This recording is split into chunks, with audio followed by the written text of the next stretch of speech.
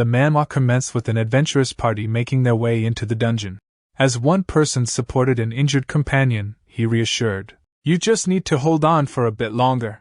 However, the injured person collapsed, prompting another to exclaim, "How many people have collapsed at this point? The healers won't have enough mana at this rate. Won't we just die at this rate?" Undeterred, the injured person insisted, "It's fine, we have the Empire. Hero Burn is with us." Let's aim for 500 likes on this video. If you haven't subscribed already, consider subscribing. Burn reassured them, saying, "You guys must be still fine if I can hear your voice from here. Let's put in a bit more effort." Another party member echoed, "Yes, Hero." Burn revealed the challenges, stating, "My party members are starting to waver. When we first departed, we had 74 people in our subjugation party. But now, we only have 43 people left with me. We didn't lose 31 people, 43 people simply survived. We were just unable to protect our 31 allies, even though everyone gave it their all. Because this place is one of the 7 malevolent dungeons, the core of the ancient." His thoughts were interrupted as someone pointed towards a large dark room, saying, "Sir Burn, look over there." Burn thought. Finally they had arrived. This was the end of the dungeon, the end of the core of the ancient. They had reached the finish line of their adventure after making so many sacrifices. Countless unimaginable treasures were stored here. If they were lucky, this place could also hold the greatest fruits of humanity, the 36 virtuous masterpieces. Not to mention, this was also the resting place of the dungeon's master. As they heard rumblings surround them, Burn commanded, "Everyone, get into formation. Swordsmen and those with shields to the front, magicians create light. We need to prioritize our vision." As the rumbling suddenly came to a stop, the magician said, "I'll shine a bit more light. Everyone, keep your guard up." As the magician's magic illuminated the area, they saw a huge monster in front of them, its gaze fixed on the intruders. Seeing the monster open its mouth as if to devour them, Burn shouted, "Run away! This is impossible!" A little later, a skeleton named Patrick asked, "So, to summarize the situation, humans entered in droves while you were asleep, and since you fought them despite your tired condition, you did plenty. Am I getting this right?" The boss monster, named Swallow, replied, "Yup. I faced 2 enemies at the same time, both humans and my exhaustion." On that note, Patrick, could you please calm down? Patrick exclaimed, "Calm down? Do you think I'd be able to calm down in a situation like this? How could someone who's supposed to be the boss monster doze off until humans were right in front of him? How does it make any logical sense for you to carelessly yawn in front of them? This is a matter of mindset." Patrick turned to Renee and asked, "What do you think?" Renee replied, "But he overwhelmed humans with just a yawn." "I am shocked by your grandeur once more, Lord Swallow." Patrick, irritated by Renee's remark, retorted, "Yeah, let's just give up on everything. This dungeon is screwed." Swallow advised, "Don't be like that." As he explained, apparently, worrying too much is bad for one's bones. This place is known as one of the 7 malevolent dungeons that humanity has deemed impossible to raid, referred to as the core of the ancient. Most dungeon raids end with humans as the victors because the relationship between the humans, who can attack whenever they please, and the monsters, who must be prepared to defend whenever, is not equal. This repetitive warfare only weakens the dungeons. However, during a period when countless dungeons were raided and created, there were exceptions. There were dungeons that humanity could not raid, which was an obvious fact. These dungeons were known as the Malevolent Dungeons, specifically the 7 Malevolent Dungeons. Humanity temporarily placed these 7 dungeons on hold and deemed them impossible to clear. Among these notorious dungeons, the core of the ancient was the most diabolical. It had numerous monsters defending the dungeon, along with the dungeon's guardians protecting the 3 different paths. The left path, known as the Red Path, was defended by a homunculus known as Blade Maid named Renee. The central blue path was defended by a Death Knight named Patrick. As for the path to the right, which was infested with filth, accurate information about it was yet to be discovered. It was guarded by an unknown number of tentacles. And ruling over this impenetrable dungeon was an ancient monster, known as Swallow, which held a prominent place in the Empire's myths. Renee closed the book and said, "So it's written? After spreading books like this to the humans as you ordered, Lord Swallow, the number of intruders has definitely increased." Swallow replied, See, there's a know-how to maintaining dungeons too, you know? If we surround ourselves in mystery too much, humans won't even think about coming in. We need to give them a bit of information like this so that they start thinking, we know quite a bit about that dungeon, and things like that. They run in like moths to a flame, not knowing that more than half of the information in here is false. Still, even so, I never expected for them to come in droves like this. Was it 74 of them all combined? Renee confirmed, yes. However, the majority of their equipment was melted down by 116 black tentacles, so they're unusable. The ones that are still usable are all quite expensive. But if it was her, she would have been able to take care of them without damaging the goods. Swallow chuckled. Sure, and transform into a human. I'm sure that you would have been able to do it. Renee smiled. Meanwhile, Patrick stared at both of them from a distance and asked, Excuse me, we're gathered here for a meeting, aren't we? Did we just get together to play? So why are the two of you so excited? He started laughing and said, The mood here is so sweet that even being around you guys might give me a cavity. But I doubt it's just my teeth that would rot. I bet it would rot the rest of my skull too. Also, boss, if you're going to polymorph, why don't you do it properly? Did you even notice that you had 6 fingers when you patted Renee just now? Swallow acknowledged. You're right, he really do have 6. Patrick responded. Still, it's better than last time. You had more than 40 teeth then. When you smiled, I got chills all the way down my spine. Renee addressed Patrick. The sound of your jaw clacking is way too loud. Patrick thought to himself, I can't put up with this shit anymore. I should just quit being a fucking guardian. Renee then stated, Then we will get to the main points. She is sure that all of you already know, but humans have finally started going through the right path. The problem is that during that process, 116 black tentacles who defended the right path received huge injuries. It is in critical condition. However, her talk was interrupted as Swallow interjected. Well, don't worry so much. Tentacles regeneration is no joke. We can watch over it for a while and find another guardian if it doesn't look too good. Patrick said to Swallow, Boss, in that case, could you look for 2 guardians while you are at it? I want to quit too. Swallow asked, What are you talking about? You're my slave for life. Swallow continued. Regardless, humans will start taking only the right path now. Patrick voiced concern. They could be forming another subjugation party right now. Renee added, Humans these days use communication spells a lot to message each other, so the information about the right path being opened could have spread everywhere. Swallow agreed. Alright, then we should also create an appropriate counter-strategy. Listen carefully, we're going to be changing our assignments. Swallow instructed Renee. First, you have been guarding the red path up until now, right? I want you to take the infected path to the right now. The subjugation parties will swarm in there thinking that there's an opening, so I just need you to protect that. Renee said, I can defend against any number of humans, Lord Swallow. Swallow turned to Patrick and said, I want you to take care of the red path that Renee had been defending. Patrick asked, Me? Why? Swallow replied, When the humans realize that Renee is on the infected path, they will change their direction to the red path instead. You'll be there to defend that, Patrick. If we do this, we'll be able to defend against 2 attacks. Patrick exclaimed, Hold on, boss! What are you going to do if humans take the central blue path? Swallow sighed and said, We'll have no other choice. They'll just get a direct date with me. Patrick questioned, What kind of shitty plan is this? Renee chimed in, This is so perfect, Lord Swallow. It seems like the most pressing matter is taken care of. Now the only thing that's left is to handle what to do with that sword. Swallow asked, What sword? Patrick explained, She's referring to the sword that the leader of the subjugation party used. I can't believe he was using a sword like that. The humans that came this time were quite strong. Swallow asked again, Like I said, what sword? Patrick replied, I'm sure you've heard about it before too, boss. The 36 virtuous masterpieces. They are quite famous weapons among the humans. Some of them aren't really weapons though. Regardless, I think this was the 14th, and I think its name was Tannabella. Swallow recalled. I remember now. The 36 master chefs or whatever? I think we have a few more like them in the storage. Patrick mentioned. No masterpieces, just informed Swallow that Renee wields one of the 36 masterpieces. Swallow noted. The humans had formidable weapons this time. Patrick pondered. What to do with this?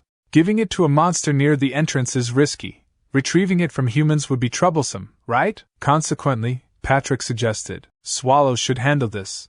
Swallow, aware of Patrick's sword skills, suggested, Why not use it yourself? Patrick, surprised, asked, Really? Swallow confirmed, Yes.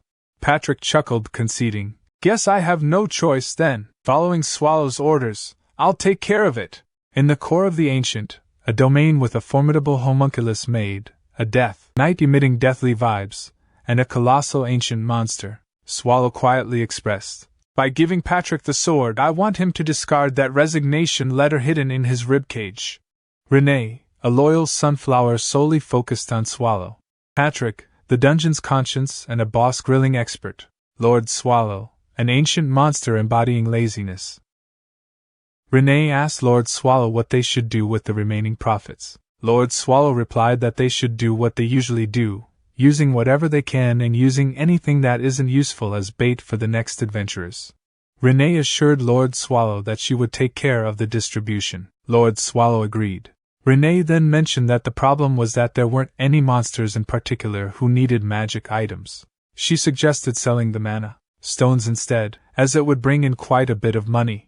Lord Swallow questioned if that was the case and wondered if he should go to the human village. Both Patrick and Renee was surprised by his suggestion, and Swallow asked why. Patrick chimed in, suggesting that it would be better if Renee went instead, as Lord Swallow was clumsy at transforming into a human and his tail was showing. Lord Swallow agreed and told Renee to bring back lots of tasty things. The next day, Renee commented on the good weather and stated that she would be going. At the nearby town's Adventurers Guild building, a person informed Renee that they couldn't possibly buy the mana stones from her. Renee asked why not, and the person explained that the stones she brought were bigger than a B-rank mana stone, which would take an average commoner 10 years to save up for. The person mentioned that stones like hers could only be used by an Imperial Palace magician or a high-ranking magician at a magic tower. Renee thought about going to the capital, or a magic tower, but preferred not to go to a magic tower unless it was for Lord Swallow. Finally, Renee declared that she would be going. The person said, Take care, kiddo. As he realized one of the stones was left behind, he said, Hey kid, you left one behind. Renee said, That is a tip, thanks for the information, human. The person said, What a strange brat, you're a human as well, you know. As she arrived at the magic tower wing, one of the representatives of the tower said, So you're here to sell mana stones? In that case, it'd be better to consult with the guild master. I'll guide you to the office, please follow me. As Renee followed him, she thought, So it's structured so that the head of the tower resides at the top. The humans' magic towers are similar to dungeons. Her thoughts were interrupted as the person said, This way. As she entered the room, she was welcomed by the guild master saying, Thank you for coming all the way here. I'm Graumitzammer, the leader of this magic tower wing. And what is your name? Renee thought, This human has some quite impressive mana, and she said, I'm Rin. Graumitzammer said, I was going to ignore you since you're a kid, but the guard said you brought a bunch of mana stones with you. You're probably familiar with our magic tower wing's reputation, right? I trust you bought high-ranking mana stones suitable for our status. Renee said, See for yourself. Seeing the mana stones, Graumitz was surprised and thought, These are A-rank mana stones? They're all of the highest quality, comparable to the highest-ranking A-rank mana stones. These aren't something a kid should have. This kid, who is she? And Graumitz asked, Where did you find these? Graumitz thought, Hang on, now that I think of it, that hair. There's a family with silver hair among the 8 great houses of the empire. Could it be that the daughter of that house ran away from home and secretly brought the stones here? I can't think of any other way for such a young girl to have mana stones like these. In any case, she's a noble lady and the world's a dark place. Graumitz apologized for their rudeness and expressed surprise at the high quality of the mana stones. Their wing wished to purchase all of them, offering 50 ounces of gold for each stone and a special price of 80 ounces for the particularly good ones. Renee questioned the price, recalling what the guild representative had told her earlier about the difficulty of saving up enough gold for one stone. Renee calculated that an average commoner earns about 10 ounces of gold per year, so it would take 10 years to save up 100 ounces. Renee warned Graumitz about the consequences of joking around. Gromits admitted that they couldn't afford to buy all the stones even if they used all of their wings' money. Renee suggested buying as many as they could. Later, Gromits revealed that they had 2,000 ounces of gold, which was everything they had. She asked if she could offer items of value in addition to the money in exchange for all the mana stones. Renee questioned the quality of the items and expressed the need for them to be easy to sell. Gromits assured Renee that she didn't have to worry about that and invited her to a forbidden storage area in their tower. Gromits showed Renee various items, including a tiara made of 4-carat diamonds with embedded mana stones, a living black pearl that makes crying sounds near poison, and a work of alchemy. Renee's expressions indicated her lack of interest. Gromits mentioning that alchemy can be seen as a dirty discipline. She then asked about a jewel called the Crimson Love Stone that supposedly makes one's love a reality. Renee was captivated by the idea of a jewel that could make love a reality. She turned to Gromits and inquired if it truly worked for anyone. Gromits, with utmost confidence, assured her that infusing mana into the jewel in front of someone she liked would activate the spirit within, resulting in eternal love between the two individuals. Gromits questioned if this particular jewel suited Renee's preferences. Renee insisted that it had to be this specific jewel. Gromits chuckled and admitted that while he wasn't certain about the other items, this jewel was particularly difficult to obtain due to its ability to steal even the heart of an emperor, making it priceless. Slightly flustered, Renee then presented another item, surprising Gromits. She questioned how a kid came to possess one of the 36 virtuous masterpieces. Renee exclaimed combine all the mana stones from earlier, along with this masterpiece, and demanded that Gromits hand over the jewel. As Renee leaves, a green-haired man with glasses urgently speaks to Gromits Amr, guild master of the magic tower. He's concerned about her decision to give away a heart gem, warning that sending Rin away with it could lead to her death. Gromits, examining a jewel through a monocle, dismisses his concerns. She's indifferent to the fate of the noble lady who traded for the item, her focus solely on the value of the jewel despite the green-haired man's concerns.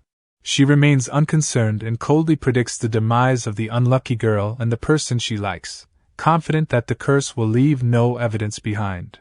The scene then shifts to one of the 7 malevolent dungeons Renee hates, Castle, set against a red and black sky filled with ashes. The castle itself appears ominous with multiple pointed structures stacked together. Inside, a red woman equipped with scissors and a comb prepares to trim Renee's hair, remarking on the dying ends. She snips a piece off as Renee apologizes for her unannounced visit, expressing gratitude for the woman's help. The red-haired woman, Ursabet Bathory, boss of Chait Castle, warmly responds that neighbors should help each other. She enjoys seeing Renee and finds her presence delightful. Ursabet compliments Renee's beauty, making Renee shy and blush. Picking up a comb, Ursabet playfully envies the eternal youth of a homunculus as they look into the mirror. Ursabet holds Renee close, admiring her unaging beauty. Renee, in turn, compliments Ursabet's youthful appearance, noting her paler skin and gesturing toward the extensive beauty treatments and blood required to maintain her looks, evidenced by the backdrop filled with blood, skulls, and pots.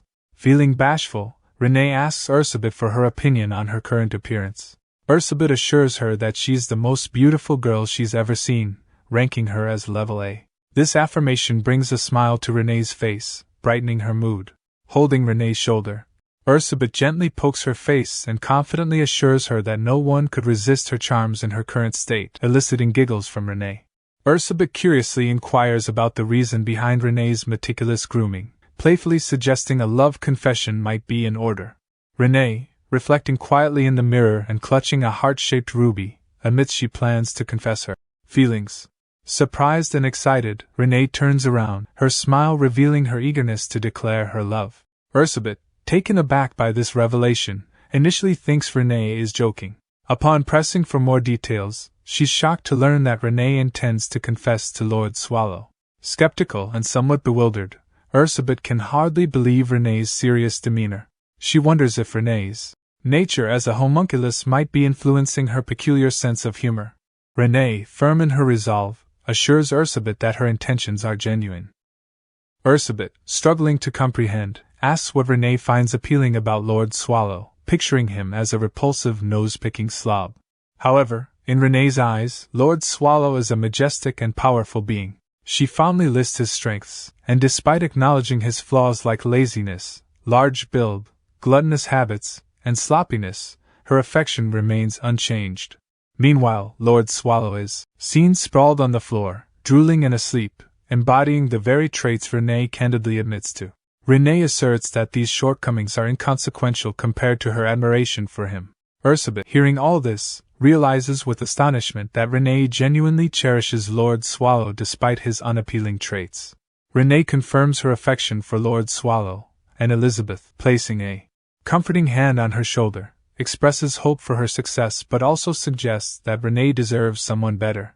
She playfully winks at Renee, offering her a comforting alternative should Lord Swallow reject her. Renee thanks Elizabeth, and clutching the red heart jewel to her chest, pledges to succeed in her confession. Meanwhile, at the Imperial Castle, Lee's eyes within the dungeon. Subjugation Coalition, a blonde-haired man reports the presumed annihilation of the hero Byrne and his Towel's subjugation party. This announcement causes a stir among those gathered around the table, with one member slamming their hand on the table expressing disbelief. Questions arise since the party had supposedly defeated the Guardian, and skepticism emerges as the bodies haven't been found yet. Despite some insisting that Sir Byrne couldn't have fallen to a monster, another member silently contemplates the reality, suggesting that within a day, it would be clear if they were victorious or defeated. With 2 days past and no word from Byrne, he concludes that Byrne is likely dead, and his powerful weapon, one of the 36 virtuous masterpieces, is lost. The man smiles mischievously, pondering the whereabouts of Byrne's sword, Tambella. The blonde-haired man explains that their communication magic failed upon reaching the ancient heart's core, making it impossible to retrieve Tambella without returning to that area. The group considers their next move, debating whether to venture into the dungeon in search of the lost masterpiece. Discussion intensifies as another member advises against entering the dungeon, citing the failure of Byrne's team and the need to avoid further loss of life. Contrarily, another voice argues for persistence, speculating that if Byrne, heralded as a hero, engaged the boss monster, he must have inflicted significant damage. This person suggests mobilizing their main forces to take advantage of the dungeon's weakened state. An older man at the table, weighed down by the losses already incurred, including one of the Imperial family's prized heroes and a virtuous masterpiece, grapples with the gravity of the situation. He fears the repercussions of another failed mission, or the backlash of an action from the Imperial family. Consumed by doubt, he ponders the possibility that Byrne failed to harm the ancient boss monster, raising the grim prospect that the dungeon might be insurmountable. His concerns voiced aloud leave the group speechless until a new figure, a purple-haired, short-haired man accompanied by 2 cloaked bodyguards, confidently asserts that conquering the dungeon is feasible. This bold claim redirects all attention to him, and the older man standing up questions why the Imperial Magic Research Association, known as the Third Eye, is present. The purple-haired man cryptically hints at the authority they serve, implying involvement from the Imperial family. The old man internally curses the Imperial family's interference. The Third Eye's mere presence instills nervousness among the table members, as he insinuates that their actions have consequences, suggesting they might have to atone for their sins. The Third Eye, glaring with scorn and anger, berates the old man and his colleagues for their ineptitude, blaming them for the death of the revered hero Sir Byrne and the loss of one of the Emperor's valued virtuous masterpieces. The old men at the table, overwhelmed with fear, struggle to respond.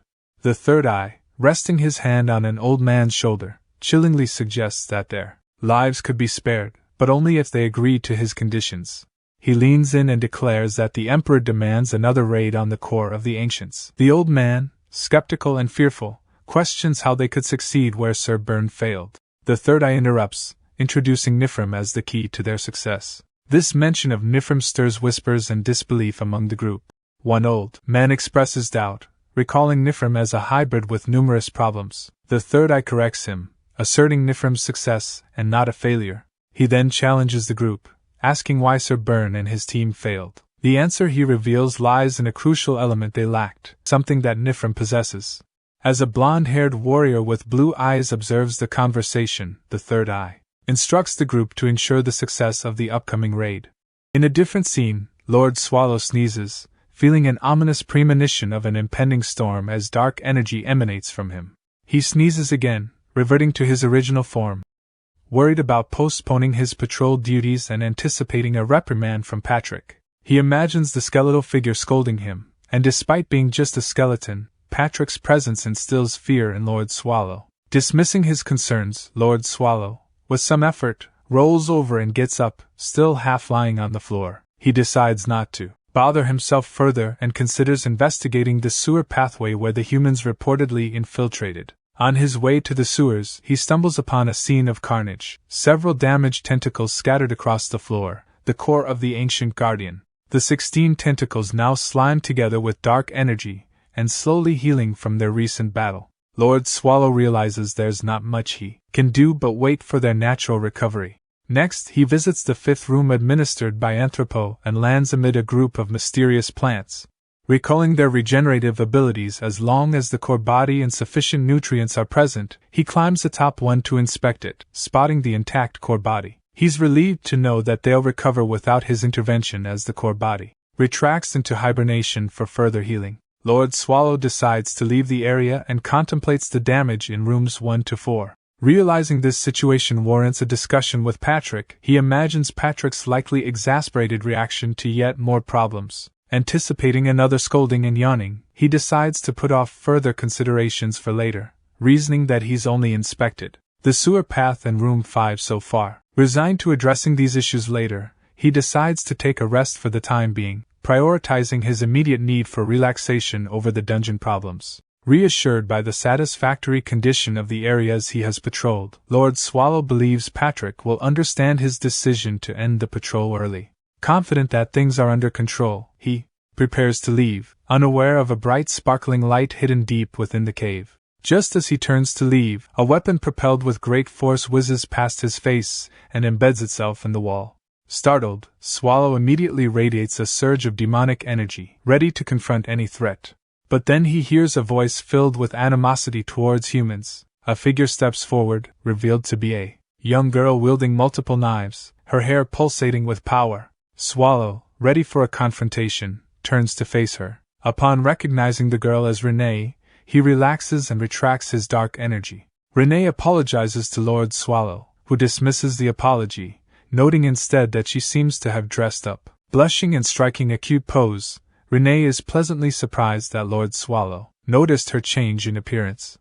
She asks him how she looks, and Lord Swallow, momentarily taken aback, compliments her, suggesting she's dressed for a special occasion. Internally, he fears she might be resigning, especially since she's not in her usual maid uniform. Renee, playing with her hair, confirms that it is indeed a special occasion and asks Lord Swallow if he can spare some time for her. Swallow, fearing the worst, agrees silently, praying she's not about to hand in her resignation. Renee then leads Swallow to a secret spot she has prepared in the lair, complete with a table and 2 chairs. She invites him to sit, promising to bring something for him. Swallow, still anxious about the nature of her request, apprehensively takes a seat, waiting to see what Renee has in store. Overwhelmed with apprehension, Lord Swallow silently pleads for Renee not to resign. As they approach the table she set in their secret spot, Renee serves him smutty tea. Lord Swallow's nerves are palpable, his mind racing with thoughts of her potential resignation. Renee shares that the location was once her private haven, but now it's a secret they both hold. Lord Swallow responds nervously, his anxiety evident as he sips his tea, bracing for what he fears might be her resignation. However, Renee shifts the conversation to reflect on the past. She mentions it's been 8 years since Lord Swallow took her in, a fact that momentarily distracts him from his worries. He fondly remembers their first meeting amidst the chaos of dungeon subjugations and Renee's rise in status. He inquires about her right eye, showing genuine concern and feeling relieved she hasn't mentioned resigning. Renee, touched by his remembrance of her injury, expresses her joy at having been able to protect him all these years. But then Lord Swallow catches on to her phrasing, "was happy," and panics, interpreting it as a farewell. As Renee moves closer to him, his anxiety peaks, and he internally begs her not to resign. In this heightened state of worry, Renee softly confesses her feelings for him. The simplicity and sincerity of her confession catch Lord Swallow completely off guard, leaving him stunned and questioning her words. unable to process the unexpected turn of events. Renee reaffirms her feelings for Lord Swallow, revealing that she has harbored affection for him over the past 8 years. Swallow, overwhelmed by her declaration and the weight of their precarious existence on the edge of life and death, rises, his tail wagging nervously. He acknowledges her feelings but reminds her of the constant danger they face, hinting at the potential pain of loss and solitude that could follow from such a bond. Renee, visibly shaken by Swallow's response, admits she had feared this outcome but felt compelled to confess her feelings, unable to bear the burden of silence any longer. The thought of rejection terrifies her, driving her to a desperate act. She presents a heart-shaped gem that she got from the guild master of the magic tower as her solution to ensure Swallow's love. However, as she approaches him with the jewel, Swallow reacts with caution, asking her to calm down. As Renee explains the jewel's purpose, Swallow, recognizing the mana imbued in it, grows increasingly angry, suspecting malicious intent. Transforming into a shadow demonic figure, Swallow confronts Renee, accusing her of attempting to harm him.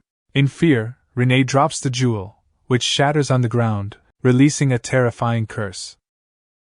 In the present, Patrick praises Lord Swallow, reaffirming his loyalty and admiration for him. Playfully teasing Swallow about his success in driving away the humans, Patrick highlights the respect and camaraderie that exists between them. However, Patrick, the skeleton warrior, expresses shock at Lord Swallow's uncharacteristic behavior, sarcastically questioning Swallow's conscience for driving Renee away and chastising him for biased actions. Patrick is astounded that even Renee, usually spared from Swallow's wrath, wasn't exempt this time. Lord Swallow, still in his demonic form, dismissively responds to Patrick's clanking teeth, seeking guidance on how to resolve the situation. Patrick points out that Swallow is responsible for the predicament. Examining the shattered pieces of the red ruby gem Renee brought, Patrick reflects that while not all the blame lies with Swallow, he did play a significant role in the current chaos. He smashes the gem in his skeletal hand, confronting Swallow about his part in the incident. Swallow, confused and anxious, denies remembering anything, leading Patrick to offer to help him recall the events. Flashback to the moment of Swallow's rage. Patrick intervenes to prevent Swallow from harming Renee. Swallow, engulfed in fury and about to attack, is grabbed by Patrick, who attempts to calm him down. Observing Swallow's chaotic half-human, half-monster form, Patrick realizes the severity of the situation. Turning to Renee, Patrick finds her in despair and confused about the consequences of her actions with the ruby. He urges her to leave, but she's too distraught to comprehend. Recognizing she's a hindrance in her current state, Patrick reluctantly decides to use force. Drawing his sword, he propels Renee away, inflicting significant damage and rendering her unconscious. This drastic measure reflects the urgency and danger of the situation, with Patrick acting to protect both Renee and Swallow from further harm. He manages to create some distance by launching Renee away, then turns to confront the frenzied and chaotic Lord Swallow. Swallow, overwhelmed by his demonic transformation and confused, questions if Patrick is also trying to kill him. Flashback reveals the intense, chaotic events that transpired, leading to Swallow's current state of remorse and confusion.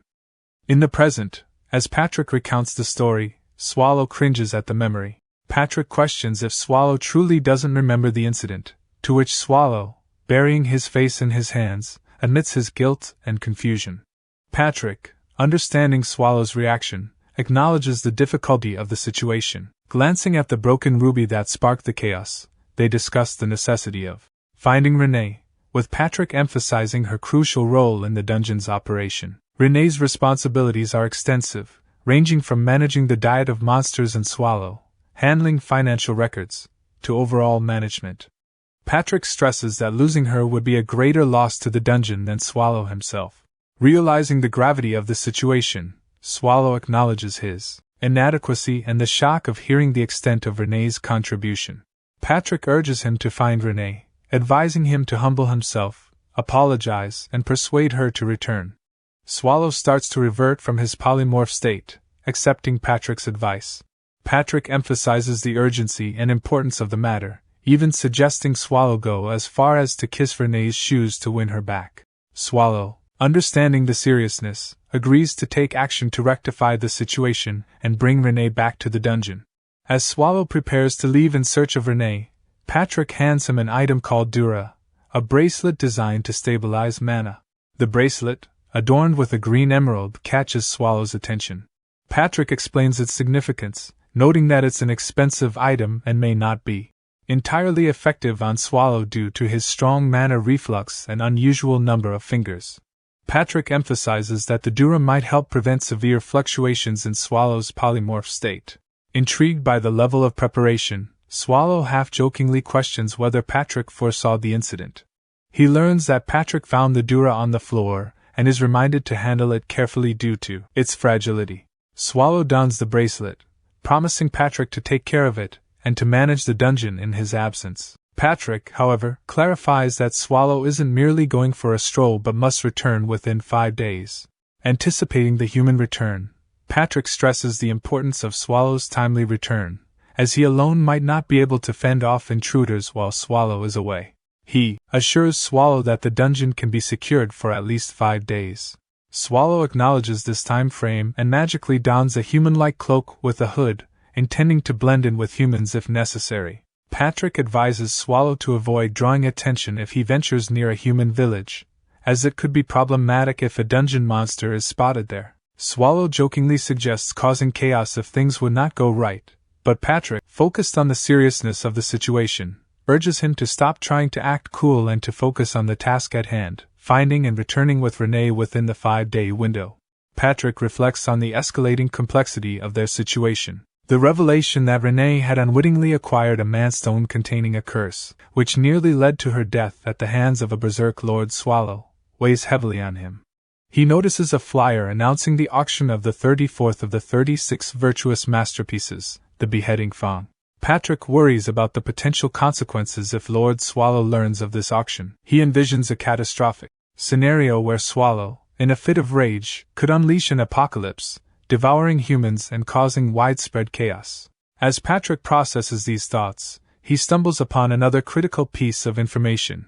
The Dungeon Subjugation Coalition's plan to raid the core of the Ancients has been accelerated.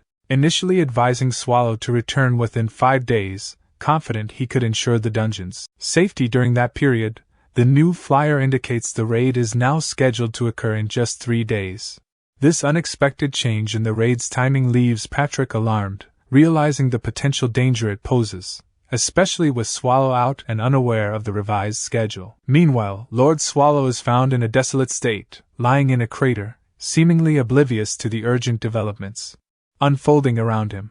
The scene underscores the gravity of their predicament, highlighting the potential for disaster if Swallow doesn't return in time to confront the impending human invasion of their dungeon. Reclining and gazing skyward, Swallow finds himself in a huge crater, lamenting his accidental teleportation for the second time. He recalls his skeleton knight's warning about the chaotic nature of his mana and advises against using magic. Observing the magic seeping from his hand, he ponders if it's the cause of his teleportation mishaps, yet decides to give it another try. Lazily placing his hand on the ground, Swallow focuses on the location where Renee went to sell mana stones, channeling an intense surge of dark mana. His body begins to levitate, surrounded by a dark aura, and he swiftly vanishes. In a dramatic shift, the scene introduces a regal demonic queen with purple hair, horns, and wings perched on her throne. She addresses a human warrior who has managed to reach her, promising them a magnificent demise.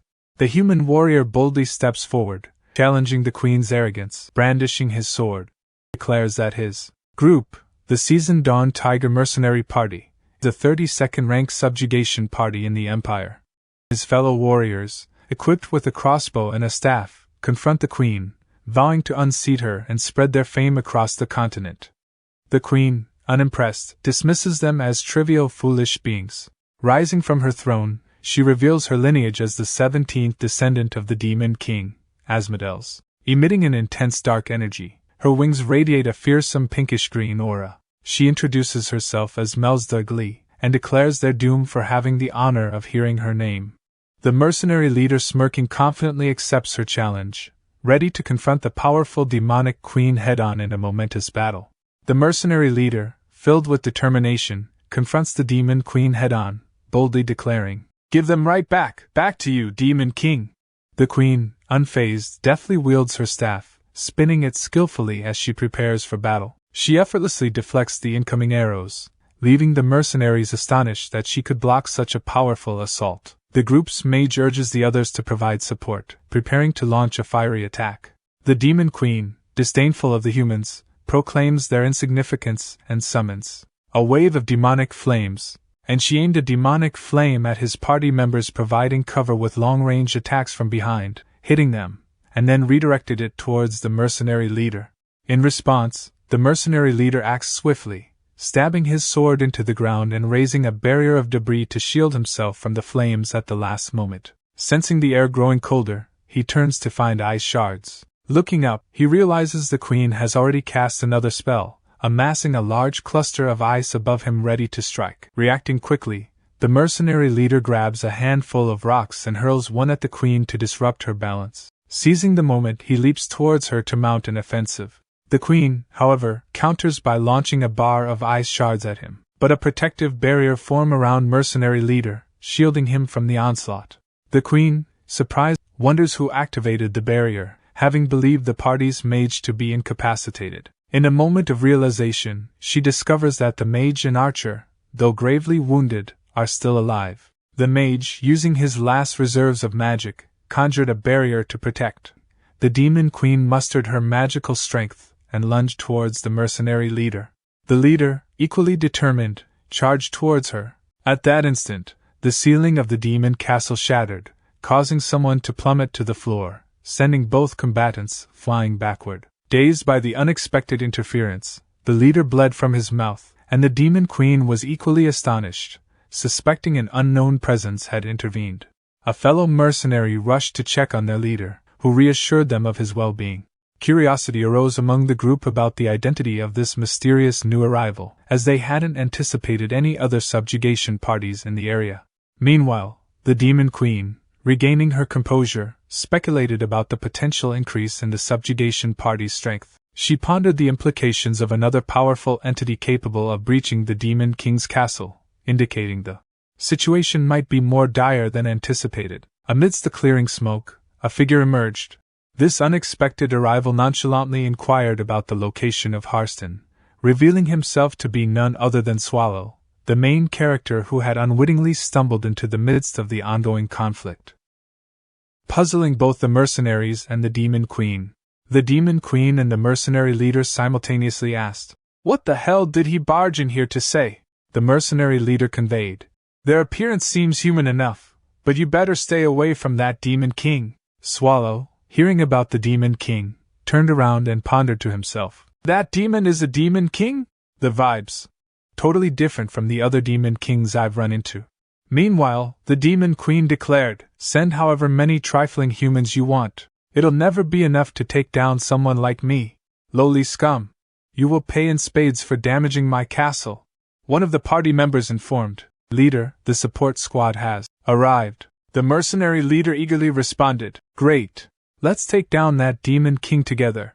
However, Swallow interjected, "No, hang on, you guys. First, tell me what I asked for."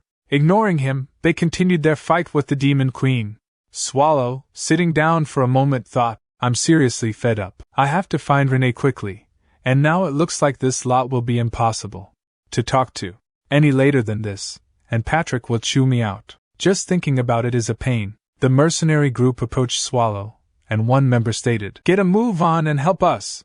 Another person said, "That guy's probably scared stiff." Swallow retorted, "Shut up," as he transformed into his demonic form, causing the mercenary group to attempt to run away, but he consumed them all. The Demon Queen became frightened when she saw what the person had just done. Curious about him, she inquired, "What exactly did you just do? It was truly astonishing and powerful. With what I just saw, you may even be more powerful than me, my lord." With a sparkle in her eye, she asked, "My esteemed self is now very interested in you.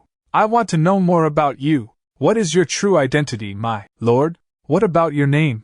What's the secret to your strength?" Swallow, flustered by her persistent questioning, upon noticing Swallow, the Demon Queen also grew nervous. She said, "Pardon my manners. Allow me to introduce myself. I am a great, well-renowned Demon King, the 17th descendant of Asmodeus, Mels d'Agria." she then asked. Now then, what's your name? Swallow thought to himself. I hate all of this, but if it is for the sake of intel. He remembered what Patrick had warned him earlier, thinking, if I reveal my identity, wouldn't news of it spread everywhere? Patrick warned me not to let that happen. Besides, there's no need to reveal it now. Swallow then said, I'm Swaldo Rolnir.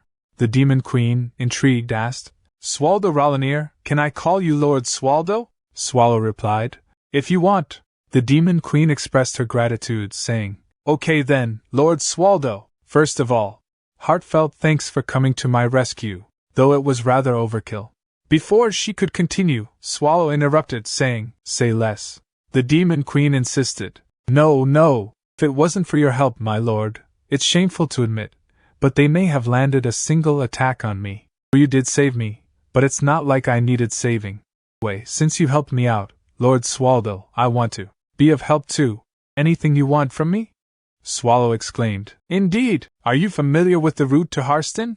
The Demon Queen responded. Harston, you say? Swallow pondered. Good, she's aware. Opting to spare her instead of the humans was the right decision. Just a bit more patience, Renee. The Demon Queen inquired. So, what exactly is Harston? Swallow, surprised by her question, thought, Harston? Could it be she not only lacks directions but also doesn't grasp what Harston is? Did I unintentionally inquire with the one person unfamiliar with the concept? Swallow asked. All right then, where's the nearest human settlement from here? The Demon Queen replied, A human village? To my knowledge, Liège is the closest city. Swallow thought, Liège? The imperial capital Liège? Doesn't it take 2 months to travel from Harston to Liège in a human carriage? Swallow, rolling on the ground, exclaimed, Way off the mark. The Demon Queen questioned, What happened, Lord Swaldo? Overshot, you say? It seems you wish to travel a great distance. How about utilizing the teleportation hub? Swallow asked. What's a hub? The Demon Queen inquired. You're not aware? It's a human invention involving magic and alchemy. Supposedly, this device possesses technology that forcibly transports individuals through space. Swallow questioned, Where can this be found? The Demon Queen replied, The teleportation hub is located in Liège. After a short time in Liège, Swallow inquired whether this city is where we locate the transportation hub. The Demon Queen assured Lord Swallow that Liège was an ideal place for gathering information. While Swallow was doubtful about finding Renee there, he recognized it as a starting point to collect leads, considering he was unsure if Renee had gone to Harston. Upon hearing Swallow's description of Renee as a woman with silver hair, the Demon Queen confidently promised to aid him in his search. Swallow, puzzled by her willingness to help, questioned why she, as the ruler of the Demon King's castle, would leave her domain. The Demon Queen, with a hint of pride, declared that her physical location was irrelevant to her rule. Wherever she stood was her domain, and the demons by her side were her soldiers. This proclamation was accompanied by an aura of powerful malice, showcasing her dominance. Swallow, intrigued, asked if her ability to command demons was a unique power of the Demon King lineage. The Demon Queen boastfully affirmed, though she admitted she had never actually tried it herself. Her confidence, however, remained unshaken, as she believed she could emulate her father's feats. She then casually mentioned that the Demon King's castle, a legacy from her father, was partially destroyed, which explained her current freedom from its confines. Swallow, feeling a bit awkward and responsible, apologized for the damage. The Demon Queen nonchalantly shrugged off the significance of the castle, expressing frustration over the constant chaos caused by humans. As they continued walking down the alleyway, an unlikely partnership formed between them in their joint quest to find Renee. Unbeknownst to Swallow, the Demon Queen's eagerness to assist stemmed from a burgeoning crush on him, adding an underlying personal motive to her newfound alliance with Lord Swallow. At the tavern, amidst the vibrant atmosphere of celebration and chatter, Lord Swallow and the Demon Queen Mel settled down with 2 beers. Swallow observed his brimming mug, contemplating their situation, while Mel savored her drink with evident pleasure, highlighting the refreshment it brought her. Swallow, somewhat perplexed, inquired about their purpose at the tavern given their quest. Mel's, wiping her lips after a satisfying gulp, explained the strategic importance of such places in human villages. Pubs, she noted, were hubs of information where adventurers and locals congregated, sharing news about everything from gossip and monster sightings to equipment and raid strategies. The conversations in these settings were rich sources of unpolished gems of information.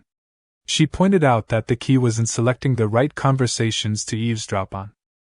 As Swallow scanned the room trying to understand what she meant by pick and choose, his attention was drawn to a board full of flyers. Approaching the board, Mel's commented on its significance as a nexus of information. Seemingly surprised by its presence, Swallow examined a flyer, which Mel's identified as a list of subjugation parties currently involved in dungeon activities. She explained that the system was in place to prevent multiple parties from entering a single dungeon simultaneously, as it could lead to conflicts over payment distribution. Swallow, absorbing this new information, realized the practicality of their location. Amused by the sight of humans voluntarily venturing into danger for greed, Mel's mused on their likelihood of success, which she deemed low if they didn't work together. Swallow expressed it better for us. His comment piqued Mel's curiosity, leading her to ask what he meant by us. Swallow began to sweat anxiously. Mel's, with a sharp inquisitive gaze, leaned closer to Swallow, suspecting his demonic nature. She questioned how he, presumably a dungeon demon, could roam freely outside unlike her, the demon lord confined to her castle. This discrepancy struck her as peculiar. Swallow, attempting to dodge the inquiry, claimed the explanation was too complicated and pleaded for her to drop the subject. Mel's, sensing the multitude of secrets he harbored, chose not to probe further, respecting his privacy. However, Swallow's attention was soon drawn to a message board with a flyer about his dungeon. Relieved to see that the subjugation list was empty, he realized there was still time. Mel's, playfully teasing Swallow about his height, demanded to see the flyer for herself. Swallow, finding her antics somewhat annoying, complied and handed it over. Mel's excitement was evident as she read about the raid advertisement for the 7 Malevolent Dungeon cores of the Ancients. Swallow, surprised, asked if she knew about this dungeon. She replied that of course she does. Then told him that it has every dungeon's strengths in one, and even the foolish humans can't help but admire its power. He told her to wait, and asked her if she was allowed to take it. She sat down happily, shouting that it was what every demon strives for, and told him that among the 7 Malevolent Dungeons, the core of the Ancient is the strongest of them all, and its ruler, Lord of Creation, God's guardian who punished those consumed by fear, is the zenith of all core monsters, none other than Lord Swallow, making him wonder if isn't he closer to a landlord than a ruler, one that is always struggling with evil residents.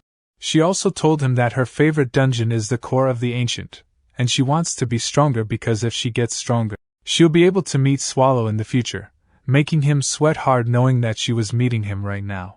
She asked him if isn't it wonderful because it was unapproachable strength, and told him that she wants to be like it. She also told him that, of course, her father was strong as well, and he was a true demon king fit for the throne, unlike her. And it was just that there are humans stronger than her father, and they are a fairly young hero named Burn or something.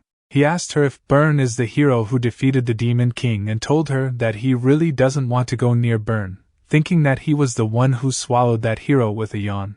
She told him that she doesn't want to spend her life managing dungeons like her father because she just wants to enable her demons to make their dungeons, which is why she is going to get stronger, and asked him if isn't it wonderful. He smiled, thinking that it was nice to be young, and that it was. He remembered that he was like it once long ago, further back than he can even remember. There was a time when he, full of vigor, led armies powerful enough to rule the world, and he tried to master all the world's knowledge and was more serious about it than anyone else. He associated with humans that he saw as pathetic and got emotional with them. There was once a time when he devoted everything to them, but at the end of that path, he realized it was all in vain. So now his life goal is to sleep all day. While he was firmly decided on his new goal, Mel's had succumbed to the effects of alcohol and fallen asleep at the table, snoring loudly. Swallow, taken aback, questioned whether she was genuinely asleep amidst the bustling tavern. His inquiries went unanswered as Mel's continued to sleep soundly. A moment later, he heard a man asking his friend if that was another subjugation request, and the man's friend replied yes. It came in yesterday, but he forgot to put it up. The man asked his friend how could he put yesterday's stuff up now, and the other men asked which dungeon it is. While Swallow was holding Mel's and busy asking the waiter where the rooms were, the man's friend put the paper on the board, telling everyone to just wait because he was putting it up now, and they should see it for themselves. The man teasingly asked his friend if he never changed it, and told him he'll get fined if the Empire's inspectors catch him. But the man's friend replied that he is changing it now. Then they all saw that the quest's rank was the 7 Malevolent Dungeons core of the Ancient, and it was an underground limestone cave within Grapenia Forest near Harston, west of the Empire. The quest warned that only those who have been recognized for their ability to subjugate an official Imperial S rank or equivalent dungeon are allowed to enter. Also, they should be warned that it contains malevolent levels of danger. Then, it showed that the participating subjugation party was the Fimor Subjugation Party of Fimor du Belli with 31 members, under subjugation party leader Nifrim, and its subjugation expiry date was within 72 hours of the date issued. The next day, in some room, Mel's woke up with a headache and sat up, saying her head hurt. Yawning, only he asked her if she was awake, and she told him that she didn't have any memories. He told her that he guessed so, but he slammed into the ground in shock, making her ask him why he was so surprised. He just asked himself if his eyes were going bad and inquired why she looked like a little kid. She was shocked and stuttering, shouted that she was not a little kid. He asked her if it was rejuvenation, but she just continuously punched him while shouting, asking him if he thought it was too impolite. He asked her who told her to suddenly become so young and told her that he was surprised and it hurt. She still continuously punched him while replying that she didn't become younger. He covered his face and told her to stop already. Then she explained to him that her appearance yesterday was her version 2 so that the lowly humans do not look down on her, and her current appearance is version 1. He told her that what she was saying was that her real appearance isn't the one from yesterday but the current one in front of him. She replied yes and asked him why his face was like that and if he ate a midnight snack without telling her, making him just look at her in disbelief. She shouting told him that transformation magic is originally magic that projects the user's future appearance. So in other words, when she grows up, she will look like her splendid version 2 self, which he replied okay. Shouting only asked him if he understood. He replied okay. But she still told him that there was no heart in his response. He told her that it seems they'll need new clothes first. She told him not to keep treating her like a kid, to which he replied all right, but she still told him that she wouldn't forgive him for it.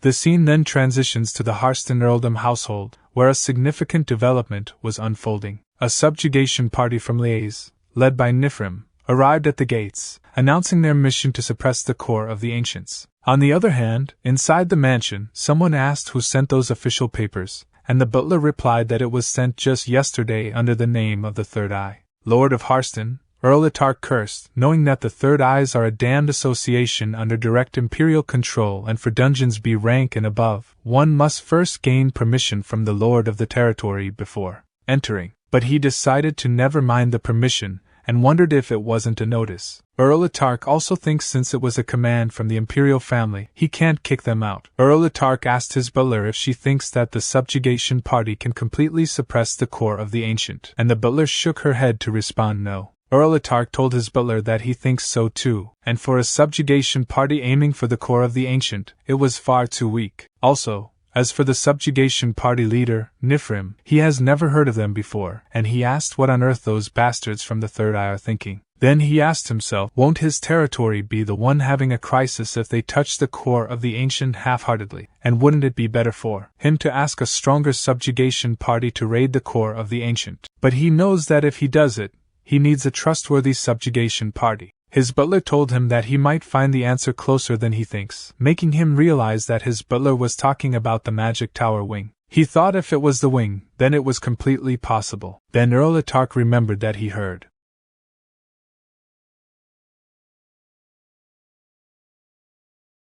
Even with the rapid growth, an A-rank magic tower attempting to suppress the core of the Ancient is insane. But if the rumors he has heard are true, then he had a chance, making him smile. Earl Atark also knows that the only monster left on the right trail where even the Guardian has been defeated is the boss monster who confronted the hero Byrne's subjugation party, Swallow. Then Earl Atark ordered his butler to send someone to the magic tower wing with a request right away, and in his name, he would promise a large sum and fame. She should tell them to first suppress the core of the Ancient however possible. Suddenly, someone shouted that they couldn't go in there, but then at Erlitarch's office barged open, making him panicky. He asked who it was. Nifrim asked him if he was Lord Erlitarch, but he just asked Nifrim back who he was. He replied that his name is Nifrim and told Erlitarch that since he didn't open the gates, no matter how much they called, they let themselves in. Erlitarch asked Nifrim why he was there without any previous notification, and he sat down while asking Erlitarch if he didn't get the official papers from the imperial family, and if there is a reason they can't come. Erlitarch, shivering, replied no while feeling the bloodthirst from Nifrim.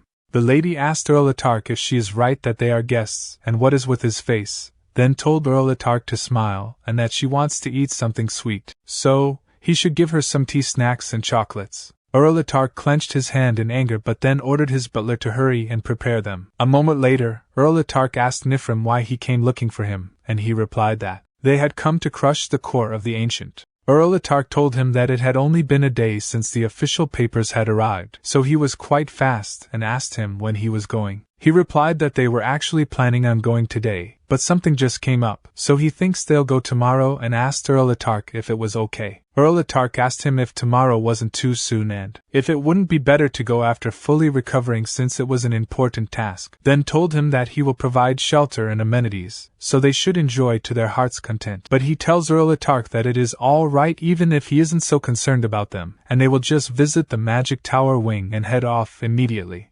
Erlitarch worriedly asked him why he was going to the wing and if he had an acquaintance there, but he replied that it was not for such a courteous reason because he would go there to just kill them all. Erlitarch stuttering asks him what he means, and he replies that for an earldom's security to be so flimsy, eavesdropping with magic was too easy, so he heard it all on their way there. Then he asks Erlitarch if he is going to entrust the subjugation to the magic tower, and if he thinks they would obediently give up when they also came to that border for subjugation, so he thinks they should get rid of everyone who'd be a disturbance. He also tells Erlitarch that it was quite beneficial for him since between them and Wing, the stronger party would go to subjugate the core of the ancient. Erlitarch apologized to him for his lapse, and told him that he would not request any other group, so he should start the raid whenever he wished. He grabbed one of the cookies while asking Erlitarch if it was so and bit on it while telling Earl that he was beside himself seeing the Erlitarch favor. Meanwhile, in the core of the ancient boss dungeon, the stones formed as humans stood still. Then Patrick slashed their heads easily, and he knows that it's almost time for their arrival. Meanwhile, in Liaise, Swallow and Melz are walking in the street. Then he saw something and thought that it seemed familiar to him. Melz tells him that it must be there. He tells the guard that he wants to go to the teleportation hub, and the guard informs him that if he means the hub, then he has still got a long way to go.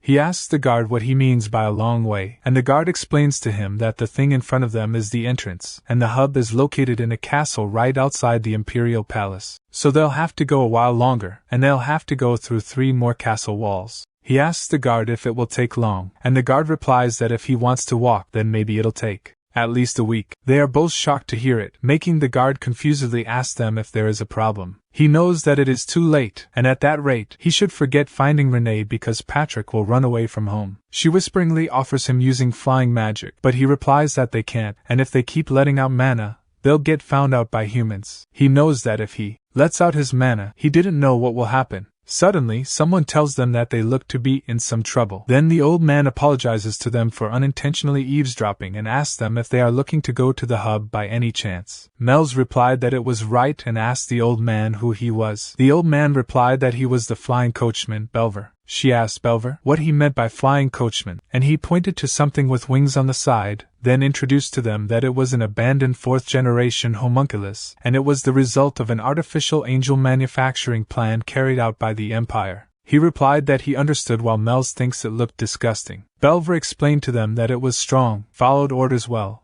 and could fly, but it was abandoned because it couldn't bring about the collapse of the church, which is its original purpose. She asks Belver if the humans' homunculus experimentation is over, and Belver replies that there is no way the Empire would give up the kind of power, and there is still a strange story about homunculi being mass-produced somewhere through a large-scale process. He asks Belver if aren't they usually incubated in giant flasks, but Belver replied that it was from ages ago, and it was for the 1st-generation homunculus incubation done 150 years ago, making him wonder if it has already been that long since Renee was born. Melz goes on the carriage while telling them that it looks durable enough, She doesn't think Belver is lying and asks how long will it be until they reach the hub if they take it.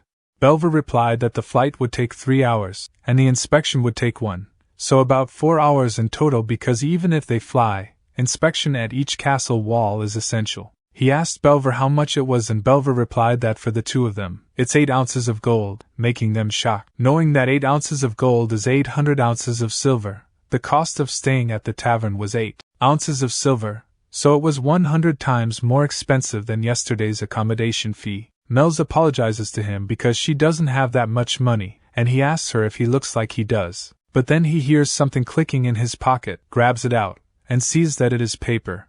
Then in the letter, Patrick calls him their clumsy boss, and tells him that there'll come a day when he'll be thankful for him.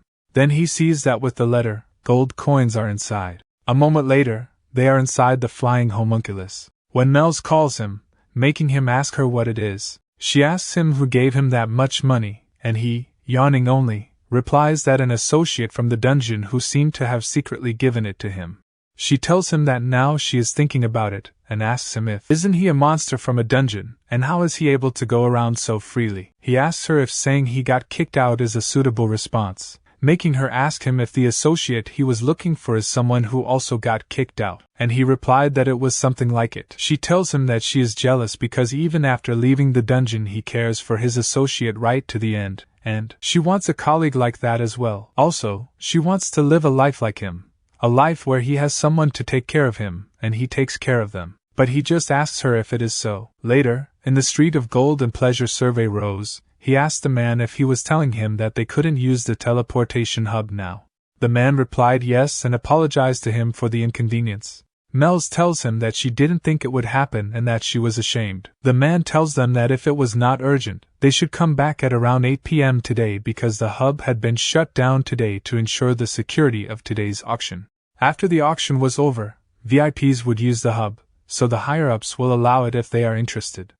They should take the paper. He asked the man if he said they were closing the hub because of the one auction, and the man replied yes. Then explained to him that it was because quite a rare item was exhibited this time, and the beheading Fang that had an unknown whereabouts for a long time was suddenly put on display a few days ago. So they closed the hub for an hour to prevent infiltration into the auction house by abusing the hub. She replied that she understood and told the man that it was a really well-made drawing while he was busy looking at the beheading Fang picture, thinking that he had seen it before somewhere. Then he remembered that it was the same as what his associate used. The man asked him if he was sure he was not mistaken, and he replied that it was exactly the same. Then he asked the man if isn't the thing where if they grip it tightly it flies and transforms into a large blade.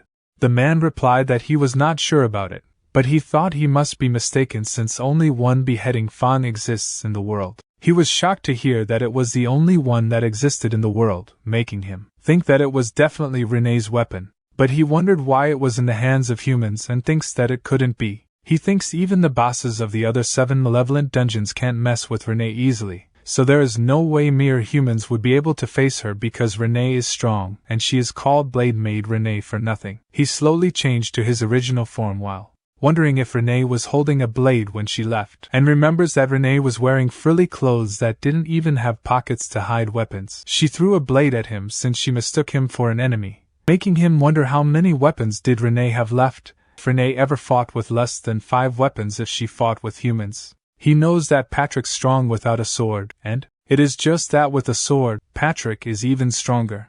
But Renee is different because if they take the blades from the Blade Maid, there nothing will be left of her. Mel's called him in fear while he was transforming back to his original form, but he didn't hear her because he was busy furiously wondering if Renee got killed by mere humans. Then he thinks if Renee was killed by a mere human, then it would be right for him to kill the very last bastard there. Then he asked Renee if she wouldn't agree while Mel shouted for him to calm down. She grabbed his arm while shouting for him to snap out of it, and asked him what in the world happened. He seriously tells her that he will only ask her once and asks her if there is only one beheading Fang, one of the 36 virtuous masterpieces, there in the world. She sweating replied that according to the principles she knew of, it was the only one, and asked him why he asked all of a sudden. He replied that he had been looking for it, and it belonged to his friend, so he had to find it. Then he takes his arm back while telling her that she doesn't need to help him anymore, and as short as it was, he thanked her. Then he tells her that he knows the way back to Harston now, and he can make his own way there from there on out, so it would be best if she got out of there as fast as possible. She shouting calls his name and asks him if that person, the friend he was referring to, is the demon that takes the form of a silver-haired woman and a warrior who wields the beheading fang of the 36 virtuous masterpieces, the Blade Maiden Lady Renee. She shakingly tells him that based on his reaction, it seemed she was correct, but he just tells her that it was enough with the provocations and asks her how much she wants to know. She tried to laugh while shivering in fear and telling him that there was no need to tell her the whole story, and even if he used that vicious voice of his,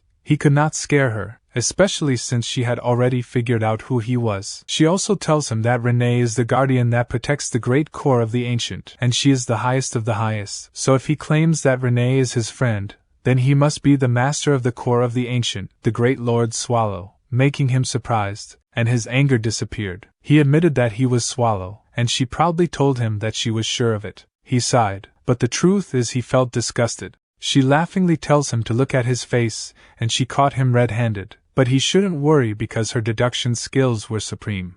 She shyly continued by telling him that she knew what kind of dangerous thoughts were crossing in his mind at that very moment, so she would help him, and he would not object. He asks her if she is sure she can go off of such simple reasoning when he is someone who claims to be nearly on the level of the Demon King. She replied that it was not the logical demon who became king but the Demon King who dictates logic, making him sigh thinking that it was taking a bit too far. Then she called him Swall that she knew and told him that he was super and duper scary just now. There were all those weird things shooting out of his back, but she was glad he was back to his normal self and told him that she shall assist him from now on so he shouldn't worry. She also tells him to promise her never to use that voice to say such things ever again. Later on the day of the auction, at the front entrance, the nobles arrived. On the other hand, at the same moment, at the back entrance, the guard expected it but he didn't see a single soul, making the guard ask himself what was the point in guarding a place like it. Suddenly someone said hello to the guard, and Mel's in her version 2 tells the guard that they were looking to join the auction and asked if they could come through that entrance. The guard, stuttering, replied that they could right away, but first, he'd have to ask them to identify themselves and ask them what their names are. She replied that she was Mel's of House Agria, and the man behind her, her attendant Swallow. The guard tells them to wait a moment and check on the list, but then the guard apologized to her because she was not on the guest list for today. She replied that it was strange and asked Swallow if he, by chance, happened to have the invitation on him. The guard confusedly asked them what invitation, and he walked closer to the guard while saying that he had it there. But the guard tells them that there were no invitations sent out. Suddenly, he punched the guard in the face and told the guard that it was his invitation to the afterlife. Then he asked her if she couldn't wear something different, but she just asked him back why and if he was afraid he'd be charmed by her fabulous self. He tells her that she was a kid, so she should dress like one, making her pissed and shouting, telling him not to call her a kid. He tells her okay, and they should get going, but she still shouting tells him to take it back right that instant. Meanwhile in Chait Castle, Renee was lying on the bed, thinking that she could no longer return to the core of the ancient.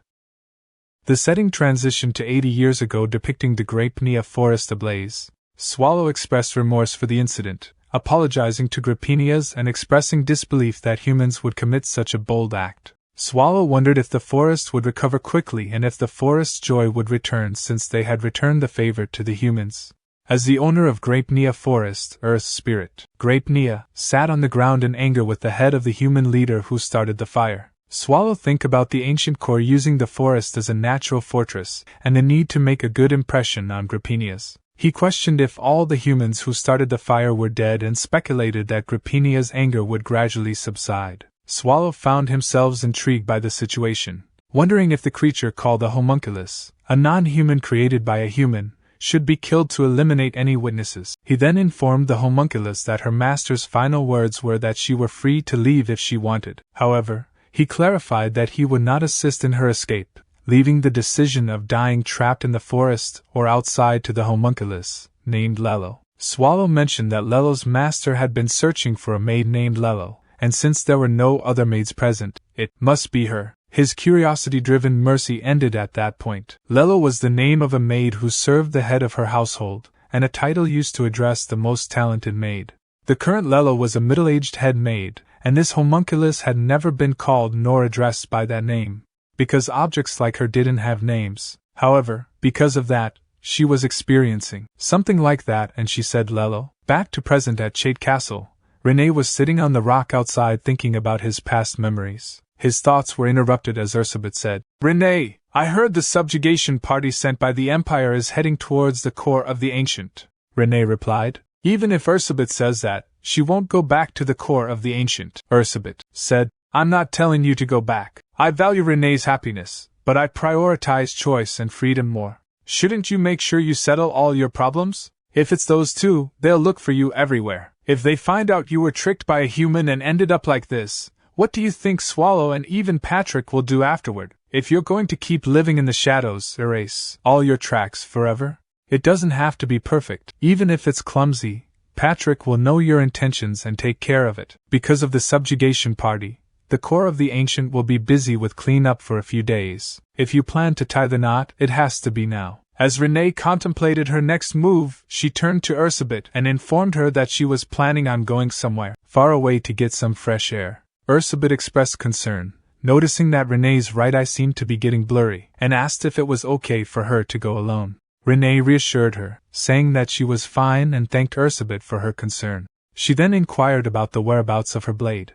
The scene then shifted to an auction house, where Swallow confronted Guard and asked them to divulge everything he knew about the beheading Fong. The Guard, feeling pressured, revealed that it was submitted by the magic tower of Harston, specifically the wing. He pleaded ignorance regarding any further information and begged Swallow to believe him. Swallow think that it was indeed Harston, and confirmed with the Guard that he had mentioned the magic tower of Harston's wing. Thanking the Guard for telling the truth, he decided to spare his life. As Swallow and Melz began to leave, the Guard whispered to himself, expressing frustration and anger at the situation. He questioned why he, a mere guard, had almost lost his life and cursed those responsible. Suddenly, Swallow appeared behind him, stating that he had done nothing wrong, startling the Guard. Swallow clarified that the Guard had indeed done nothing wrong, but had unfortunately caught his attention.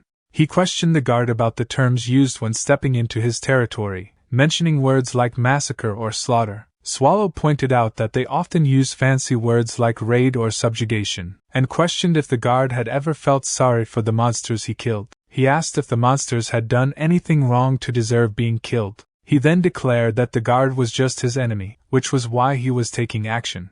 In the auction room, the auctioneer declared, "Someone has bids 35 billion ounces of gold." Following suit, participants chimed in with bids of 38.4 billion, 39.8 billion, 50 billion, 60 billion, and 70 billion. Afterward, the auctioneer proclaimed, "We have 70 billion on the table. Is there anyone else?" and repeated the inquiry. The girl with blue hair named Win Historia, an executive hero of the Black Tiger's Order, said, "I'm bored. Should we join the bidding too? We can do it just for fun and fool around a bit." The girl with red hair named Garrett, an executive tracker of the Black Tiger's Order, asked, "What? Get a grip, Ms. Win. We're here for auction security, not to participate." Win replied, "Yeah, she can't seem to joke around with her." Garrett reminded her, "You shouldn't forget our purpose. Anyway, let's finish this up and go get something delicious to eat." Win suggested, "Maybe a salmon sandwich or a pumpkin tart. I also want some pudding." The auctioneer inquired, "Does no one else wish to bid? I will make the third call and conclude this auction." In that instant, Swallow emerged on the stage questioning, "By whose permission?" Employing demonic power, he swiftly dispatched the auctioneer, declaring himself as the one to conclude the auction. Witnessing Swallow's formidable abilities, both Win and Garrett were paralyzed with fear. Simultaneously, Swallow addressed the gathering, asking, "Are all of you here to buy the beheading fawn?" In the Empire, there were 3 warriors known as the Warriors of the Empire. However, when one of them, Bern Hishtoltz, died while attacking a dungeon out of personal interest, public criticism arose. People questioned how a warrior, whose duty was to protect the Empire, could die in such a manner. Unable to blame the late Bern, the finger of blame was pointed towards the remaining 2 warriors. One of the 2 warriors believed that it was essential to instill trust in the people of the Empire. They wanted to suppress their survival instincts and ignite their fighting spirit. However, as Wun prepared to rush forward and attack, she was stopped by Garrett. Fear filled her eyes as she looked at Swallow and pleaded. You can't go. Absolutely not. That thing is far too dangerous. With a sigh, Swallow responded. It was just a hunch, but it's actually real. I can feel Renee's traces emanating too strongly to call it a fake. As expected, Renee was done in by those human bastards, he continued. Though the situation is too complicated to explain in detail, this item actually has an owner already. So I'll be returning it back to its original owner. What a shame. It would have sold for a high price. Well, since you've gotten to see it. Before he could finish speaking, a person from the crowd interrupted, shouting, Guards, what are you doing? Stop that bastard, Swallow responded. Right, it looks like you have no intention of sending me off nicely. It's fine, I feel the same way. I'm going to rip you all to pieces and bury you with this blade. As Swallow said that, Wun rushed forward to attack, saying, You think I'd allow that? Swallow looked at her and thought, That's quite the fast-flying squirrel. He observed her decent movement paired with decent battle gear, but unfortunately noted that she had no talent for it, and no weapons other than those gauntlets. In that case, he decided to grab her hand and smash those gauntlets to pieces. However, he couldn't help but be impressed by her skills for a human. As she rushed again to attack with her crushing blow, he stayed still and tried to grab her gauntlet. Her attack hit Swallow's hand, surprising him with a display of formidable attack strength and causing him to crash into the wall behind him, creating destruction with the impact. She's a bit fatigued, took a deep breath and stood still, while he laughed and said, So you weren't just any old kid? She wondered, He's still alive? He's not dead? That can't be. That technique destroys most dungeon bosses without even leaving a trace. Even the replica of the Apocalypse, said to easily withstand any 3 blows, was once destroyed by a single blow from that technique. Black fluid, no gas? So he's not a human. But he's no ordinary monster either. Just what is he? He replied, What? A pity, and attempted to eat her with his demonic power. However, at that moment, Garrett rushed forward and tried to save Wun. She tore the scroll, using scroll magic to teleport her out of harm's way. A little later, Mel's asked, Sir Swallow, are you safe? I was worried. Swallow reassured her, saying, Well, I'm fine. Mel's questioned further, Are you really okay? I thought you died a helpless death. Swallow pondered, I wonder, I'm still alive. And he thinks that the attack earlier is not something that a human is capable of delivering. If something like that had hit his heart, he might have been so surprised that it could have undone his polymorph. And if his polymorph got undone, then Patrick would have definitely. He doesn't even want to think about it. He'd probably take death over that. But more importantly, he missed them all. There weren't one, but 2 flying squirrels, that redhead especially. While he was distracted by Blue Hair, she evacuated everyone, cast several layers of protection magic on Blue Hair, and escaped the clutches of his magic at the same time. Interesting. As the scene shifted to a little distance from the auction house, where Wun teleported, she fell to the ground. An old person exclaimed, Something fell over there. A second person reacted, What on earth is happening? Hey, there's someone here, the old person asked. Are you awake? She's very injured. Call the guard. No, the healer.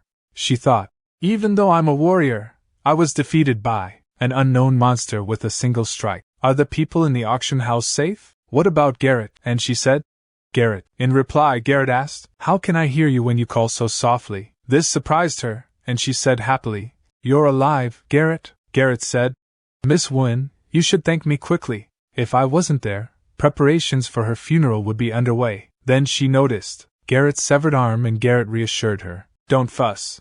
It's no danger to my life. She, while crying, said, Sorry. Because of me, Garrett, I'm a failure as a hero. Garrett, I'm sorry. Her talk was interrupted as Garrett shouted, Wun Historia, get a hold of yourself. You are a hero. I'm sure everyone's going to love seeing a hero of the Empire cry their eyes out, yes? And she whispered, And if it's just one arm, it's nothing, alright? Do you not know who you were up against, Miss Wun? That monster was the core of the ancient swallow. In response, Wun asked, What? What are you talking about? Don't make fun of me. There's no way a monster like that would come here, Garrett replied. I don't know the reason either, but I'm certain. He really is Swallow. That black calamity is the ancient monster Swallow. On that monster's foot were traces of hero Bern Hishtalt's fresh tracks that looked to be less than a month old. It's more serious than we thought, Miss Wen. If this continues, the Empire might fall. Wen exclaimed. If it's really Swallow, we must make more efforts to stop him. This is the territory of the humans. We have the upper hand, Garrett interjected. Miss Wen, this is not something we can figure out with our strength. You felt that immense power right in front of you. We have no chance of winning right now.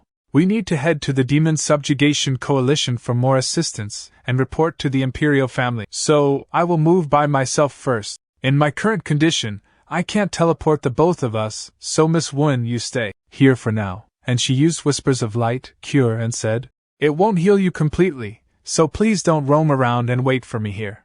Wen asked. Wait, but we don't know when that monster will rampage again, Garrett pleaded. You should still wait, please, and use teleportation to disappear. Then the scene shifted to inside the auction house, where Swallow thought, So annoying, should I leave the ones who escaped and go to Harston? Or should I follow them and remove the risk factors? What should I do? Since I safely recovered the beheading Fang, let's just leave it at that. Moreover, I have a goal I must not forget. I should at least find Renee's body. Swallow turned to Mel's and said, Let's prepare. She, looking gloomy, replied, Okay. He asked, Is something wrong? She responded, No, there's nothing wrong. He questioned, What is it? It doesn't look like it's nothing. She addressed him as Sir Swallow and continued, You truly are strong. She thought she knew it due to what she saw back at the Demon King's castle. But the more she learned, it seems you're stronger than she expected. Though you said you're one of Ms. Renee's friends, you're much stronger than she thinks she was. Am I wrong? Or is Ms. Renee much stronger than she realized? Please tell me, Sir Swallow. She then inquired, Who actually are he? He lightly hit Mel's on the head and called her a brat, saying why she was depressed over something like that. He is just Sir Swallow. Once everything is taken care of, I will tell you the truth, okay? Mel's nodded in response. Swallow then said, Now let's finish things. Show them a power of the Demon Kings. She cast aside her hooded cloak and transformed into her version 2, saying, All right, Sir Swallow. Then using reconstruct magic to cause a huge explosion. People witnessing the explosion exclaimed, What the hell is that? And what is that explosion? She thought that place is the direction of the auction house. Damn, to do such a thing in the middle of the capital. Do those damned creatures know how many people there are in the capital? What should I do? As she stood up, she recalled what Garrett had said earlier. So please don't roam around and wait for me here, please. Frustration was evident on her face as she thought about that. But her thoughts were interrupted when a child grabbed her hand and said, Miss, my dad is over there, while crying. She clenched her fist firmly and shouted, It's all right, don't worry, everyone. I will take care of everything, because I am the hero Wen Historia. She thought to herself, I won't avoid a monster like that. Explosion have caused widespread destruction throughout the auction house. Swallow emerged from the rubble, calling out to Mel's. He asked her what the magic she had just used was called. In response, she replied that it was called reconstruction, a high-ranking magic that caused the ground to collapse. She then asked him if he thought everything was now tidy. He replied by asking if she really had nothing else she could have used in that situation. She defended herself by saying that he couldn't blame her for what had happened. He had started posing and said, Let's finish things. So she had used the coolest and most stylish magic. She questioned why he was now complaining. She added that if he wanted her to use a specific magic, he should have told her beforehand. He said that he trusted her to use her best judgment. Nervously laughing, he thought to himself that things were getting complicated. He then asked her if she remembered the way to that hub or whatever it was called. She said she remember it well. He said then go there and take care of it, since the humans will definitely be flocking that way. And he will leave it to her to making arrangements so he can go to Harston as soon as he arrived there. She said, Got it. She asked, But Sir Swallow, he has been saying Harston for a while now. But where is Harston? He turned to her and asked, Do you know where the core of the ancient is, right? She confidently said, Of course she does. She always says this. But her favorite dungeon is the core of the ancient. Her talk was interrupted as he said, It's the town closest to there. She said, To tell you the truth, she only know about the core of the ancient from books. He said, It's fine. Let's get going. As she walked away, she said, You can leave the hub to her. She will protect it. He said, Sure, I'll follow soon. After a little walk he said, They are already here. And he asked, How many people would that be? One of the individuals said they are of the Longlara House, one of the 9 pillars of the Empire, the Longlara Blue Crane subjugation team. He identified himself as the subjugation leader and asked, Who is he? Swallow believed that the others were busy getting into formation, and he didn't understand why humans behaved in such a way. However, he was worried upon hearing that a large number of people had gathered around the auction house, only to discover that they were soldiers of someone inside. He questioned, "Do you want to know who is he? Must he tell them?" And he declared, "I am their enemy." At that moment, in the core of the ancient, Sylvia expressed concern. She warned Nifrim that entering the cave meant risking never returning alive and the possibility of his soul becoming corrupted and wandering the world indefinitely. She suggested turning back, stating that it was still not too late. An irritated Nifrim responded, telling Sylvia not to mess around. However, she persisted, asking what would happen if she did mess around and calling him boring. She pointed out the strangeness of finding a room full of monster corpses, but encountering a clean room. Nifrim's eyes widened in realization, and he turned to the other members of the party, asking for their thoughts. The other members began their discussion with each other. One of them wondered if the Hishtalt's subjugation team could have made progress while cleaning up the place. He questioned whether a highly intelligent monster could have been responsible for the cleaning. Another member interrupted and asked if the dungeon had been attacked up until room 5, excluding the boss room. He expressed disbelief that a monster could have cleaned up everything. He also questioned why a monster would clean up another monster's corpse in the first place. As the discussion continued among the party, Nifrim scanned the room and shouted at the supposed prankster monster, telling him not to play such foolish tricks. He asked if he was trying to deceive them. Patrick exclaimed in surprise, commenting on how loud Nifrim was and how it made his ribs echo. Anyway, to his regret, he didn't deceive them. He had simply cleaned up because it was unsightly to see everything lying around. He had gone to great lengths to clean because he had heard guests were coming. However, he warned that if they were cursed at, he would become upset. Nifrim turned to Sylvia, asked to illuminate the room with her magic. In response, Sylvia agreed and used illuminate magic to lighten the room. Patrick exclaimed, "Oh my, so bright." Well, in any case, they worked hard getting to such a rare place, even though he didn't call for them. He then greeted them saying welcome. He thought to himself, "Skeleton," and addressed him as the Death Knight Patrick. Irritated Patrick muttered, he even prepared an introduction for them, but it seems that was pointless. Now he can't even use the introduction. Dialogue he strenuously worked on all day to prepare. "Thanks a lot for that, you damned bastards." Continuing, Patrick said, "No, their reactions are too savage. Everyone, calm down for now and put away their weapons. Ms. Mage, can she put back her staff? And you over there, lower your fists." He then asked, "Did he say something weird?" At that moment, Nifrim rushed to attack him, but his attack was blocked. However, Nifrim exclaimed, "His bullshit ends here." Patrick criticized his lack of manners, stating,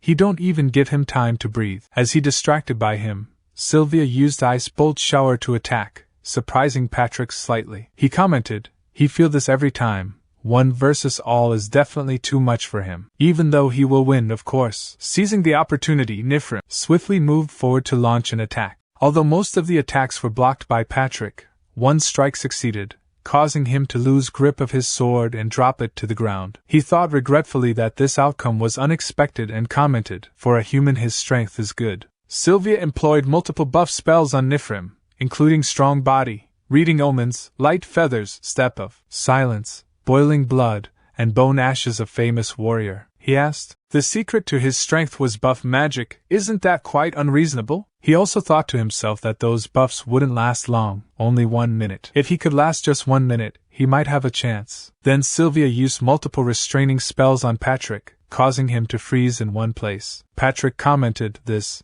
is a bit problematic." In that moment, Nifrim caused Patrick to crash to the ground and stepped on his back, demanding, "Say that again. Who'll beat who?" He laughed and said, "Impressive." He never thought they would use magic to drive him into a corner. Other members of the party began to murmur quietly, "What is it? Already over?" "The core of the Ancient's Guardian isn't all that much," Patrick said as expected. Should he have gotten rid of the green-haired mage first? Nifrim stepped on him forcefully, causing the ground to break, uttering, "Shut up," and tried to deliver a lethal strike, but Patrick effortlessly blocked it with 2 fingers. Patrick started laughing, stating that was fun this time. He was really immersed in his acting. "Sorry." This caused Nifrim to sweat nervously. Patrick continued by saying he didn't plan to mess around at first, but he had been bored for the past few years. Even if it was just acting, he wanted to experience the feeling of crisis once. He thanked everyone for playing along to his rhythm. A little later, Nifrim shouted in confusion as he woke up and asked, "What just happened?" Patrick, noticing Nifrim's awakening, asked, "Oh, you're awake?" He replied it only took him just a few seconds to wrap things up after he collapsed. He said to him that it would be quicker for him to see it by himself. Out of all the humans to have encountered him so far, not one has ever survived, not a single one. He believed he knew these details since he knew his name, but it seems all he knows is his name, and nothing else. He threw the girl toward him and said, "Oh, still, that green-haired magician was quite challenging to deal with. Using wide-range divine magic makes his bones itch just thinking about it." He continued, "Anyway, is he Nifrim, right?" That magician kept calling out that name, until the very end. She called for him so desperately. He said that he had hoped for a more emotionally charged reaction, but his response was quite boring. Nifrim was quite ruthless. He said that now it was time for a survivor question and answer session. Even if Fimor was a moron, he wouldn't have sent just 30 people. And honestly, he was sorry to say this, but this subjugation party was subpar. And he asked, "So tell me, what is he hiding?" He said that since he was a very kind and generous skeleton,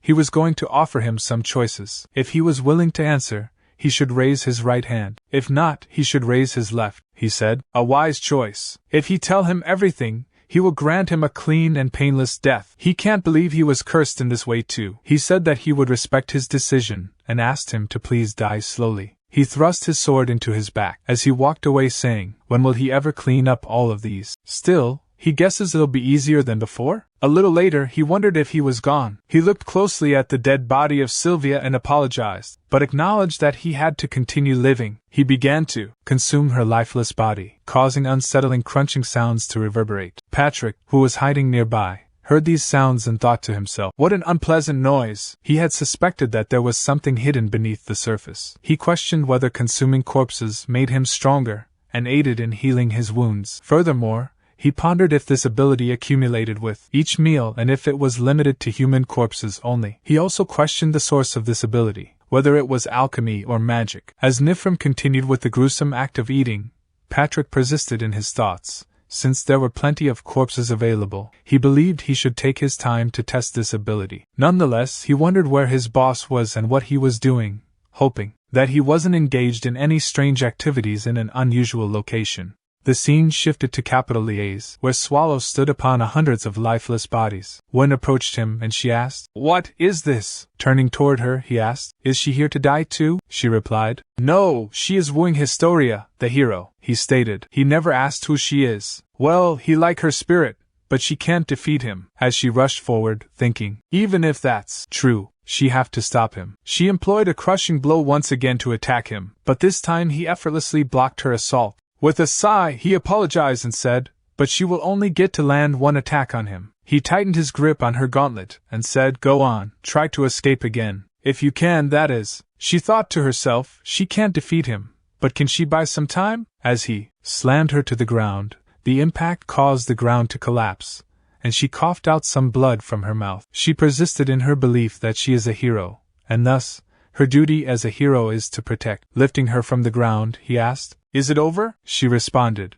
claiming to be a hero named Win Historia, expressing her refusal to be defeated. She declared her determination to protect her people from him. Despite her efforts to attack him, her strike proved ineffective. She asserted that being a hero meant she had to protect innocent people. He congratulated her, acknowledging that her sacrifice was not in vain. He promised to remember her name, although he was uncertain for how long. He expressed respect for her perseverance and offered her a painless death. However, before he could deliver the final blow, someone intervened by attacking him from behind, saving her from harm. Turning around, he questioned the identity of the individuals, comparing them to sausages that continued to appear one after another. One of them explained that she had taken drastic measures to save Ms. Wynn and apologized for their rude actions. He sarcastically asked if she would forgive someone who apologizes after hitting her on the back of her head. She expressed, "Allow me to extend my greetings, however belated they may be." She introduced herself as Arl Ethelbria's Gal Livison, a member of the Ethelbria's Black Tigers Order, and expressed her honor in meeting the almighty Lord Swallow. He inquired, "Did she just call him Lord Swallow? How did she know?" She replied that she simply had a talented person under her command who was able to recognize him. He thought that her smile was hiding something. He said, "Well, fine, but right now, I am in quite a bad mood and you are wasting my time. If you are planning to attack me after running your mouth, then just get it over with. She assured him that he was mistaken and they wouldn't dare to fight against him, Lord Swallow. They had no intention of fighting and had simply come to offer him a deal. He asked what kind of deal when he had nothing to regret. She better read the situation carefully, as insulting him would not result in an easy death for her. She believed that this was a gamble with the safety of the Empire on the line. She revealed that the original owner of the beheading Fong was still alive. She assumed that he didn't come all the way there just to retrieve a virtuous masterpiece. Lord Swallow, they had come to offer him aid in fulfilling his desires. He asked what she would do if he said he didn't have anything he wanted help with. He wondered if she would still be willing to assist him. Furthermore, he questioned what she would do if he came to obtain the beheading Fong out of boredom. But in reality, his true intention was to exterminate all humans. He pondered how she would react in that situation. This caused her to nervously sweat as she asked if he planned to destroy everything in the end, implying that it might not be worth trying to help him. He confirmed that she wanted to avoid destruction and instructed her to immediately find out where the owner of the item was. She agreed to follow his command and asked Garrett to step forward. Garrett acknowledged her request, addressing him as Lord Arl. She mentioned that he might have met her once before. She explained that in order to locate someone, she needed to examine the traces they had left on objects. She asked for permission to inspect the beheading Fong, if he was okay with it. He warned her that if she did anything foolish, she wouldn't just lose one arm. She assured him that she understood. She sensed someone who had left an overwhelming amount of traces. They were too far away to determine their precise location, but the person was moving west, in the direction opposite of Lie's imperial palace. He thought, "West, that's towards Harston," and he said, "That information is enough." He believed Renee was still alive. With a sigh of relief, he expressed gratitude, saying, "He is in your debt. He remembers you too." Arl said that he was honored to have helped him. He moved towards the teleportation hub while telling people in front to move. As he arrived at the hub, she said, "Sir Swallow, he is a bit too late." As he saw a large number of corpses in front, she said, "Look at this, I upheld my promise." She did well in defending the teleportation hub.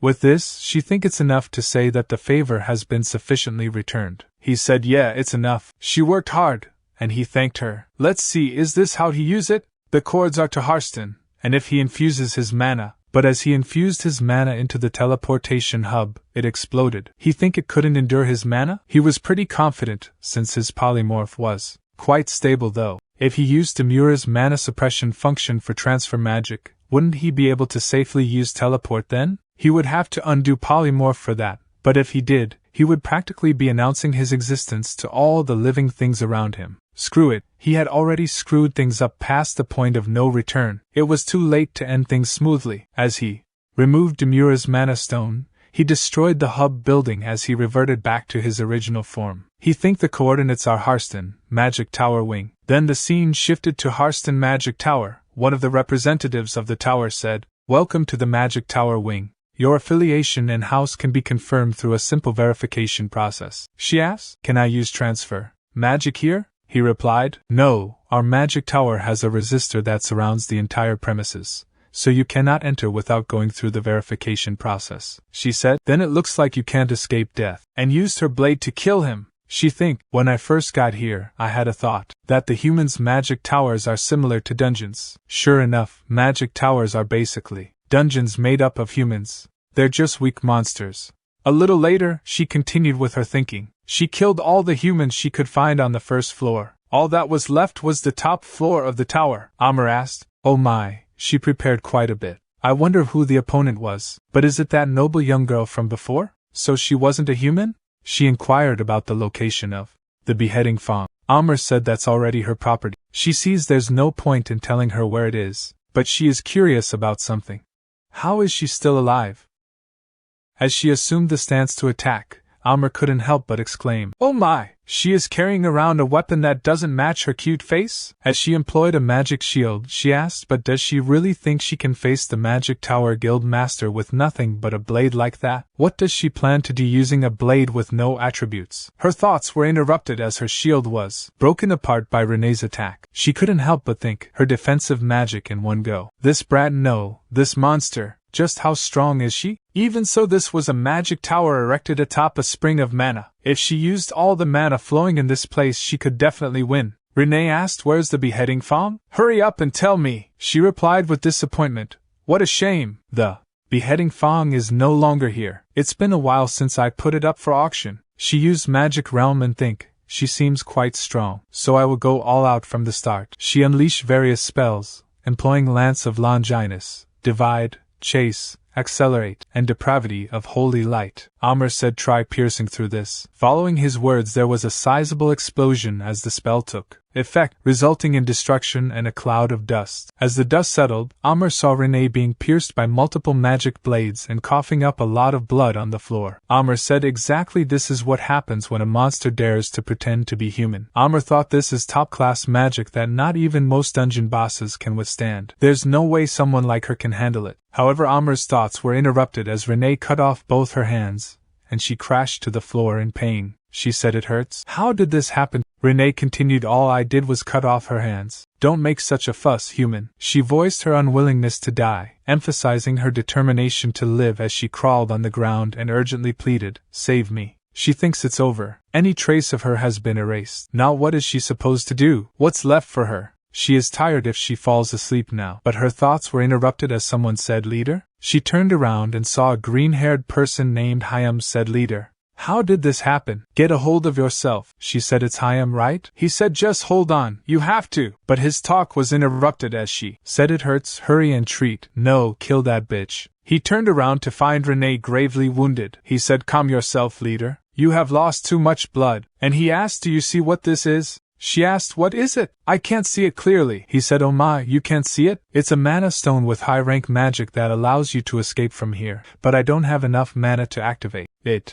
You have to imbue your own mana to activate it." She thinks that's the same thing that's in the love stone. How could she forget that unpleasant feeling? Amr said, "Thanks, now she can live." As she imbues her mana into the stone, the curse activates and she starts screaming in pain. He says she has too many enemies. How bad must it be for Rin to come and seek revenge? Even in her own family, within the grommets. How bad must it have been for them to give the order to get rid of her the moment she acted suspiciously? Turning to Renee, he asks, "Isn't that right?" He says he is grateful to her for doing his job for him. But at this rate, she might come after him this time. Isn't that right? So this is a form of insurance that'll buy him enough time to escape. "Goodbye then," he says. Renee thinks she can't see out her right eye anymore. That's not an opponent she can beat with a completely battered body and without a proper weapon. But that's enough. Pathetic. She will pay the price here. She will erase any trace of herself forever. She said, "Still, don't you dare try to cover Lord Swallow's scent with those dirty hands. Not even if I die." She leaped onto her adversary, driving her blade into her eye. In response, her adversary hit back, thinking, if he finds out she died, will Lord Swallow be sad? At that moment, Lord Swallow teleported there and caused the magic tower to collapse. He asked, "Is she okay?" When she was first saved, it was a similar situation to this. Her body and mind were sapped of strength, and she couldn't find the meaning of life. The one who appeared before her was Lord Swallow. Renee looked at Lord Swallow with surprise on her face, wondering why he was there. After they landed, he released his grip on her, and she moved away from his arm to sit on the ground. Lord Swallow instructed her to wait for him there. She questioned if this was her delusion. Lord Swallow turned to face Amr, who was cursed, and approached her. He asked Amr how dare she do that and threatened to show her who she was messing with. Shifting into his combat form, Lord Swallow swiftly attacked, delivering a punch. He remarked that she didn't know her place, and using his demonic power, conjured multiple spears that penetrated her body, visibly traversing from the inside out.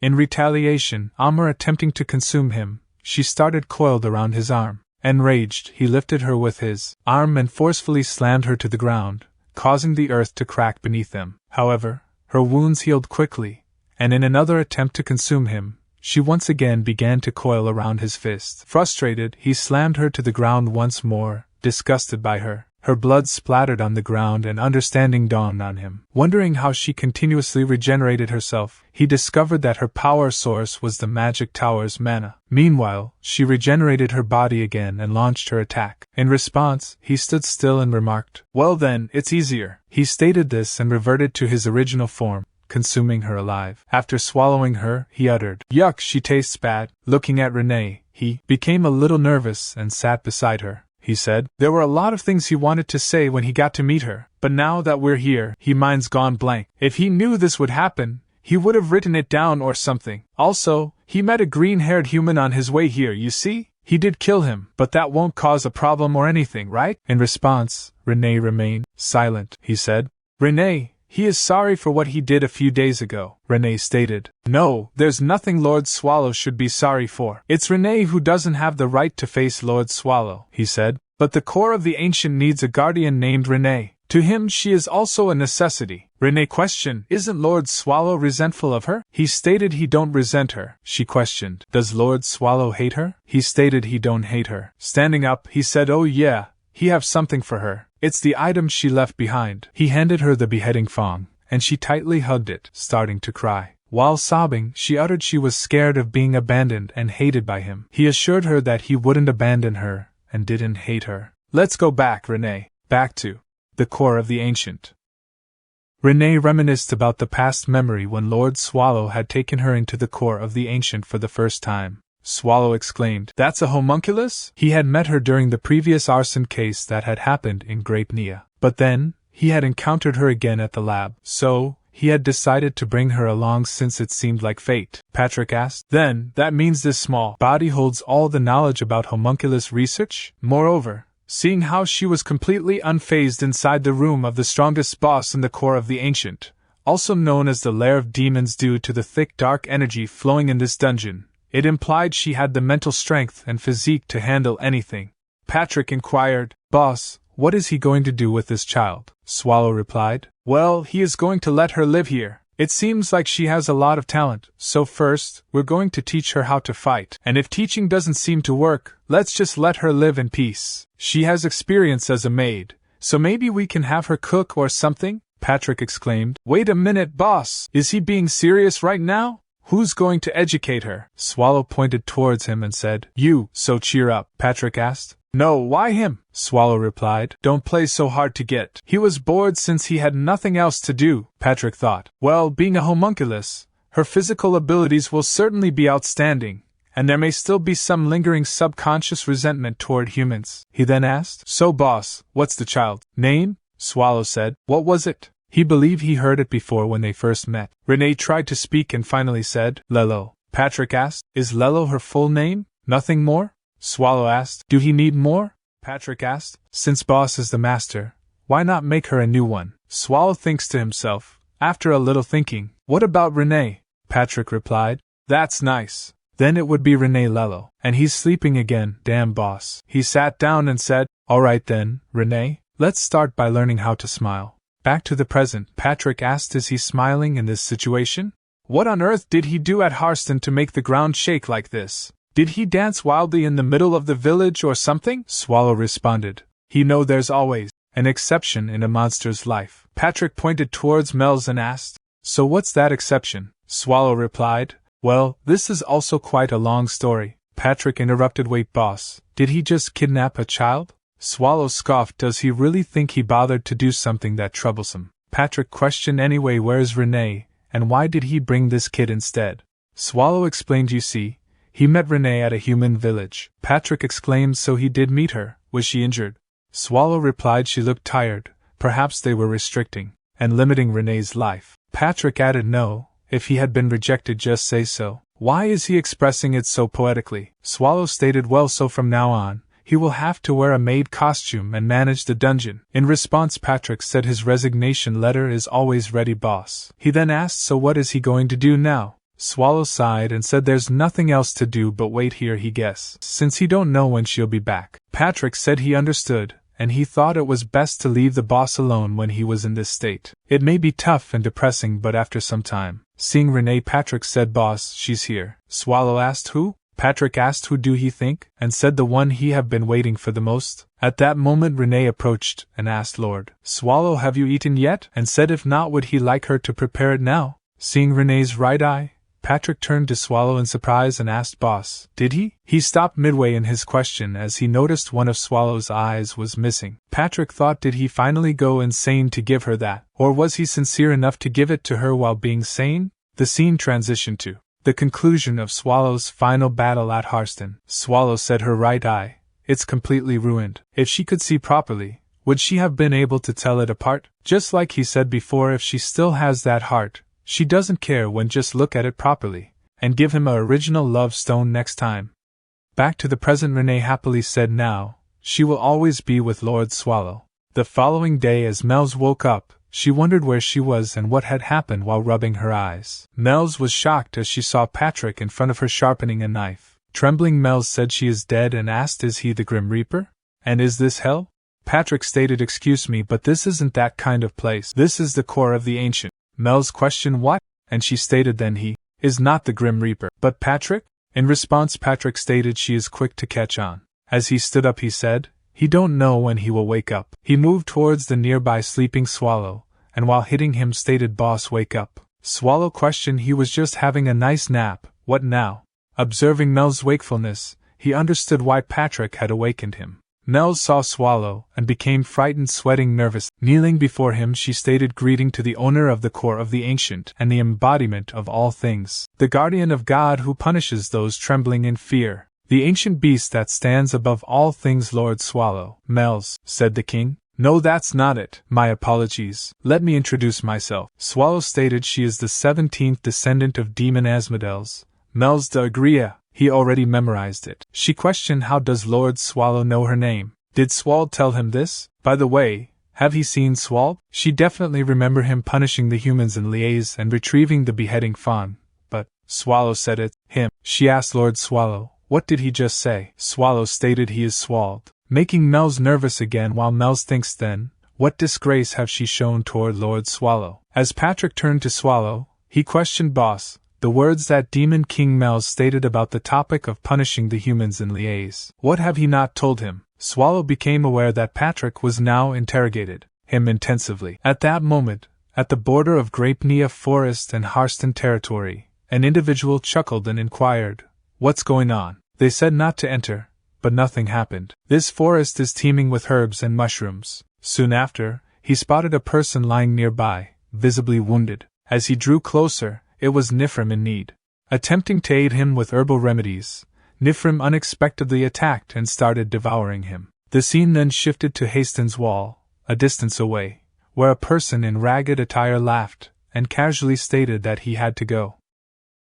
At the core of the ancient dungeon, the battlefield was set. To survive in such a hostile environment, there were several virtues one must possess, and one of those virtues was maintaining a minimum level of tension. Renee sternly told Mel's if she truly consider herself a demon king, please stay still for a moment. She has mentioned multiple times that silence is a basic rule in Lord Swallow's room. Mel's defiantly replied no. She refused. She is a free dungeon monster. Furthermore, she lived here in the core of the ancient before becoming the Demon King. She came here to speak with Lord Swallow. Renee sighed and explained she already told her that Lord Swallow is resting right now. Mel's argued that is exactly why she is needed. Until Lord Swallow can comfortably fall asleep, she planned to stick close and share her warmth by Lord Swallow's side. Renee is too conservative in this aspect, too inflexible, like a boomer. An irritated Renee exclaimed, did she just call her a boomer? Renee chased after Mel's, shouting, just die. Meanwhile, Mel's laughed and ran away from her. Patrick, who had been observing the situation,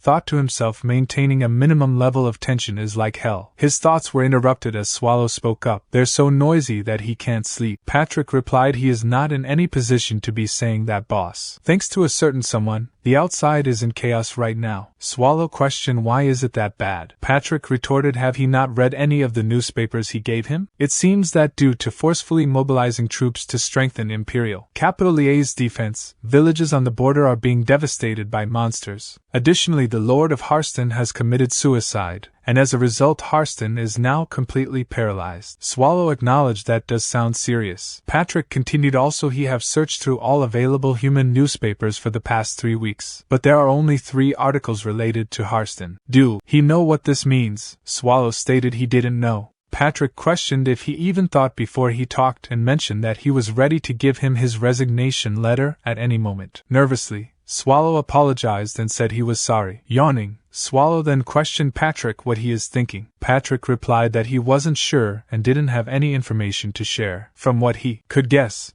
Harston seemed to be cut off from all interactions with the outside world, possibly because he was the one who caused havoc in the entire village. Patrick remembered the amount of damage he had caused. The complete absence of any news from a village that suffered catastrophic damage was not a good sign. However, the core of the Ancient needed Harston, so if they kept an eye on Harston, they would be able to know the size of the subjugation party and when they would challenge them. Patrick felt the need to hurry and head to Harston, as he didn't know what might happen if he waited any longer. Swallow wished him a safe trip, and told him not to push himself too hard. He thinks, hoping that Patrick would go on his own. Patrick assured him that he would come back as soon as possible. Swallow was surprised by this, and waved his tail in excitement. He thought to himself that he just had to tell Patrick to go so that he could finally get some sleep. However, Patrick interrupted his thoughts by mentioning that he thought it would be tough for him to go alone. He suggested that it would be better if at least one person accompanied him. Swallow turned around to select a person to go with Patrick, but noticed that Renee and Mel's were fighting with each other. Swallow considered Mel's as a first candidate but realized that she was dangerous. He compared her to explosion magic, and if she used any of the magic she used back at the capital, the village would be destroyed forever. Then he turned to the second candidate, Renee, and thought about her nature. In his thoughts, he pondered she was good, and if she should stay here. He believed that Renee is far more dangerous than explosive magic, and staying still would be helpful. So he begged her to just stay still, please. His thoughts were interrupted by Patrick, who suggested that the boss accompany them on this mission since it was uncertain how long it would take. Swallow believed that he was already caught in Patrick's trap and couldn't escape. He felt like he was being dragged away. Realizing something, Swallow stated that it seemed like he was the best option for this situation, but unfortunately he couldn't use polymorph because he had broken the Daimalaira something bracelet. Patrick understood and said that if he didn't have the bracelet, he couldn't come with him. Swallow happily thought that it worked and he didn't have to go. Now he could finally get some sleep. A little later, Swallow reverted to his human form and said that he was really going to die painfully. Patrick, wearing full-plated armor, laughed and informed him that he was already dead despite going through the trouble of cursing him. Swallow mentioned that Patrick had that side to him as well. Patrick questioned if Swallow had said at first that he couldn't go since he didn't have the Demura bracelet. In other words, if he had it, he would be able to go right away. Swallow exclaimed that wasn't the point and called Patrick a freak. As they reached the village, Patrick announced that they were reached their destination. He remarked that the boss had caused even more damage than he had anticipated. He explained that there were 4 simple ways to know how active a human village was. Swallow asked what they were, and Patrick explained that the first way was to see how crowded the market was. Swallow observed that there was no one there and suggested that they go back. Patrick continued by saying second is to check how much smoke is being produced from the chimneys. We should have tried checking for this before the humans ate dinner, but we're too late for that. Swallow asked, so since it's late, can we go back? Patrick said third is to see how many mercenaries and subjugation parties are at the subjugation request board, but since Harston doesn't have one, let's move on. Swallow requested, let's just go back please. Patrick added, and lastly the inn and pub. Today we're checking this. His talk was interrupted as Swallow asked, what's the hold up? Let's go. As Swallow opened the door of the inn, Patrick said, but he think it's wise not to expect too much from this. Swallow asked the host, are there any rooms? As they saw the destruction inside, Patrick commented, this is the worst. This village is not functioning like a normal one at all. Then the scene shifted to a number of corpses, and an undead sorcerer used a magic spell on the corpses, causing them to start moving. He said, everyone has worked hard. After we get through Harston, we'll go to the Empire's capital, Liège, the heart of our enemy's territory. Humanity is weaker than ever in the face of the Black Calamity, making it the most suitable time to destroy the Empire. At the inn in Harston, Swallow exclaimed, this is serious to think that the inn would be so empty. Patrick observed, it looks like Harston has been completely isolated. Curious, he inquired, who is he? The person responded, he is the owner of this inn. An owner questioned, for what reason have he come? Patrick explained he is a knight of the Patarian Black Dog subjugation team from Natrange. Patrick suspected he's suspicious that we may be assailants. He stated they require a simple meal and a place to sleep to relieve their fatigue. The inn owner apologized, the customer sorry about that, but they have no food here to serve a night. In fact, it's not just him. There won't be anywhere in this village where he can find a place to eat. Patrick questioned, is that because of the Black Calamity? An owner acknowledged, so he knew about that. Then he trusts that he will understand. He is sorry, But they don't even have a room ready. He asked for his understanding. Patrick thought, well, in this current situation the price of water is more expensive than the cost of lodging. He tossed a gold coin towards the inn owner and instructed, take this. Patrick inquired, what do he think, are the rooms still not ready? Upon seeing the gold coin, the inn owner's behavior changed and he respectfully replied, please right this way up these stairs. See Swallow, he asked. Sorry, but the person behind him, who is that? Patrick clarified, he's his slave. Even though he's his slave, he helps him a great deal, and that's why he is treating this slave so well. So this slave can stay in the same room as him. Right, where? Did he say the room where this slave and he will stay is? As Swallow entered the room, he exclaimed, it's better than he was expecting. This bed's mine. This is way better than the place he stayed at in liaise with Mel's. Patrick responded, right, it's a good room. Swallow pondered. Now that he thinks of it, was slave the only thing he could think of? Patrick replied, of course, boss. Aren't the clothes he is wearing now the most comfortable? If he keeps wearing those shabby clothes, he will be treated like a beggar. It's better to be treated like a slave instead. If he acts like a beggar, he doesn't know when and how someone will pick a fight, but a slave is the property of their master, so others can't mess with them as easily. Since he can't even be bothered to change clothes, it was a reasonable judgment for him to make, wasn't it? He asked, boss, don't he want to move as little as possible? And he said, then it's in your best interest to listen to what he says. Swallow exclaimed, what he is saying is reasonable, master. Patrick stated, then he will be stepping out for a second rest up, boss. As Patrick began to leave the room, Swallow advised he don't recommend pushing himself that hard from day one. Patrick reassured, don't have to worry about him so much, boss. After all, it's nighttime. There are places he can roam around as much as he wants, right?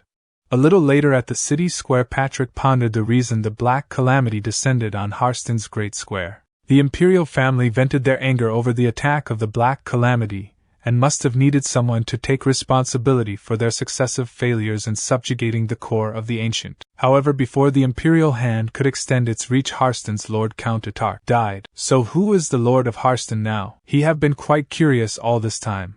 Patrick thought it was obvious that the royal family had lost their chance, and would direct their anger at the family. Given that, would Count Atark's descendants really inherit the title? At Lord of Harston's castle, Patrick said, well then, let's go take a look at the new lord's face, shall we? As he tried to enter the castle, Patrick realized he was in trouble. Security was tighter than he had thought. He could kill them or knock them unconscious, but that would just lead to more of a mess when the sun rose, wouldn't it? Sure enough, it was wiser not to rush. He had a specific place in mind when he came here. It seemed that humans couldn't sense it, but he could. To think that the strong lingering scent of corpses would be here. Let's go this way first, he decided. Back at the inn room, Swallow thought, well, it's nice to sleep well in a cool dungeon, but this isn't so bad every once in a while either. At that moment, someone knocked at the door. Swallow thinks, but they never let him sleep comfortably. The inn owner shouted, Sir Knight, is he inside? Swallow replied, no, master went for a night walk. The inn owner said, I see. Then would he come downstairs? It's been served a little earlier than normal, but he prepared a meal. They say starving his customers is something an inn owner should never do after all, and since Sir Knight paid a very high price, he have to at least pay in kind as he can. Now that he think about it, they haven't even introduced themselves. His name is Novin Hedeker. Please feel free to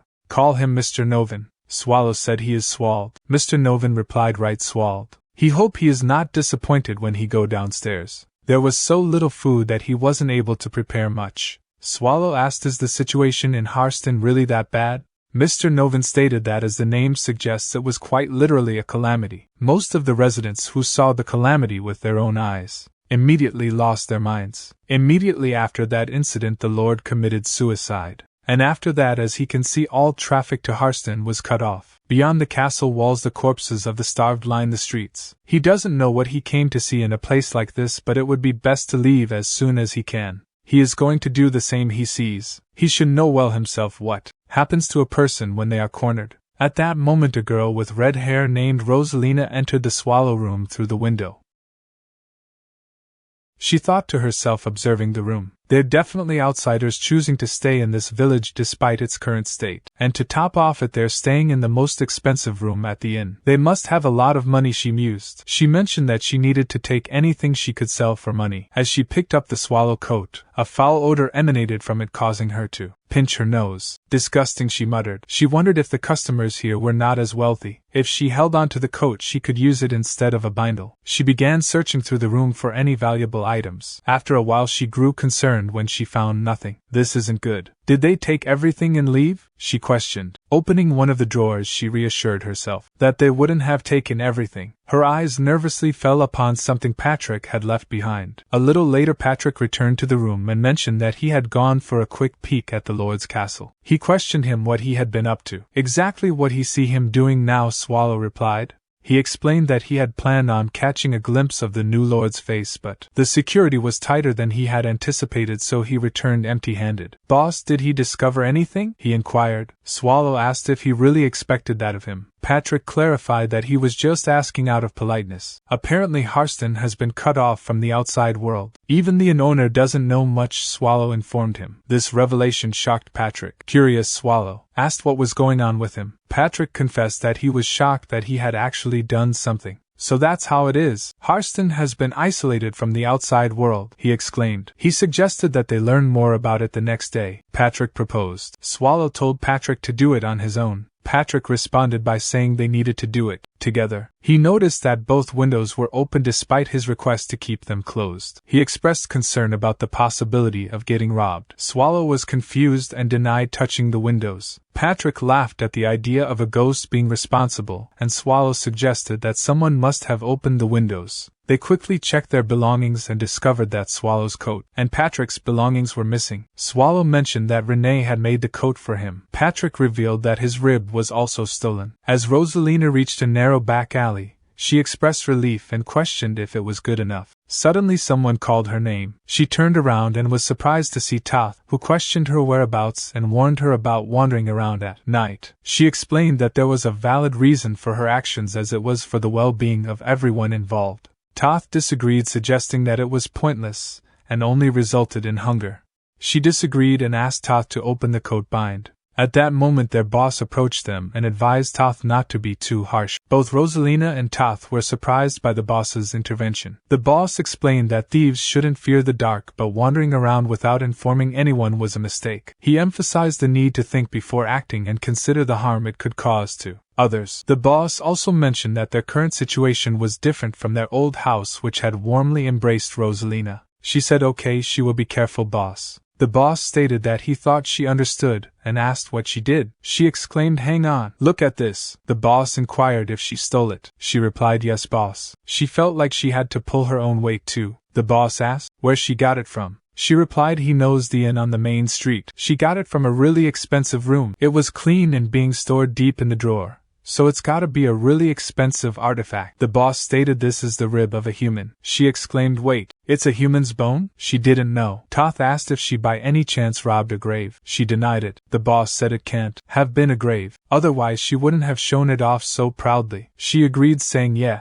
that's right." The boss explained this is a bone used either for someone's wicked hobby or for magic purposes. Toth asked if there is anyone that collects human ribs. The boss replied, "This world is overflowing with rotten trash that amputates the limbs of slaves to make ornaments out of them. He can't be sure. This could be a human's bone, or it could be the bone of someone who used to be human." The boss thought if by any chance it belongs to someone who studies necromancy or black magic, then it's even more dangerous. It's definitely suspicious, not to mention the clothes. Just looking at it, it seems like shabby clothes that a beggar would wear, but the fabric used is of the highest quality. As he lifted the coat, he heard a noise from the coat. The boss thought brat she was so out of it that she didn't even check the pockets. He checked the pockets and found gold coins in them, making them surprised. She asked, "How much is that?" The boss scolded them, saying, "Fools, this isn't the time to be happy." She protested, but she went through so much trouble trying to find it. This time she went to the right place. The boss believed that customers staying at a luxury inn in a crumbling village should have been noticed sooner. A human's rib clothing made from luxury fabrics and a large quantity of gold coins were involved. There was a realization that they had messed with something they should never have trifled with. At that moment, Patrick remarked, "It seems his precious items are doing well." He made a declaration to the thieves, "Hello there. We've come to collect back our things." Patrick exclaimed while he really wanted to see them all. "Looks like everyone is safe." Swallow let out a sigh of relief and stated he is safe now. Patrick then inquired, "Those clothes were a present from Renee, right?" In his thoughts, Patrick considered the consequences of leaving another hole in Renee's heart, and concluded he have no idea what would happen, so that's good. Continuing the conversation, Patrick stated, either way, this is as far as they go. The captain commanded all of them to get back. Patrick inquired, is he their leader? The captain questioned, how did they find them? Patrick speculated, the item must have been crying out for its owner. Swallow interjected, expressing her fatigue, and stated, let's hurry and get back so he can rest. Patrick thinks he will let it go just for today, boss, since he have been running around for so long. Patrick then addressed the captain, saying, hey captain of the back alley, you chose the wrong item to steal. Do he still have no thoughts of returning it nicely? The captain retorted, is there any guarantee that you guys would just leave if he were to return the item? Patrick conceded that he is right when he thinks about it. The captain sensed something was amiss and thinks even if Rosalina had left traces, they found them too quickly in the dark. It would be impossible unless there were some kind of monsters. Could it be? And check the bone and continue with his thoughts that a dark magic? The captain then inquired, are you guys ones who live in the dark? Patrick replied, well, he guessed the cave is pretty dark. In his thoughts, the captain concluded they must be dark magicians. He then inquired, this rib bone must be really important to you guys. Patrick affirmed, that's a given. It is a part of his body. The captain stated, so you treat it with as much importance as a part of his body. Patrick clarified, nope, it is a part of my body. Stop stalling for time and return it. Then bones were thrown into the air by the captain, and as Rosalina and Toth were ordered to retreat with the people who couldn't move well first, Patrick swiftly moved towards the bones, exclaiming, my ribs. Patrick leaped forward at full stretch, seizing the falling bones. In the shadows, a hidden figure quickly positioned himself and struck at Patrick's head with such force that the weapon broke upon impact. Patrick turned his gaze towards the assailant, surprised him, and the attacker believed he had caused no damage. On the other hand, Swallow yawned and remarked, was that a rock just now? The condition of this place must really be bad. Suddenly someone approached Swallow from behind and attacked with a dagger, which also broke upon impact with Swallow's body. He swiftly grabbed the attacker by the neck and lifted him into the air. He exclaimed, whoa, he guessed they do have decent weapons. What should he do with this, master? Patrick replied, wouldn't it be fine if they dropped the act now, boss? Swallow told the attacker, hey, stay still. Patrick suggested, well, how about they knock them all out first? Swallow questioned, he want to let them all live. Patrick clarified, he is not saying they should let them live but to treat all of them the same. Swallow shrugged and stated, whatever. He is so tired that he's not sure if he can control his strength properly. Patrick proposed, well, wouldn't it be fine if he is just tried? Meanwhile, in the core of the ancient dungeon, Renee inquired, does she think Mr. Swallow is doing well? Mel's replied confidently, of course. Renee expressed concern, stating it has already been over half a day since Mr. Swallow left. Mel's responded, oh, I see. It has only been half a day. Renee inquired if nothing should have gone wrong with Mr. Swallow, expressing her worry about whether it is right for just the two of them to enjoy a relaxing break when Mr. Swallow could be starving out there. Mel's replied, telling Renee that she is overthinking it and questioning if there is a reason for such a great person to skip meals. Mel's thinks about how many times Renee has brought up this topic. Renee admitted that Mel's is right and she is worrying too much, stating that Mr. Swallow and Patrick are just at a human village and couldn't possibly run into any trouble. Mel's wishes for Renee to stop. Mel's pointed out that the ancient monster is the ruler of all things and the Death Knight responsible for death. Therefore, why is she concerned? In the present at Harston, Patrick expressed that the situation is more troublesome than he thought. Meanwhile, Swallow was happy to have his clothes back. Patrick commented that it wasn't bad for a human to actually surprise him a bit, and mentioned that he was hoping they would have a map since they are thieves, but they seemed to be unlucky. He suggested that it might be better to hurry and end this rather than dragging it out. He turned towards Swallow to ask a question but became shocked and shouted at him not to lie down already. Swallow responded by suggesting that he should try lying down too, as it's cozier down there than he would think. Their conversation was interrupted by a trembling voice apologizing and confessing to being the one who stole. The voice pleaded them to not involve others and asked to be taken her instead. Then Toth approached and told her to get up, questioning if she think they will let them off with just that. She mentioned the captain, but Toth warned her that they don't have the slightest intention to let them off. Swallow realized that they know and ordered Patrick to take care of it. Patrick agreed and started moving towards them. Toth threatened to kill Patrick if he got close, but he didn't stop and continued walking towards them.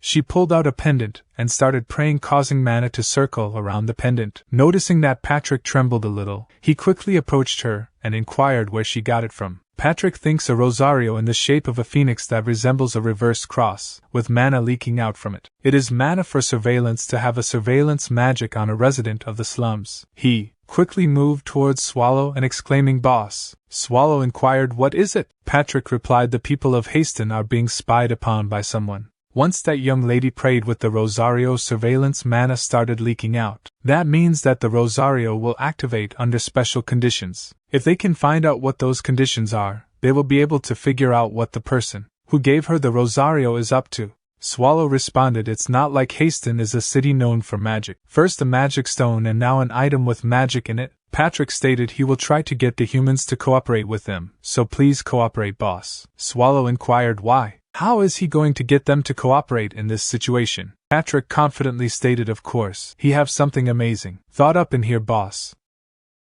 Patrick apologized for before, stating that it wasn't because they had stolen their things. He explained that they had received a royal decree to not leave any traces of conflicts behind. Toth questioned the royal decree and asked who issued it. Patrick honestly replied that they were from a secret organization called the Fog of Roano and are called Shadow Knights, who took direct orders from the Empire's royalty. Nervously, Toth inquired about the Shadow Knights, to which Patrick laughed and assured him that they had no intention of causing harm. Toth then asked why they were in Haston, and Patrick explained that they were there to save the city. He went against the royal decree to keep everyone alive because he needed information to analyze the situation and send necessary supplies and manpower. He inquired for Toth's help in recovering peace in Haston. People around them started discussing, expressing their support for the royal knight and their relief that the king hadn't abandoned them. One person shouted that they should help Sir Knight, while another exclaimed that they were finally done with their current life. Patrick believed that the persuasion had been successful and commented on how easy it was to deal with humans. Swallow inquired if they were going back, but Patrick stated that they were just getting started, as he was starting to notice more and more strange points. Swallow thinks that although he appreciated Patrick's efforts, things had become more problematic because of him. Swallow mentioned the importance of being cautious of enemies around him.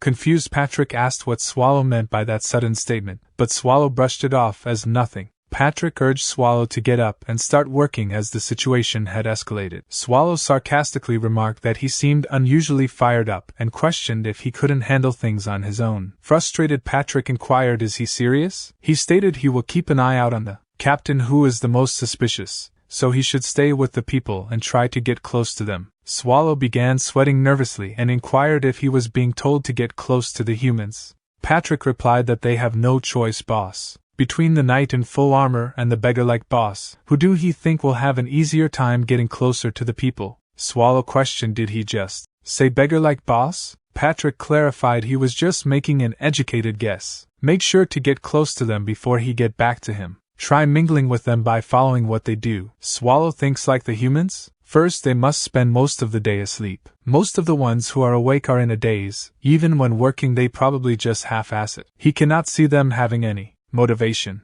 This is really good. He stated he just have to act as he have always done. Patrick responded he is not sure how he came to that conclusion, but it won't be that easy. Also, the religion that passed out the Rosarios needs to be investigated. Please don't forget that. In other words, he is asking him to suck out all the information from these humans. The faster they finish, the faster they go home and rest, right? Swallow replied, "Yes, master, of course." Patrick added, "Oh, and he is telling him this just in case. He have to keep his composure even if the humans are a bit rude. It won't be easy to get close to the humans." A little later, one person inquired, "Sir Knight, he said he were part of the Fog of Roano, right?" The second person questioned if he is a knight of the Empire's royal court, he must have come from Reyes, right? The third person asked, "I heard Reyes is a place full of milk and honey. Is that true?" The fourth person inquired, "Sir Knight, how come the other knight has full armor on but he is in such clothes?" The second person replied, "You dummy, it's probably a disguise. Do he think he usually walks around like this?" The fourth person replied, "I see." Swallow thinks, damn it, why is it so difficult to get close to them? He can't even breathe. If he had a choice, he would have just devoured them all. That's right, he have to get close to them and be friendly. Swallow then inquired, "So what is he so curious about?" The child replied, "Have he ever had the chance to see Sir Vern and Sir Woo-in person?" Swallow answered, "No, he don't even know who they are, but he believes those two names do sound familiar." Rosalina approached Swallow and apologized, "Sir Knight, she is sorry for stealing their belongings." Swallow responded, "Well, it's fine since he got them back." Toth approached and introduced himself and stated he will be taking charge here as the captain is away. The captain ordered him to fulfill their requests as much as possible. They said they had come here to rescue Haston. Swallow confirmed yes he did. Toth suggested if he want to know the situation the village is currently in, it'll be quicker to see it with his own eyes than to hear about it. If it's okay with him, he will guide him right away. Swallow thinks why is he trying to do that right now? But if he stay here he will be bombarded with questions. Swallow then agreed that's a good proposal. Let's go right away. A little later Toth stated let's go to the residential area first. Swallow inquired where are all the people? The streets are empty. Toth replied he will know when he open this door. Toth pushed open the door and explained they are the people who starved to death. In this place he can't even steal food from their neighbors because there isn't any. Even the ones alive don't know when they'll starve to death. Swallow pondered the dire situation in Haston, contemplating the possibility of starvation leading to death. From the very beginning there had been a lingering curiosity within him. In most cases when a village faced famine the anger and frustration would be directed towards the lord of the territory. The enraged citizens would rise armed with pitchforks and torches ready to revolt against their oppressor. The Black Disaster had brought Haston perilously close to the brink of famine, yet the people seemed to be succumbing to starvation without putting up a fight. Toth addressing the matter informed him that it had been over a month since the Black Disaster had struck Haston. Swallow, perplexed by the silence and lack of resistance from the villagers, questioned why the village remained so eerily quiet, and why the people had not risen in revolt against their dire circumstances. Toth inquired, is not he curious, Sir Knight? In the present, at the core of the ancient Mells expressed a strong desire to go to Haston with Mr. Swallow, finding it boring to stay in the dungeon. Renee reminded Mells that Mr. Swallow had entrusted them with the dungeon, and questioned if there could be anything more important than that. Renee believed that Mr. Swallow trusted her more than Mells, referring to Mells as a thieving cat. Mells realized that Renee's statement was true, and Renee emphasized the need for Mells to stay focused at all times, as they never knew when humans would invade. Mells assured Renee that she would checking regularly and even used a mid-rank magic observer's eye to confirm. Renee agreed that it was a good idea since she would be cleaning. Mells then informed Renee that someone had invaded, deducing that it was likely a single person based on the observer's eye reaction. Renee urged Mells to get ready as the invader approached. Later an intense red aura rushed towards them and the person questioned why they were all so jumpy. Renee was surprised upon seeing the person, while Mells asked what was wrong. The person was the boss of Chite Castle, the great evil dungeon, Elizabeth Battery. Elizabeth inquired Renee if she had been well, to which Renee apologized for not having much prepared if she had known ahead of time about Elizabeth's visit. Elizabeth reassured Renee that there was no need to be bothered and jokingly suggested that Renee could give her blood if she really wanted to prepare something. Renee firmly replied that it wouldn't be possible. Elizabeth expressed disappointment and then inquired about Mells, wondering if they were someone new. Mells proudly declared herself as the ruler of the monsters, the 17th descendant of the demon king Asmodeus, Mells the Agria. Renee stated she forgot to introduce her to Mells. This person is the boss of Chite Castle, Lady Elizabeth. Elizabeth stated she is a young demon king? No wonder the aura around her was interesting. Mells whispered to Renee, will she be able to see all the dungeon bosses if she live here permanently? Renee stated Lady Mells she sure say some funny things, talking about mooching off them here forever, she sure have no shame. Elizabeth inquired if she is saying she's mooching off her, does that mean she isn't a member of Primordial Core yet? Then where's Patrick and the dull guy? Renee replied the two of them stepped out for a moment. With a worried face Elizabeth inquired what for them to be absent at a time like this. Renee inquired did something happen? Elizabeth stated the villages near Chite Castle have all been destroyed. All of the humans must have died since the village was sprayed with blood, but there were no corpses, none at all. She don't think it was something done by the humans. The blood on the floor was all flowing one way as if a path had been made, and at the end of that path was Haston. What could that mean? Mells wondered to think the corpses all disappeared. Could it be the undead?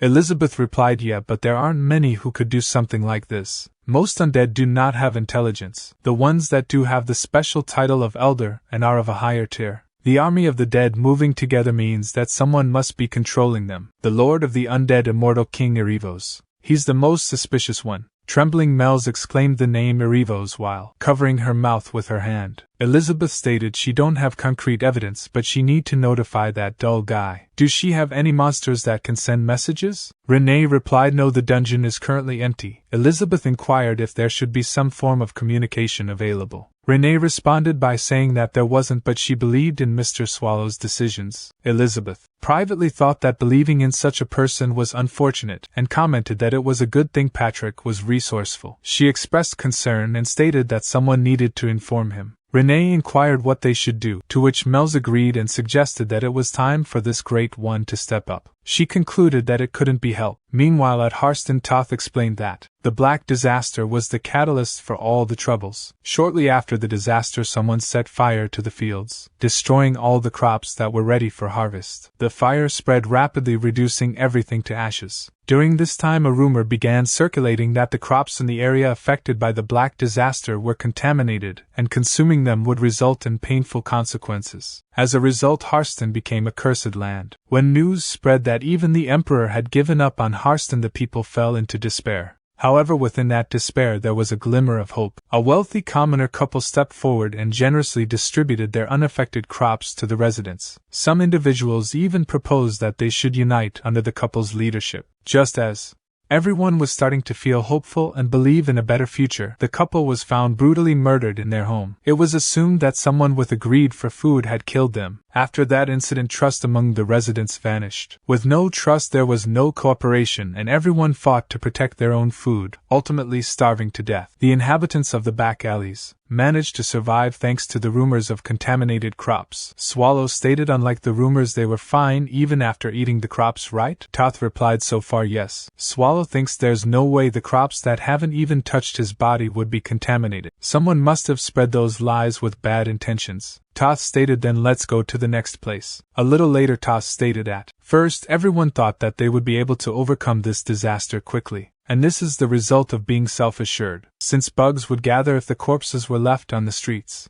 They dug holes and started piling them up like this. Swallow inquired they don't burn them. Toth stated of the people who lost their family, there are many who are still unable to let go. It's more about nobody wanting to assume such a troublesome role. Swallow inquired can't they do it? Toth stated he didn't tell him earlier, but the couple that was killed had a daughter. Swallow inquired what about it? Toth stated he is saying that Rosalina's parents are also somewhere in that pile of corpses. Swallow stated I see and inquired do those soldiers always stand guard there? Toth stated yes, they guard in 2 shifts. They aren't really protecting but controlling it. Swallow thinks soldiers controlling the gates in a situation like this. They must be following the Lord's orders, right? Yeah, the Lord of this place is suspicious. Meanwhile the scene shifted to Patrick, who thinks there isn't a better way than to directly meet him in such a situation. They won't be able to see through his plans with normal means. For that reason he stole a harpy egg. The harpies should come after this egg, right? That's when he will appear and to get rid of them, allowing him to meet the Lord.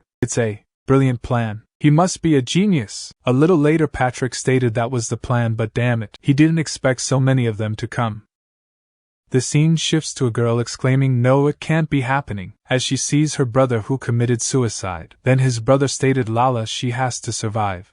Don't forget she has to live. Frightened, she wakes up from her dream. Her maid questions, did she have a bad dream again, my lady? She the Lord of Haston Lalison of Veritark, and replies no, it's nothing. The maid inquires, do she want to sleep more? Lalison of Ver states that she will go and get some fresh air. She thinks it has been a couple of weeks since she obtained this position. She can still recall the day his brother died. His family members ran away with the family's money without restoring Haston. In such a situation there is only one way for her to survive, to restore Haston. A little later in the throne room she inquires about the promised salvation. The person named Uhumo replies that's right. Lalisinavir shouts just take a look outside. Is this the salvation he spoke of? He stated he do not break his promises. Soon he will put to sleep all the problems that the people of Haston are facing, so she shouldn't worry so much. She thinks this person never speaks in detail about his plans, but right now she have no choice but to believe this person. He stated everything is going according to plan, so my lady just keep living her comfortable life like she have been, and he thinks soon all the problems will disappear. She stated fine. She will believe her for a bit longer and wait. The maid enters the room and stated my lady, she have something to report in regard to the security of Haston. Lalissaniver questioned, "What is it?" The maid stated according to the guards there was an assault by a group of harpies, but a knight appeared out of nowhere and took care of it in one hit. Surprised, she questioned, "In just one hit? Who is he and which knight order does he belong to?" The maid replied the Northern Gates guard asked but was met with silence. Lalissaniver stated she will ask him herself. "Where is that knight right now?" The maid replied she have guided him to the reception room in the castle, my lady. Hummel interviewed, warning, "My lady, please reconsider her choices. She can't rule out the possibility that he could be an assassin disguised as a knight." She stated him being a suspicious person doesn't negate the achievement of saving Haston. To reward that effort is what the Lord of Haston should do. She ordered, "Bring the knight over." Patrick stated the wandering knight greets the Lord of Haston. He was worn out from the rough travels to get to Haston, but seeing the noble lady alone seems rewarding enough for the hard times. She exclaimed she was told that it was due to his bravery and honor that Haston was protected. She thanked him on behalf of all of Haston. Patrick replied it is his blessing and thinks he can tell she's not fit to be a lord just by looking. Based on her age, she seems to be the younger sister of the previous lord. She questioned, "So which family's knight is he?" But Patrick remained silent. Then she inquired about his name. Patrick stated he regret to inform her, but he is unable to state his name either. He requests that she be understanding. She exclaimed, "Is that so? He sure is keeping many things hidden. Will he deny her request for him to remove his helmet as well?" Patrick stated, "This face of mine is riddled with battle scars. Half of the skin on his face was sliced off, making it unpleasant to look at. But if it is okay with her, he will take it off, my lady." She stated forget it, she will let it go. She may not be able to offer him much, but she would still like to reward him with something. She inquired, "Is there something he desire?" Patrick responded then he would like to request for food. He pondered. The most crucial necessity in Haston at the moment is food. Through her responses he will be able to ascertain the current state of the castle. She assured that will not be an issue. She instructed the maid to prepare it, to which the maid agreed. Patrick expressed his gratitude, thinking, "Oh wow." She responded without hesitation. This implies that the castle is not lacking in food, so why would the lady leave the people of Haston in such dire circumstances? Additionally, the energy he sensed from him indicates he is an undead. That man exudes a sense of familiarity. Patrick inquired, "My lady, may he pose a question?" She inquired, "What is it?" Patrick queried, "There is something that has been troubling him for some time." "You there? What is his true identity?" After a little later Patrick reported, "Well, something of that nature occurred." Swallow questioned, "Shouldn't the lady have taken action instead of remaining passive?" Patrick responded when he asked out of genuine curiosity. She allowed him to depart. Swallow remarked, "Such a casual approach. If he sensed familiarity, shouldn't he be an undead? Yet he chose not to intervene." Patrick explained, did he expect him to engage in a confrontation there? Moreover, just because he felt a sense of familiarity does not necessarily indicate he is an undead. He can discern such energies from necromancers as well. Humans who practice dark magic, depending on the level of dark energy accumulated in their bodies, also emit undead energies. Swallow inquired, how is it possible to meticulously inspect each individual in such a manner? He would have.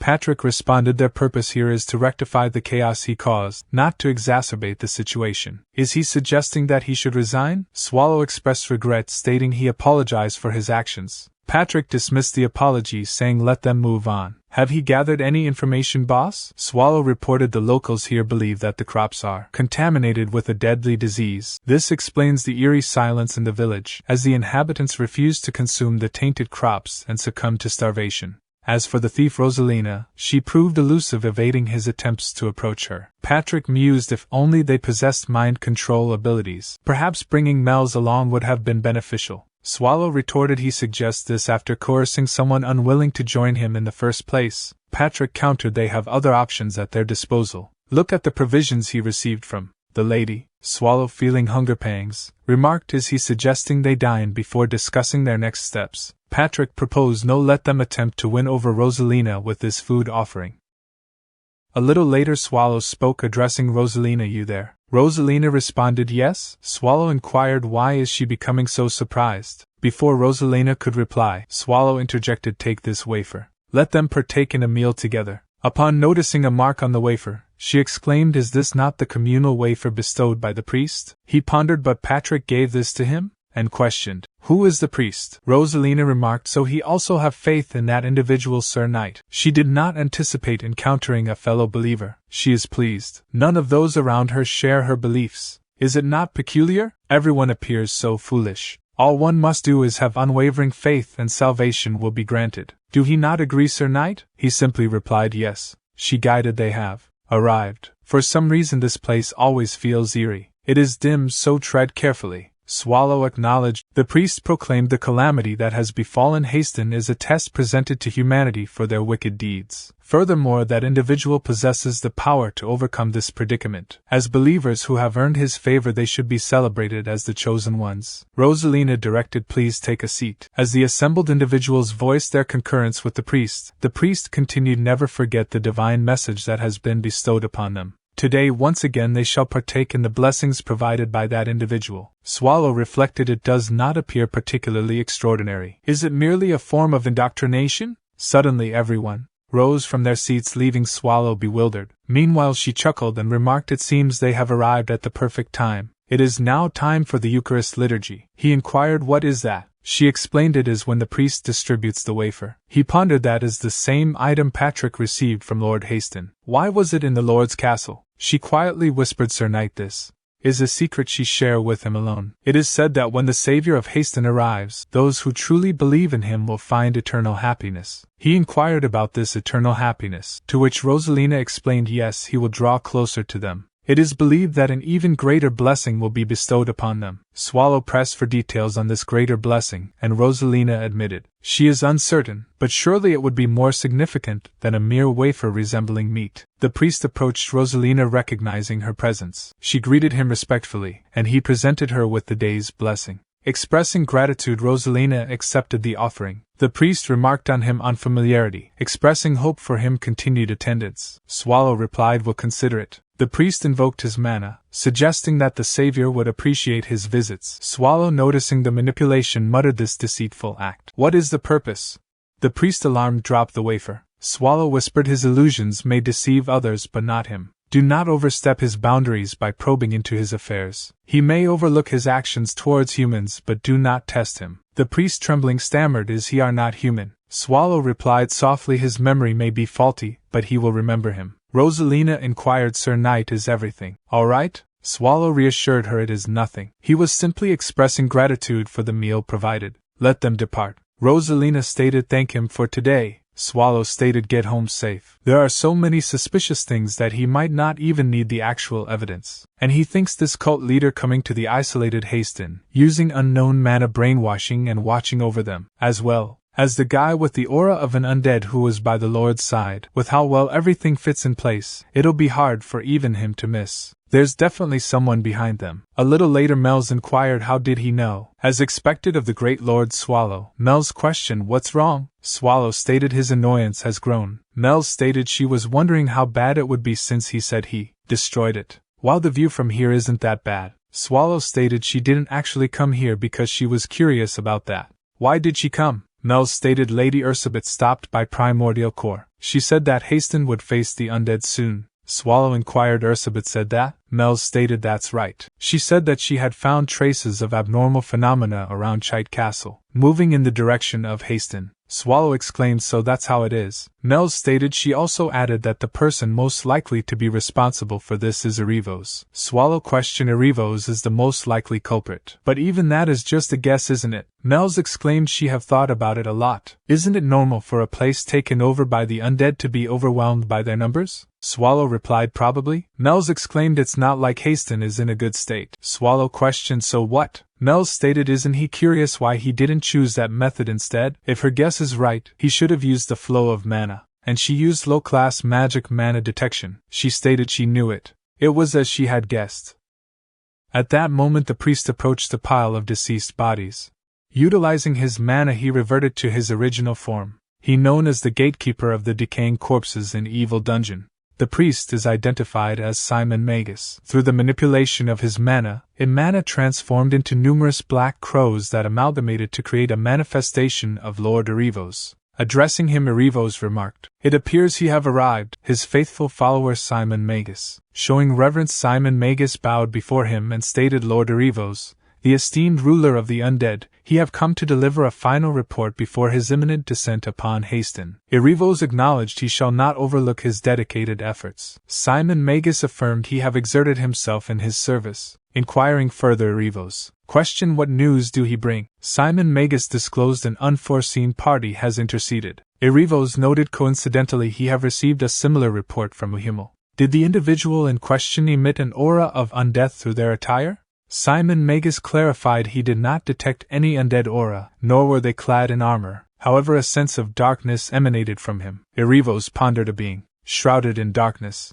Seeking insight, Simon Magus inquired, might there be significance to this, my lord? Erivos dismissed no, it is improbable for him to take action. Regardless of any alterations, their primary objective remains the conquest of Haston to achieve dominion. Remember the pivotal role this location plays in our grand design. Simon Magus conceded he offer no excuse for any hindrances in advancing their grand design smoothly. Erivos disclosed as per Hummel's request, he have dispatched Masham to reinforce the subterranean cells within the Lord's stronghold. Do he require assistance with the uninvited guest as well? Simon Magus assured he is capable of handling the situation. Should the need arise, he will request aid in due course. Erivos concluded very well, he entrusts the decision to his discretion. Simon Magus static, yes, my lord. And he thinks there isn't much time left until the undead descend upon the entire surface. Soon there will be no one capable of stopping them, unless that monster comes. Other than that, no one will. Swallow questioned Mel's, can she find out where the person who cast this spell is right now? Mel's exclaimed, there's no way to be sure. However, giant magic spells like this usually use the flow of mana on the surface to maintain himself. He questioned, then that means the caster should be nearby to maintain it. Mel's stated that's a possibility, but also not always. There's a way to use a medium to constantly direct the flow of mana. This is just her guess, but for the magic spell to cover all of Haston and for the medium to support it, wouldn't it contain a great deal of mana?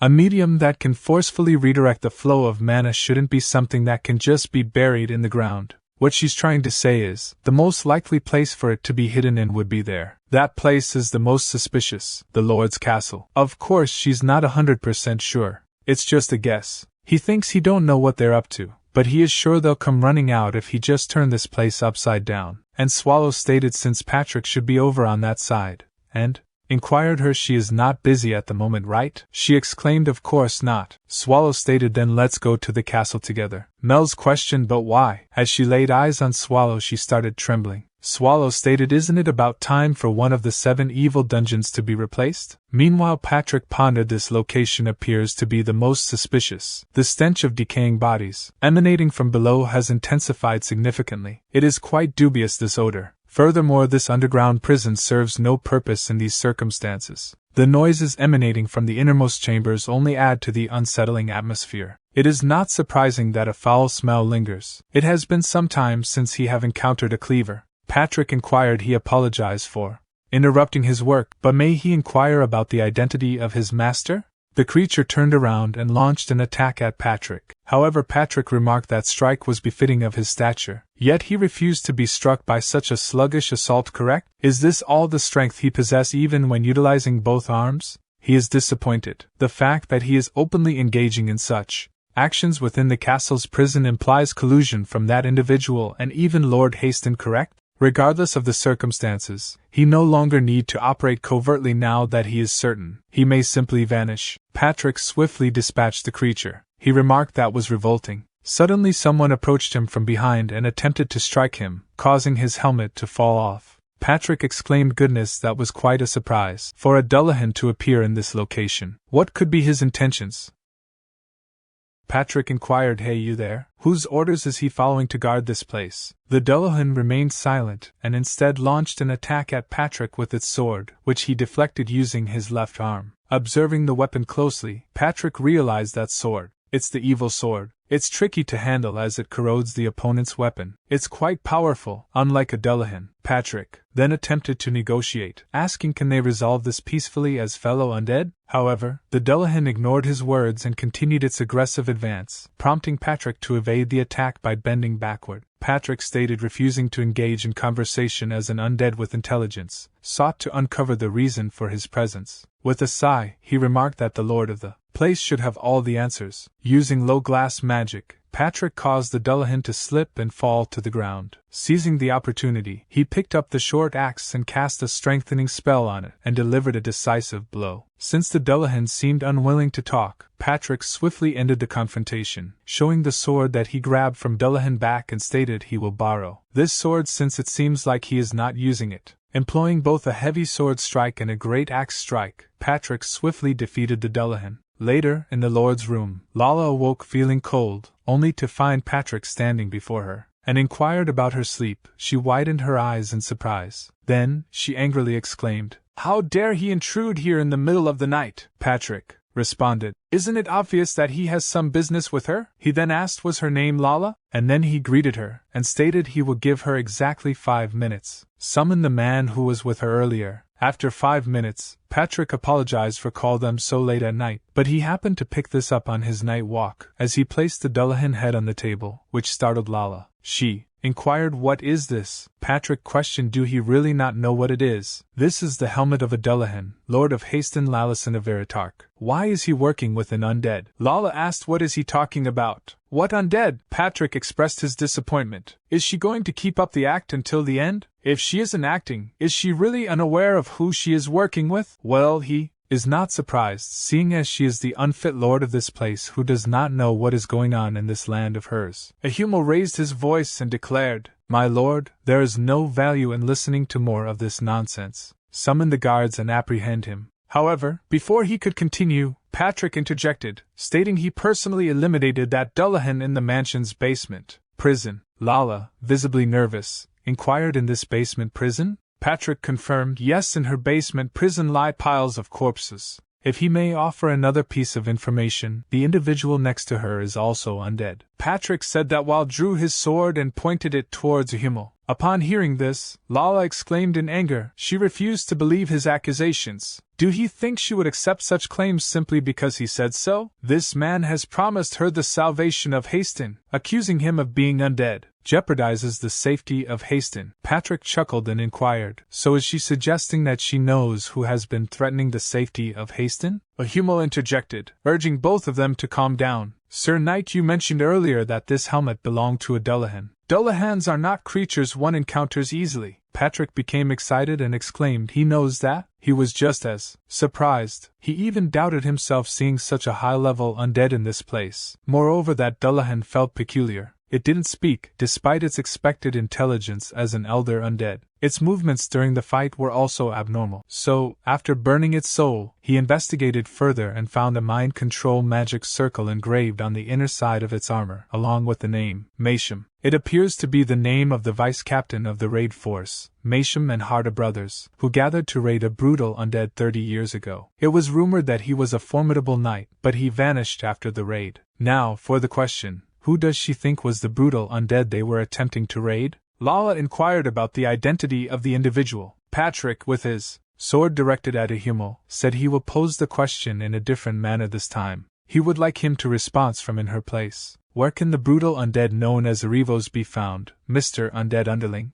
Lala, with cold sweat running down her face, asked. She's not sure what he means. "Isn't that the name of a boss in the great evil dungeons?" Meanwhile, Ahumal started laughing. Lala questioned, "Didn't he say he would save her and the territory?" Ahumal, with a sinister smile, replied, "Of course. The plan might be changed, but he guessed it can't be helped. A peaceful resolution is now out of the question." Lala inquired, "What is he doing?" Ahumal didn't respond and was about to cast a spell when Patrick quickly intervened, cutting his arm and stating, "The two of them should stay still." Lala then asked, "Is it true that he is an undead?" After transforming back to his original form, he declared he is Ahumal. He will eliminate her and all others in this territory, turning it into a land of the dead. She should feel honored that beings like her is being offered the chance to be saved. This is all part of the plan of the Lord of the Undead, the immortal King Arivos. Patrick expressed, he never could have imagined such a scenario. Aren't the undead known for fighting in large numbers? He never expected them to invade in such an organized and strategic manner. Ahumal remarked he took an interest in Patrick from the moment he saw him. He commended him for exceeding his expectations by defeating Masham. Patrick responded, "It's the first time someone has praised him for defeating their subordinate." Ahumal noted, fascinating. He is becoming more intrigued by him. He is undead like him. Why isn't he serving Lord Arrivos? Lala inquired. Is he also an undead like him? Patrick believes that he may have been discovered. They still require a leader to manage the land and collaborate with them. He didn't intend to harm her. Patrick then mentioned that his mood suddenly changed. He proceeded to sever the other arm of Uhumel and advised that it would be in his best interest to follow his commands obediently. Uhumel inquired if threats would be effective against an undead being. Patrick responded, stating that threats would not work, but Uhumel should consider the consequences of not cooperating. He warned that the individual accompanying him is much more powerful than Uhumel realizes and could disrupt their plans easily. Uhumel found this information intriguing and suggested that it could also impact humans. Patrick clarified that they are not aligned with humans, and urged Uhumel to divulge information instead of wasting time. Additionally, Patrick requested details about Uhumel's superior, Arrivos. Uhumel agreed to provide an answer and posed a question about the origins of an elder. Patrick emphasized the importance of continuous dialogue without questioning. Uhumel elaborated on the rare phenomenon of becoming an elder, which requires either a supernatural occurrence or a significant amount of hatred. Elders possess the ability to single-handedly combat 1,000 zombies, and Lord Arrivos can create them using his magic. The isolation of Haston and the establishment of a religion serve the purpose of creating elders. Humans with weak souls are sought after to gather fellow undead, with isolation and weakening of resolve being key tactics. The creation of the religion serves a similar purpose in this context. Patrick exclaimed, he finally understands. But why are there so many corpses in the underground jail? Uhumel replied, it's to create more elders. They are planning to destroy the Empire. Patrick expressed concern, thinking that's not right. If the Empire is destroyed and all humans turn into undead, Arrivos will gain great power, targeting the 7 great evil dungeons. Uhumel stated realization often comes too late. As he began casting a powerful dark curse spell, he asked did he think cutting off his arms would stop him from casting magic? How foolish of him. Patrick laughed and complimented Uhumel, saying he is quite skilled. He can cast spells with just words. Uhumel retorted, did he really think he would tell him the truth? No being can oppose Lord Arrivos. The only one who could is an ancient monster who slumbers for years after moving. Nothing can thwart his lord's plans. As Uhumel prepared to attack Patrick with another spell, Patrick broke free from the binding spell using sheer strength alone. Patrick inquired, is that so? May he ask one question? If he was to organize all that he has said, whatever his great plans might be, if the ancient monster appears, whether it be him or Arrivos, their plans will be ruined, correct? But Uhumel exclaimed, what nonsense is he talking about? Suddenly, the roof of the mansion collapsed and fell on Uhumel, with Swallow sitting in front of Patrick. See that? Patrick remarked, that was such perfect timing. As the dust settled, Lala observed Mel's whining and Swallow sitting on the rubble of the collapsed mansion. Patrick remarked on Swallow's impeccable timing. Swallow modestly replied that it was nothing and inquired about Patrick's findings. Patrick responded that he had discovered nearly everything. Confused, Lala looked toward Swallow, who sighed and gazed upwards. Suddenly, Uhumel launched a spell at Swallow, but he effortlessly deflected it and swiftly captured Uhumel using his power. Uhumel, witnessing Swallow's strength, was shocked and pondered on the source of his power. Patrick interrupted Uhumel's thoughts by reminding him of their companion's underestimated strength. Uhumel, surprised by the turn of events, questioned how the ancient monster had appeared and why he couldn't sense the crystal's energy upstairs. Determining that Mel's was a demon king based on her energy, Uhumel resolved to delay and inform Lord Arrivos. Uhumel then questioned the ancient monster's presence, recalling rumors of her hiding after the incident at Liège, as he said that he was struck by an attack that caused an explosion on impact. As the dust settles, Uhumel lay on the floor coughing and declared, you guys are already too late. Mel's retorted, he sure talk a lot, and cast a spell at Uhumel to erase his soul. Swallow remarked, would you look at that? He's still laughing? Mel's explained, maybe it's because he's undead, but he's pretty persistent. Just before Uhumel's soul vanished, he cried out, worship him. Their lord has descended upon this land. Patrick inquired, boss, does he know what that meant? Swallow replied, yes, he see it. He sure is putting a lot into his entrance. Meanwhile, outdoors, some people playing chess noticed a peculiar sky. One of them asked, look, doesn't the sky seem a bit weird? The other person questioned, how so? At that moment, Rosalina was running while glancing backward. Thoth called out her name, and Rosalina asked he was awake. Thoth responded that's what he should be asking her. Where has she been? Rosalina mentioned that she went for a walk at Jarbet Plaza to clear her head, but then regretted mentioning a place affected by pollution. She apologized in advance, expecting him to be angry with her. Thoth, surprisingly, did not get mad and mentioned that the captain and others decided to leave Haston the next night. The captain doesn't trust the knights, and Thoth offered to explain more on the way. Later, at a place with piled-up dead bodies, Thoth thought about Rosalina's parents buried there and mentioned they wouldn't be able to return once they leave. He left the choice up to Rosalina on what to do next. She mentioned he should know that, but she didn't understand why the captain wanted to leave Haston. She questioned if Haston could still be saved and suggested waiting a bit longer. He responded by saying he wouldn't try to convince her about religion being a personal choice. He pointed out the uncertainty of waiting for salvation while her parents were in a difficult situation. He emphasized that actions, not just belief in a specific God, could bring salvation. This made her question how she could contribute to salvation and strengthened her determination. She agreed with Thoth's perspective, took his torch, and confidently moved towards the dead bodies to set them on fire. However, she was interrupted by Simon Magus, a priest they knew, who inquired about her activities in that late-night setting. Thoth asked for his identity, but Simon focused on questioning Rosalina's intentions.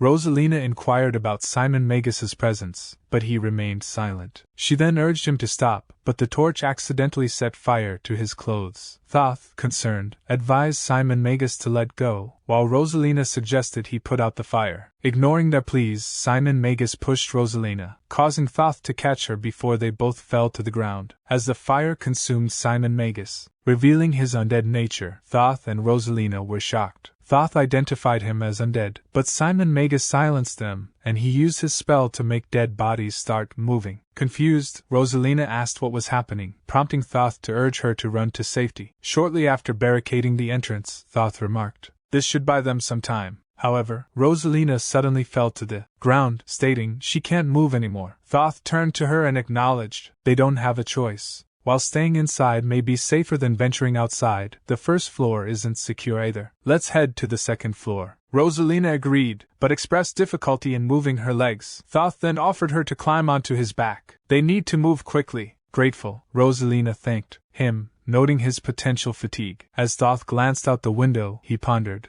"Can they both make it out alive?" Before he could dwell further, Rosalina remarked on the foul smell in the room, questioning if it was due to the corpses. Concerned about their safety, she asked, "Are they safe now?" Thoth responded, "No, it's still dangerous here. Stay focused if she wants to survive." Rosalina inquired, "What does he mean?" However, Thoth remained silent and proceeded to approach a nearby corpse, soaking his scarves in its blood. Rosalina then asked, "What is he doing?" Thoth continued without responding, advancing towards her with a weapon that he'd taken from the corpse. He swung at her, prompting her to shut her eyes. Upon reopening them, Rosalina witnessed Thoth clutching his pendant, and declaring, "He is only telling her this now. But this thing has been bothering him for a while. She should believe in something more believable from now on." Rosalina questioned, why didn't he warn her? That scared her. Suddenly, the sound of a door breaking open was heard, leading Thoth to remark, "The door must have given in." Rosalina inquired what should they do. Thoth responded, "What else can they do?" Rosalina decided that she needed to find an object that could also be used as a weapon. Thoth didn't respond and headed towards the door. Seeing this, she asked, "Where is he going?" Thoth smiled at her as he looked towards her, then left the room, and he used his scarf that he dipped in the blood of the corpse to close the door. He thought if he do this, they won't be able to find Rosalina due to the smell. Rosalina, scared, stated, "What is he doing?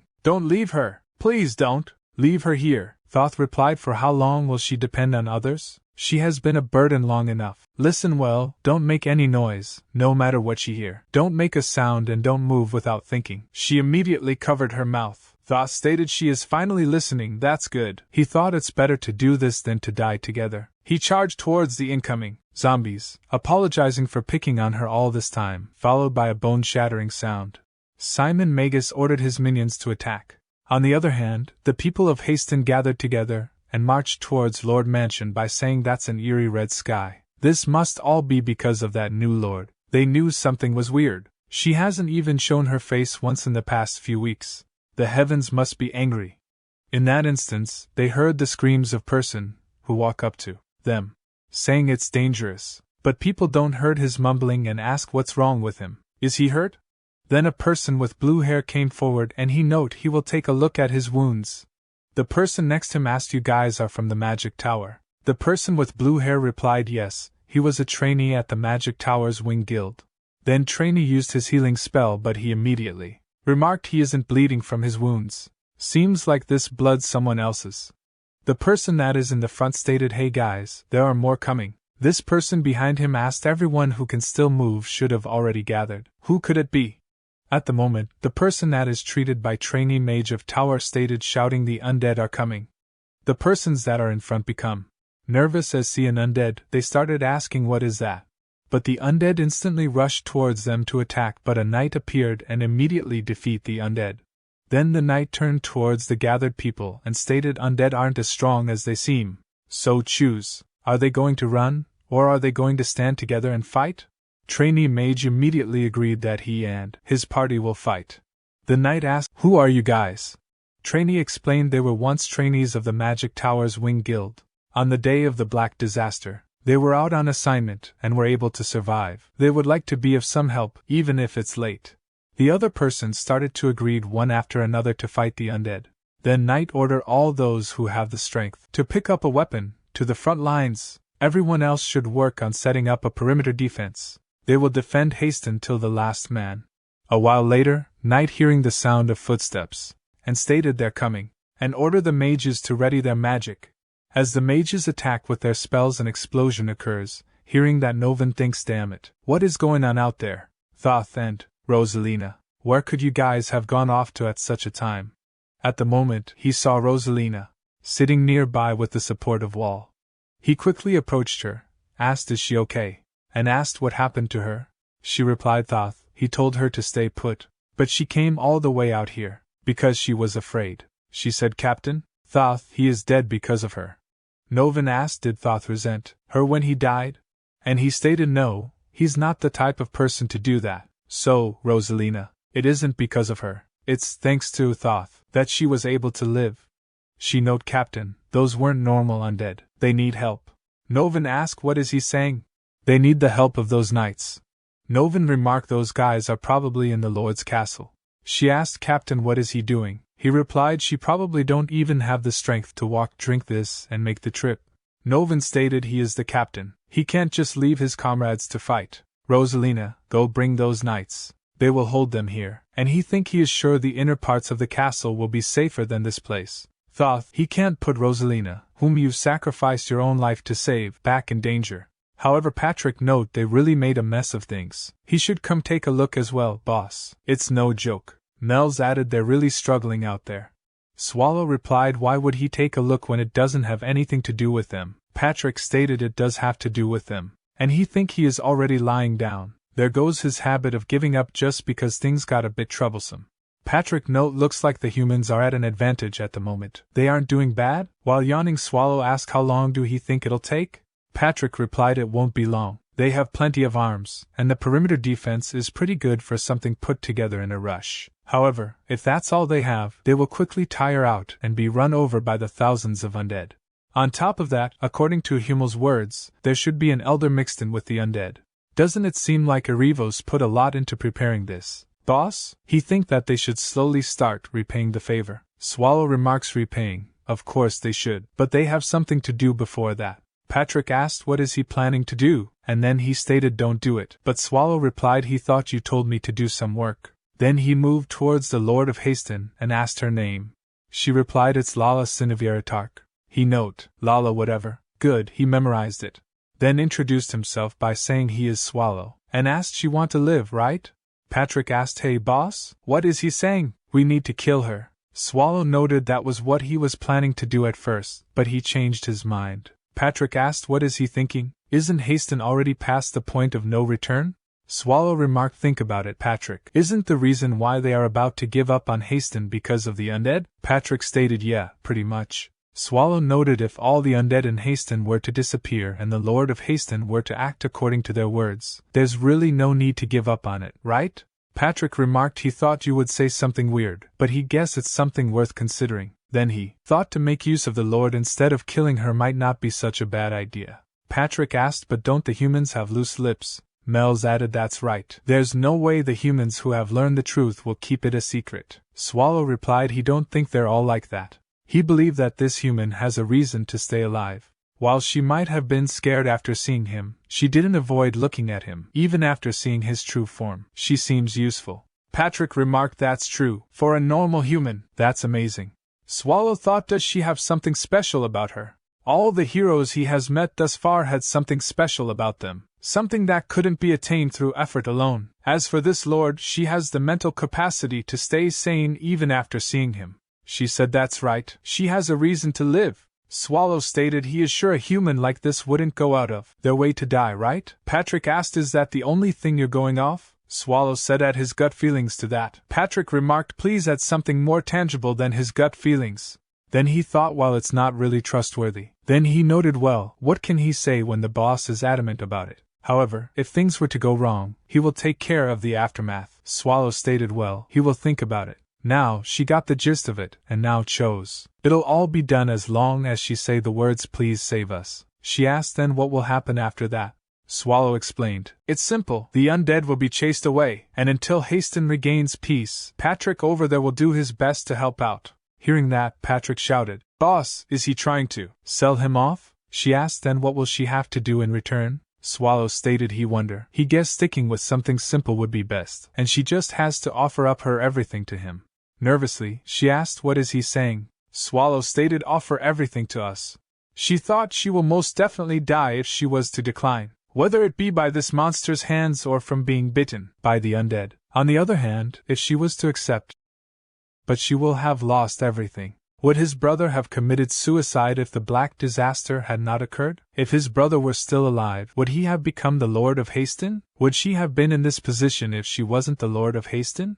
As she did not reply, Patrick turned around, saying, let's just get rid of her. Where did he put his sword earlier?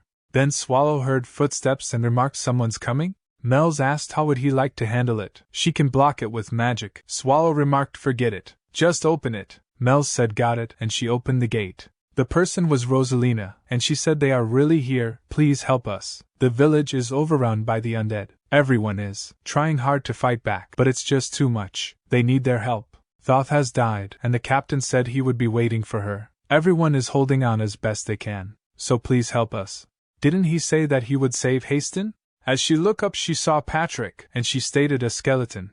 Patrick replied, yes, he is a skeleton. Regrettably, the current situation has turned to the hands of that human over there. Rosalina turned around to see the person that Patrick was talking about. Meanwhile, Lala asked, are the people of Haston dying? Patrick stated that reminds him, it's about time they reached their limits. Ms. Mells, can he ask her for a favor? Mells replied, of course. She was curious as well. She cast a spell, from which a demon appeared. She ordered him to go to the city center. As the demon reached that location, a screen popped up in front of them, showing the fight of humans and undead. Both Rosalina and Lala became shocked as they saw the scene before their eyes. Patrick stated there are ghouls as well. He doesn't like those since they smell bad. Looks like it'll be hard for them to stay alive much longer. Seeing that, Rosalina recalled the memory that she has with the people that are killed one by one in front of her eyes. She started crying while saying, how could they stand by when they have the power to stop this? Aren't they strong? Please kill them all. Please save us. She then turned to Lala and asked, what was she doing when everyone was dying off one by one? Then Lala, the Lord of Haston, asked Swallow, please save us. Those who are still alive in Haston, please save them. Then Swallow moved forward while saying, fine. It's not like it's something hard to do, why not? And he ordered others to let's go. As one of the people fighting the undead fell to the floor, he thought, damn it, who said they were weak monsters? To think that they would all fall so easily. Is this the end for him? As an undead tried to kill him, Mel's landed on the head of undead instantly, killing it. But she said it's so nasty, she should have landed on the roof. Seeing her a large number of undead that are nearby trying to attack her, she cast a spell that burned them in an instant. Seeing her in action, the person remarked, she is an angel. Hearing that, she became angry, and she kicked him away, saying, you worthless human, what nonsense is he saying? Get lost if he value his life. As the person ran for his life, she noted how dare he compare her to an angel, damn human. To think she would end up helping the humans. At that moment, Simon Magus appeared behind her, remarking that she isn't a human but a demon? Using a human form and possessing such large amounts of mana, she should be either a demon king or a dragon.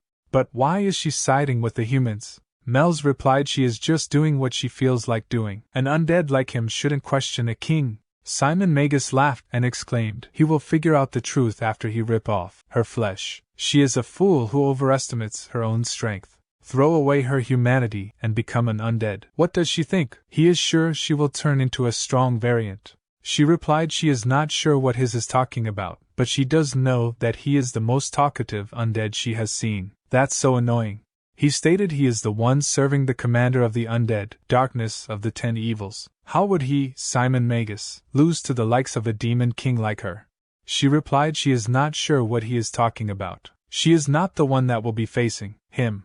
At that moment, he noticed the presence of Swallow from behind. Swallow grabbed him by the shoulder, saying he found him, you bastard, and swung him towards himself, punching him hard and causing him to crash to the ground. Then he said he told him that he did make sure to remember him. That wasn't a bad feeling. He think if his guess is correct, the one over there should be the gatekeeper of the undead army, meaning he should be a gatekeeper of the 7 great dungeons.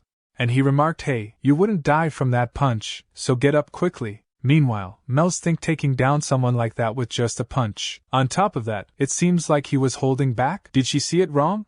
She asked him. You seem to have a grudge against him. Is he someone he knows? Swallow think a few hours ago, he tried sending his mana to him to look into him without permission. He replied, well, he just don't like him. He should hit him some more.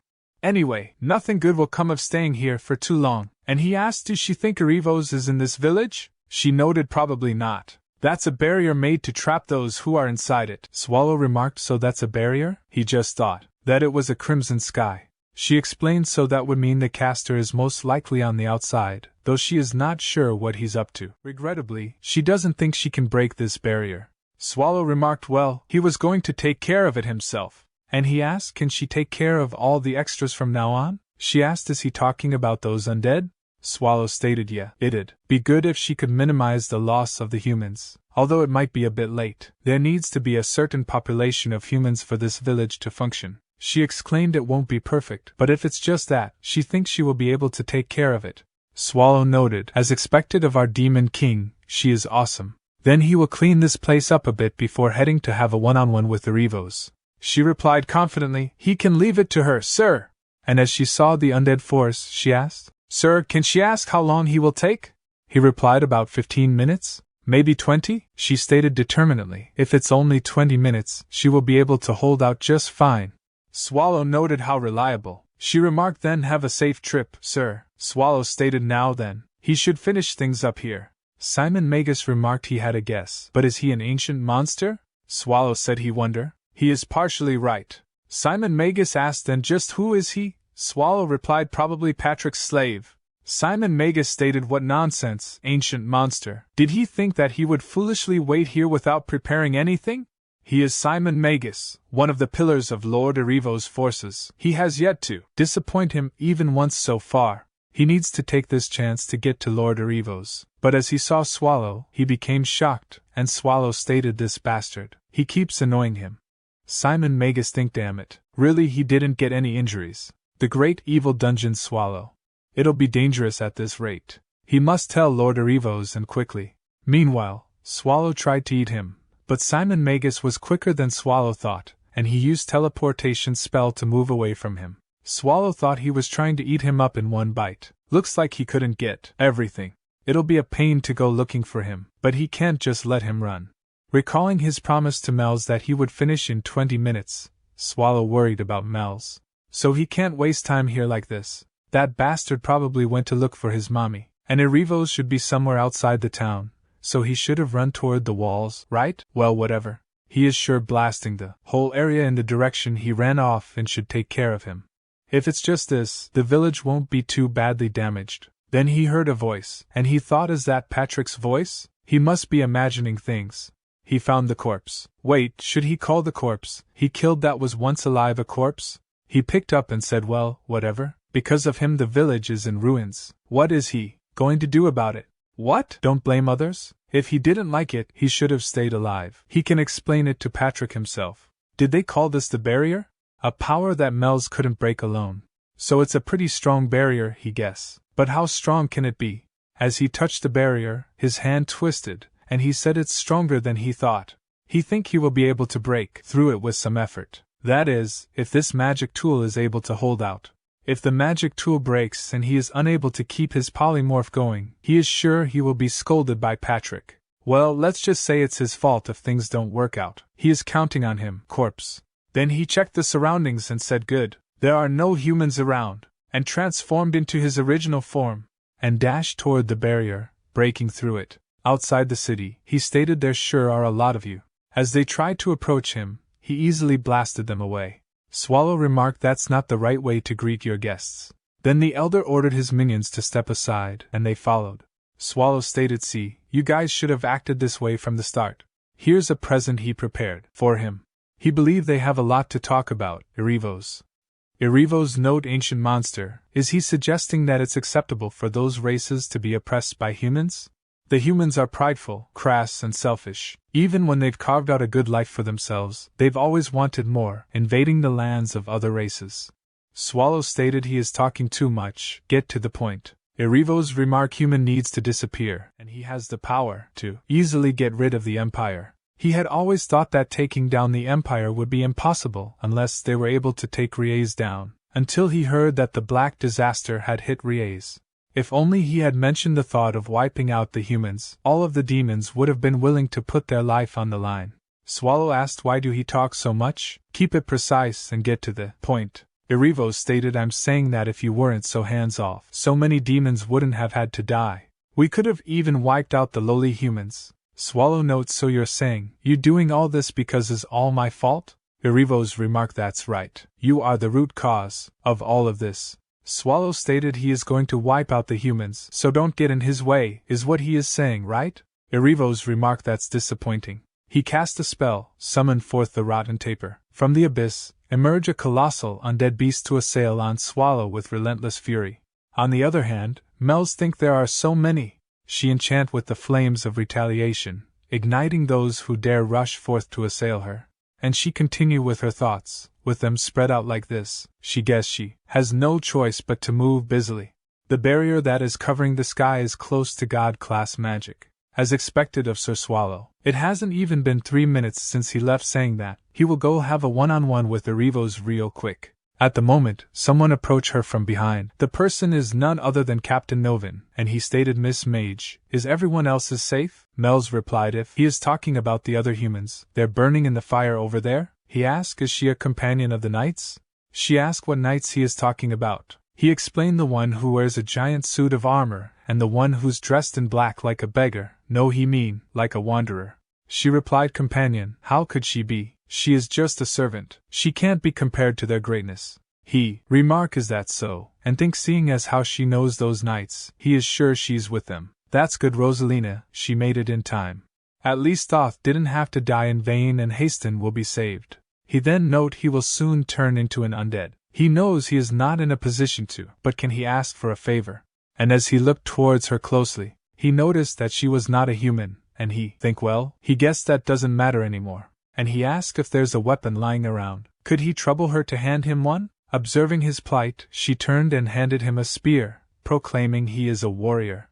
Novin, in an act of defiance, wielded the spear to end his own life before succumbing to the curse of undeath. At the moment, she felt an ominous aura. On the other hand, Swallow remarked another weird corpse, as he turned back to his original form. Irivos think as expected, such strength is befitting of the title, Ancient Monster. That thing is an undead with an ancient sim as its core? As the undead attacked Swallow, and restricted his movement, Irivos cast God-class magic, Fangs of Evil. And he think that the strongest God-class magic, even an ancient monster wouldn't be able to withstand it. The assault struck Swallow directly, resulting in a massive explosion. Once the dust clears, Swallow is impaled by 4 ominous black magic fangs. Observing this, Irivos think finally he will kill that ancient monster. Now he can fill this land with undead, and become a transcendent being that truly rules over the dead. Then Irivos again used God-class magic, Fangs of Evil, to finish Swallow. while stating he should feel blessed to be able to die, after his thousands of years of wandering. Just as the fangs are about to strike Swallow, he harnesses the power of darkness to shatter them. Irivos is baffled by what he sees before him. Swallow exclaimed that fucking hurts. It hurts so much that he didn't think he can keep letting you hit me. Irivos ponders he intentionally allowing him to strike him. No, could it be? In a fit of anger, he strikes a nearby tree, causing it to crash to the ground. Observing that, Swallow asks why he was taken out on a tree. Anyway, is this his strongest magic? He don't have anything stronger, do he? Now only 2 remain. Meanwhile, Irivos think, did he let me hit him to test the power of the god-class magic? He don't have a chance. He should retreat. He was too hasty. He needs to create some space and run. Swallow interrupts his thoughts, saying he is talking to you, Irivos. Don't get any weird ideas. Use something stronger if he has got it. Why is he being so quiet? He can take it that he doesn't have anything stronger, right? As Swallow effortlessly deflects the remaining 2 fangs, Irivos, seizing the distraction, swiftly restricted Swallow with chains using another spell. Swallow stated why to all of them act the same, like they are all reading from the same script. He really hate this kind of spell. Is this another one of those god-class whatevers? Why is this thing so sturdy? As a large monster launches an attack at Swallow, he quickly transforms into his polymorphic form, avoiding any damage. Swallow exclaims it's so nasty. Since it's this big, well, he guess he can get a little serious. Swallow then reverts to his original form and devours the monster in one swift motion. As Irivos is shocked by Swallow power, Swallow remark he guess it's about time to replace one of the 7 great evil dungeons. Meanwhile at Lord Castle, Patrick muses aloud. Just what is he thinking, boss? Just how excited are you? Please do not forget that he is a disaster. Or is it because he can't comprehend that? The reason why he is the boss. Still, wouldn't it be nice if he could take it down a notch? It's not like he can beat him up. He is sure he'll have him take care of the aftermath. Should he start writing him letter of resignation? Irivos, that damned skeleton. Oh right, he is a skeleton as well. She asks what is happening out there. He means, it's him taking care of the undead army. She asks, is he saying that Haston will be saved? Is that what he means, sir? Patrick replied, well, it'll work out somehow, so she shouldn't worry too much. Also, his bones are starting to get goosebumps. She can speak as she normally do. Thankfully, there do not seem to be any more undead in the village, as expected of the Demon King Mel's. At the moment, Mel's teleported there while saying that was tiring, and Patrick remarked perfect timing. She exclaimed she finished everything she had to do. It's been a while since she have had to use so much mana. Patrick stated she has worked hard. If she hadn't been here, Lady Mel's, he don't know how this would have gone. She asked, isn't Sir Swallow doing most of the work? He replied no, he thinks she have done a better job. She asked, is he not done yet? He note the boss, as she can feel, is still in the middle of fighting. She remarked that power is a sight to behold. He note it's even greater when she think about the aftermath of that. Also, there's the fact that he always ends up causing more work whenever he goes out to fix things. There will be a lot of work for him after this for sure. All he has to do is stomp on them a couple of times. Why is he dragging things out like this? He really has no consideration for him, the one who has to clean up after him. Then he turned around and asked her for name. Is she Rosalina? She replied yes. He stated the territory lord was the only one they promised to keep alive, so he should clean things up here first. He stated there's no point in keeping anyone alive other than the lord of this place. Lala remarked, wait, Sir Patrick, this one is also one of her subjects. He stated, of course, that's no reason to kill her off. He is just joking. And think it's not like she can do anything by herself when those back alley thugs have all died off. More importantly, with her mind in such a state, there's no point in doing anything to her. If killing her happens to affect the lord of this place somehow, it'll be a loss for them. Well, let's just say that everything has been taken care of on this end. And he asked Mel's, can she put someone to sleep? She remarked that's not a problem, but who he wants to put to sleep? He stated he did like to speak with the lord alone. So she cast a sleeping spell on Rosalina, and put her to sleep. Patrick note, now then, shall they get started? As she can see, they have been doing their part in saving Haston, so she should do her part and keep her promise. She asked what she has to do.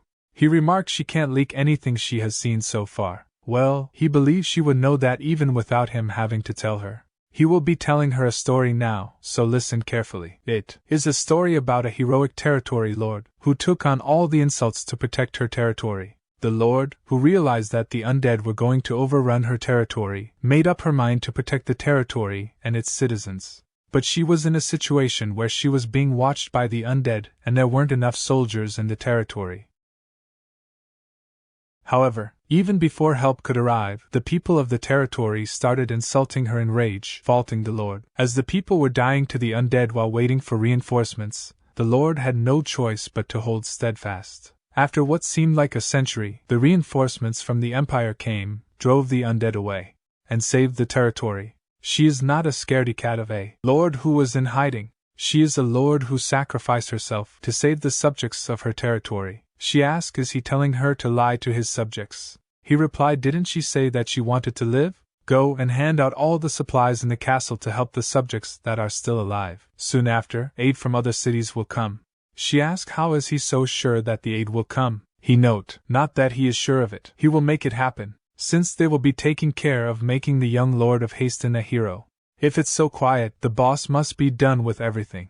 They should start heading towards the boss. Lady Mel's a teleport would be appreciated. She replied she don't think she can use a teleport because her mana has bottomed out. Lala inquired, can she ask him something? Why is he going so far to save Haston? And she think they are dungeon monsters. There's no way that it's for the people's lives. He note, didn't she say that you wanted to live? Then know her place and don't try to find out too much. Meanwhile, Swallow stated, well, it was about time to replace one of the 7 great even dungeons. He feels sorry for him. He would have avoided all this if he had just kept quiet somewhere, right? Whether it be this guy or others guy, why can't they just leave him alone? He has been stabbed so much that his back is itching.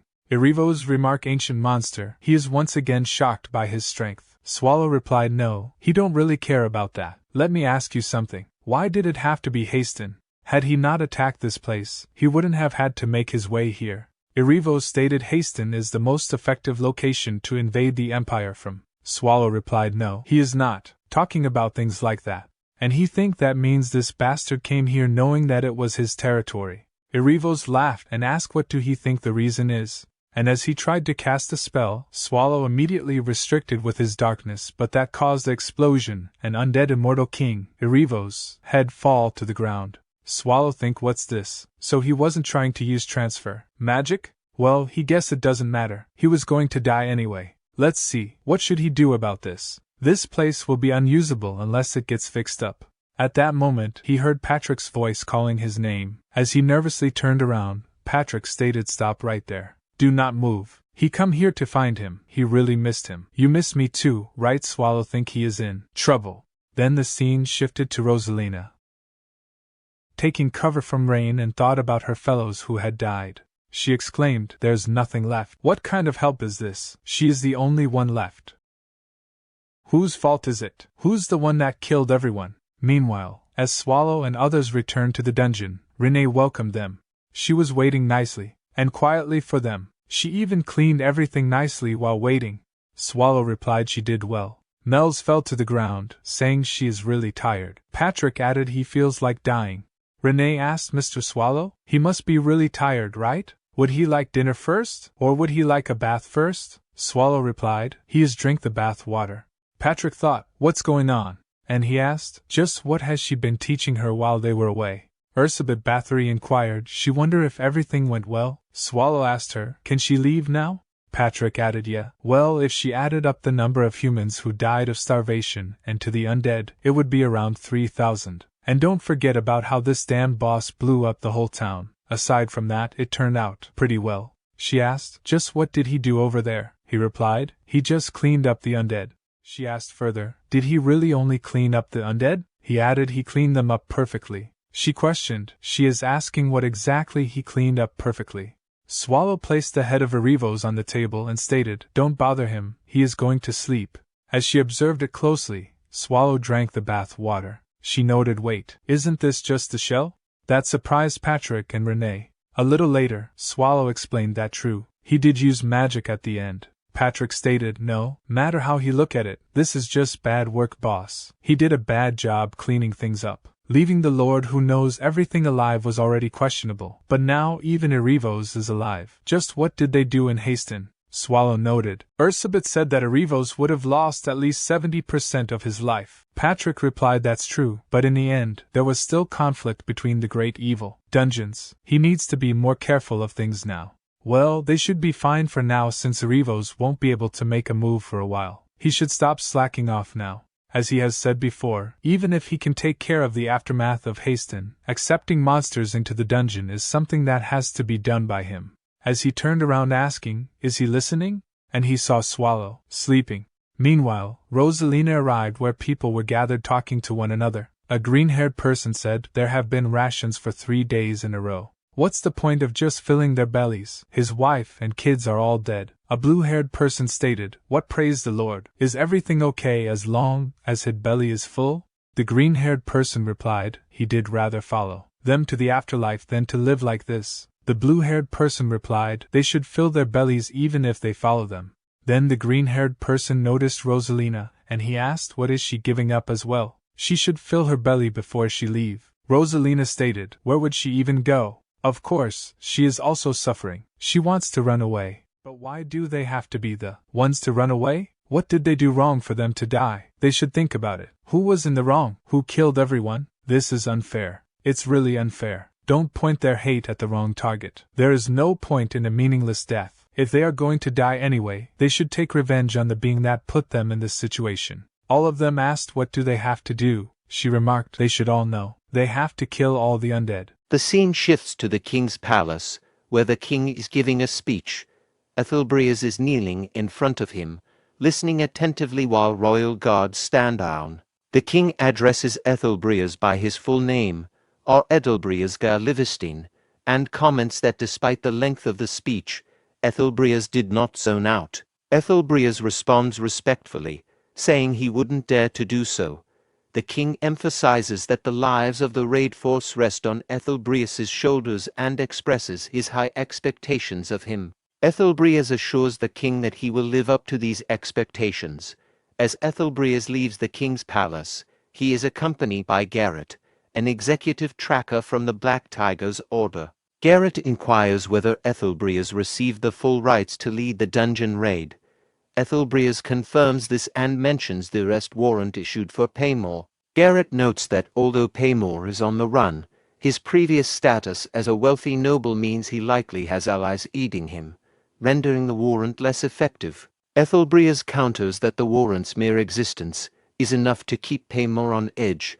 Ethelbreaz then reflects on the recent turmoil in the city. He recalls the black disaster that struck Ryas a month ago, causing significant unrest within the Empire's upper echelons. Blame was widespread, and those who failed to manage the crisis were eliminated. He observes that many things have changed since then. Shortly after their conversation, they both arrive at their destination. Garrett reminds Ethelbreaz of an upcoming meeting scheduled for 2 hours later and asks what he should do if he is late. Ethelbreaz instructs her to wait until he arrives. He then inquires about a woman and asks for her whereabouts. Garrett confirms that she should be inside. With a cheerful expression, Ethelbreaz energetically bangs open the door, announcing his entrance. Inside, Wyrn Historia is found eating donuts. With a smile, Ethelbreaz asks if she has been resting well. Wyrn Historia responds with a smile, calling out his name.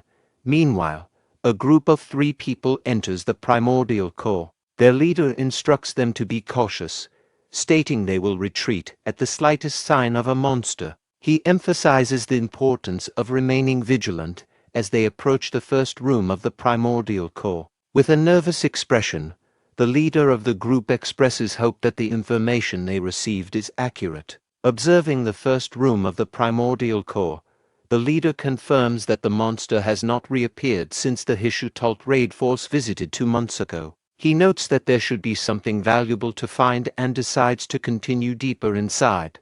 The third member of the party expresses excitement, anticipating they will become rich. They proceed to check the second and third rooms but find nothing in both. The second member questions the accuracy of their information, wondering if other raid forces have already swept through and taken anything valuable.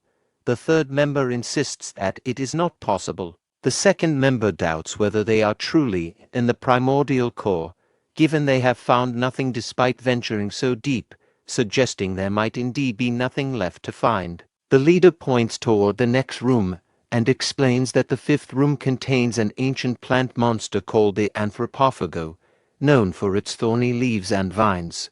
According to rumors, if its body is treated with a special method and forged, it becomes as hard as ore, making its body parts highly valuable. The leader suggests that retrieving the anthropophago alone would allow them to break even. The second member expresses concerns about the room being empty or, worse, filled with monsters. She points out that as a C-rank raid force, they are vulnerable and could be killed by even the weakest monster in the area. The leader, in response, challenges their resolve, asking if they intend to leave empty-handed. He states that those who wish to leave can do so, but warns that leaving now means they should forget about joining in on any profitable ventures in the future. The group cautiously enters the fifth room. The second member asks the leader if he sees anything. The leader spots the body of the plant-type monster, the anthropophago, and confirms its presence. The second member expresses relief, remarking that it's a good thing they didn't turn back. The leader instructs the group to gather the monster's body quickly, so they can leave. As the leader is about to cut the monster's body, he notices something alarming and starts sweating profusely. He shouts away, prompting the third member to turn to him and ask what he said, not hearing clearly. At that moment, Swallow appears, poised to devour them. The leader tries to escape while urging the others to run away. Shortly after the attack, Swallow spits out the group's equipment. Patrick, inspecting the discarded items, remarks that, as expected, the group didn't have anything of significant value. Renee reflects on the fate of the raid force, expressing frustration at how their greed and selfishness led to their demise. She openly declares her disdain for humans. Patrick interrupts the somber moment by suggesting that something they found might be valuable.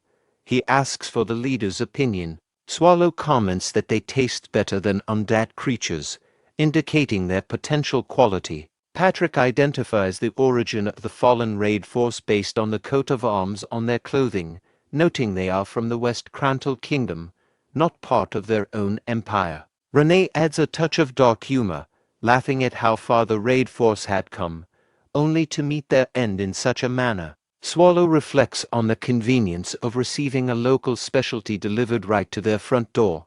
Patrick questions how Swallow concluded the origin of the fallen raid force. He emphasizes the urgency of reinforcing the dungeon, indicating a concern that rumors about the dungeon being safe are spreading too quickly. Privately, Patrick reflects on his own feelings of detachment towards the dungeon's issues. He directs his frustration at Swallow, who seems indifferent despite it being his own dungeon. Patrick threatens to resign if Swallow doesn't take the matter seriously.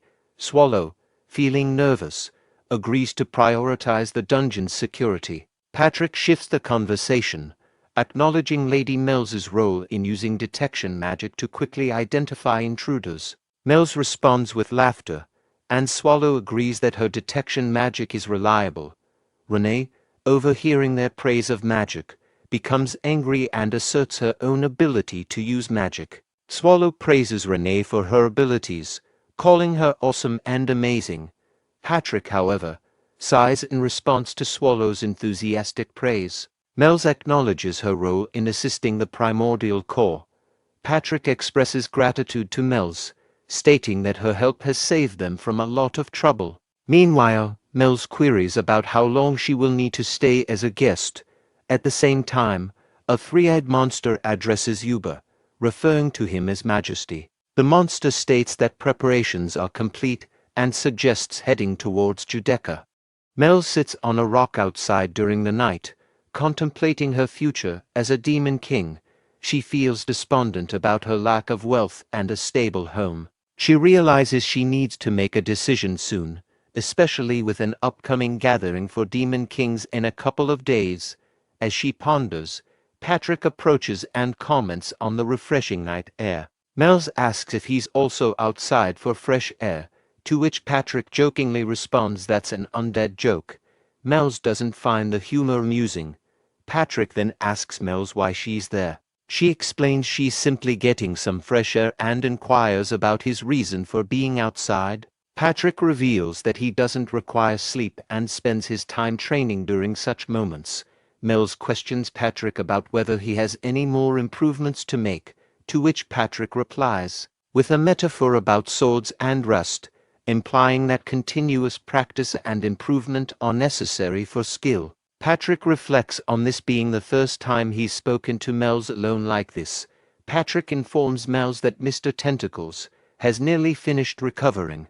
He suggests they go together to see him. Upon arriving, Mel's comments that Mr. Tentacles doesn't appear fully healed. Patrick explains that his current state is likely the best recovery possible, considering it a miraculous improvement. Renee interrupts, counted up to 68 tentacles, then jumped down, and noting that while Mr. Tentacle's recovery is ongoing, the rate is slow, she expresses doubt that he will regrow more than 5. Mel's asks Patrick if Mr. Tentacles fought against the Hishutal trade union.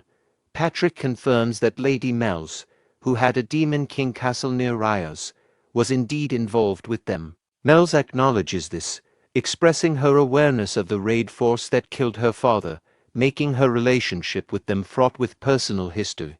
Mel's reflects on Mr. Tentacle's strength in surviving such formidable enemies, contrasting it with her own doubts and dreams of staying in Primordial Core. Patrick shifts the conversation, suggesting that now that Mr. Tentacles is almost recovered, they should consider recruiting more monsters for their cause. Renee interjects with a suggestion to recruit only male monsters, specifically referencing golems that protected a certain room. However, Mel's interrupts their discussion, calling their attention. She announces her decision to leave for Judeca. Garrett checks on Wound Historia's wounds, advising her to act like she's still recovering to avoid suspicion from others. Wound Historia agrees reluctantly. Meanwhile, Ethelbrias checks the cupboard, suggesting tea since they have snacks available. Wound Historia declines, stating she's getting ready for the upcoming meeting.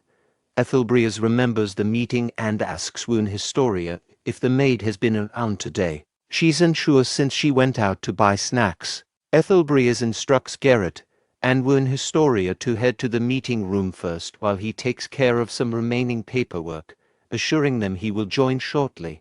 Garrett urges Ethelbrias to hurry up, emphasizing the importance of his presence. As they leave the room, Ethelbrias asks about the maids who clean the tea set. A person with red eyes emerges from the shadows, stating they will find out promptly. Ethelbrias instructs them not to report on their progress, indicating secrecy in their actions. He privately reflects on the thousands of confidential files in his office, concerned that someone may have tampered with them while cleaning the tea set. Ethelbrias decides that the maids involved should be located and removed precisely 4 days from now. Later, at the meeting room, Ethelbrias addresses the attendees, thanking them for their attendance despite their busy schedules. He introduces the purpose of the meeting, to discuss the Black Disaster, a threat jeopardizing the Empire's peace. Squad leader Cart challenges Ethelbrias, stating that the royal courts have announced that the Black Disaster is not Swallow. He questions whether Ethelbrias is defying the official statement. Ethelbrias clarifies that the announcement was made to pacify the citizens and asserts that he personally witnessed Swallow in action. He describes an encounter where Swallow fought directly with the hero Wuin, resulting in Garrett losing an arm. Cart reacts with disbelief, accusing Ethelbrias of fabricating lies since he hasn't heard any such reports. Ethelbrias points out the evidence, drawing attention to Garrett's missing arm and Wound Historia's expression as proof of the truth. Upon closer inspection, Cart acknowledges the truth and realizes the severity of the situation. Internally, Cart reflects on the fact that Wound Historia wasn't a match for Swallow, underlining the threat's power. Ethelbrias emphasizes the need for preparation since Swallow appeared unexpectedly and could strike again at any time. After Ethelbrias's revelation about Swallow's power and the need for the 36th masterpiece, A moment of silence ensues as everyone contemplates the gravity of the situation. Duke Rolthers breaks the silence, questioning the plan to stop Swallow and expressing skepticism about the effectiveness of current defenses, given Swallow's overwhelming strength. Ethelbreas acknowledges the futility of conventional defenses against Swallow and reiterates the importance of the 36th masterpiece. Duke Rolthers notes that efforts to find the 36th masterpiece have been ongoing without success. Ethelbreas privately reflects on the difficulty of finding the 36th masterpiece, citing past failures where even valuable artifacts ended up in Swallow's possession. He emphasizes the disparity in power between Swallow and the assembled talents of the Empire, noting that without the 36th masterpiece, they cannot hope to challenge Swallow effectively. He underscores the necessity of the 36th masterpiece to bridge the overwhelming power gap and to stand a chance against Swallow's formidable presence. Ethelbreas mentions the Pope's recent movements, describing how he spread rumors about the Swallow being God's punishment towards the Empire. The girl with dark blue hair reacts strongly, standing up and denouncing the idea as nonsense. Ethelbreas acknowledges her reaction, attributing the Pope's statements to the Empire's history of religious suppression. The girl confronts Ethelbreas, warning him to watch his words as they could be considered treasonous. Ethelbreas responds calmly, smiling at her outburst but reaffirming that he's stating the truth. Suddenly, the girl grabs Ethelbreas by the collar in anger. Ethelbreas's shadow man intervenes swiftly, pointing his sword at the girl's neck, ready to act if necessary to protect Ethelbreas. Ethelbreas calmly responds to the girl's outburst, remarking that she may be overestimating her influence. He swiftly orders his shadow man to withdraw his sword, causing the girl to become flustered by the sudden turn of events. Ethelbreas continues, emphasizing the seriousness of the situation. He warns that ignoring the Pope faction's plans could lead to the Empire's division. Internally, Ethelbreas reflects on the Pope faction's possession of 3 of the 36 masterpieces, which they call holy relics. He contemplates that seizing these artifacts would necessitate starting a war, a great holy war. Meanwhile, elsewhere in Primordial Core, Swallow reacts to Patrick's news about Lady Mell's departure with curiosity. Patrick presses Swallow for more substantial reaction. Patrick informs Swallow that Lady Mell's has left the dungeon. Swallow responds nonchalantly, stating that he already knew and questioning why it's a problem. Patrick becomes frustrated and grabs Swallow's hand firmly, causing him pain, and begins to nag intensely. Patrick emphasizes his concern that Lady Mell's might not return, pointing out the uncertainty of their departure. Swallow reacts to Patrick's grip and nagging, acknowledging the discomfort and commenting on Patrick's tendency to use strength unexpectedly. Swallow reflects inwardly on Patrick's behavior, noting his peculiar habit of exerting strength in unusual situations. Patrick reveals to Swallow and Renee that he's noticed Lady Mell's behaving strangely even before she mentioned going to Judeca. Renee confirms Patrick's observation, noting that she also found Lady Mell's remarks unusual. Renee enters carrying something, catching Swallow's curiosity. Patrick speculates that Lady Mell's might be planning to start her own force again, prompting discussion about her intentions. Swallow, puzzled, asks Renee about what she's carrying. Renee places down a pot and explains that it's a stew she prepared, aiming to lift Swallow's spirits. Swallow in shock, suggesting the stew might be deadly. Patrick laughs off the misunderstanding but suggests the stew's effects could be similarly dire. Renee, in anger, hits Patrick on the head, causing him to fall to the ground. Swallow, seizing the stew Renee prepared with his tail, questions the purpose of their gathering and asks if there's more they need to discuss. Patrick emphasizes the urgency of replenishing the dungeon's monsters, addressing the issue directly. Renee acknowledges Patrick's point with a resigned tone, indicating acceptance. Swallow challenges Patrick, questioning why he always assigns tasks to him. Patrick responds defensively, asking who's really shifting responsibilities onto whom. Swallow refuses to budge from his position, expressing frustration and questioning Patrick's role as a guardian. Patrick concedes Swallow's point, acknowledging the responsibility that comes with his role. Swallow expressing surprise at his agreeing with him, and Patrick responds assertively, reminding Swallow of their prior agreement regarding Haston and the associated responsibilities. Swallow expresses surprise that Patrick agreed so easily, questioning who else could go if he didn't. Patrick confidently states Lady Renee will handle it. Swallow reacts with concern, mentioning Renee's eye problems and potential suspicion from others. Patrick dismisses the concerns, reassuring Swallow to leave it to Renee. Swallow, feeling outmaneuvered, hears Patrick mention Lady Mel's possibly returning, raising further questions or concerns. Mel's arrives at Mercenary City Nehet, and as she come out of the carriage, coachman remarks on her young age and advises her to take care. Mel's reflects on her journey to such a place, noting its dangerous reputation.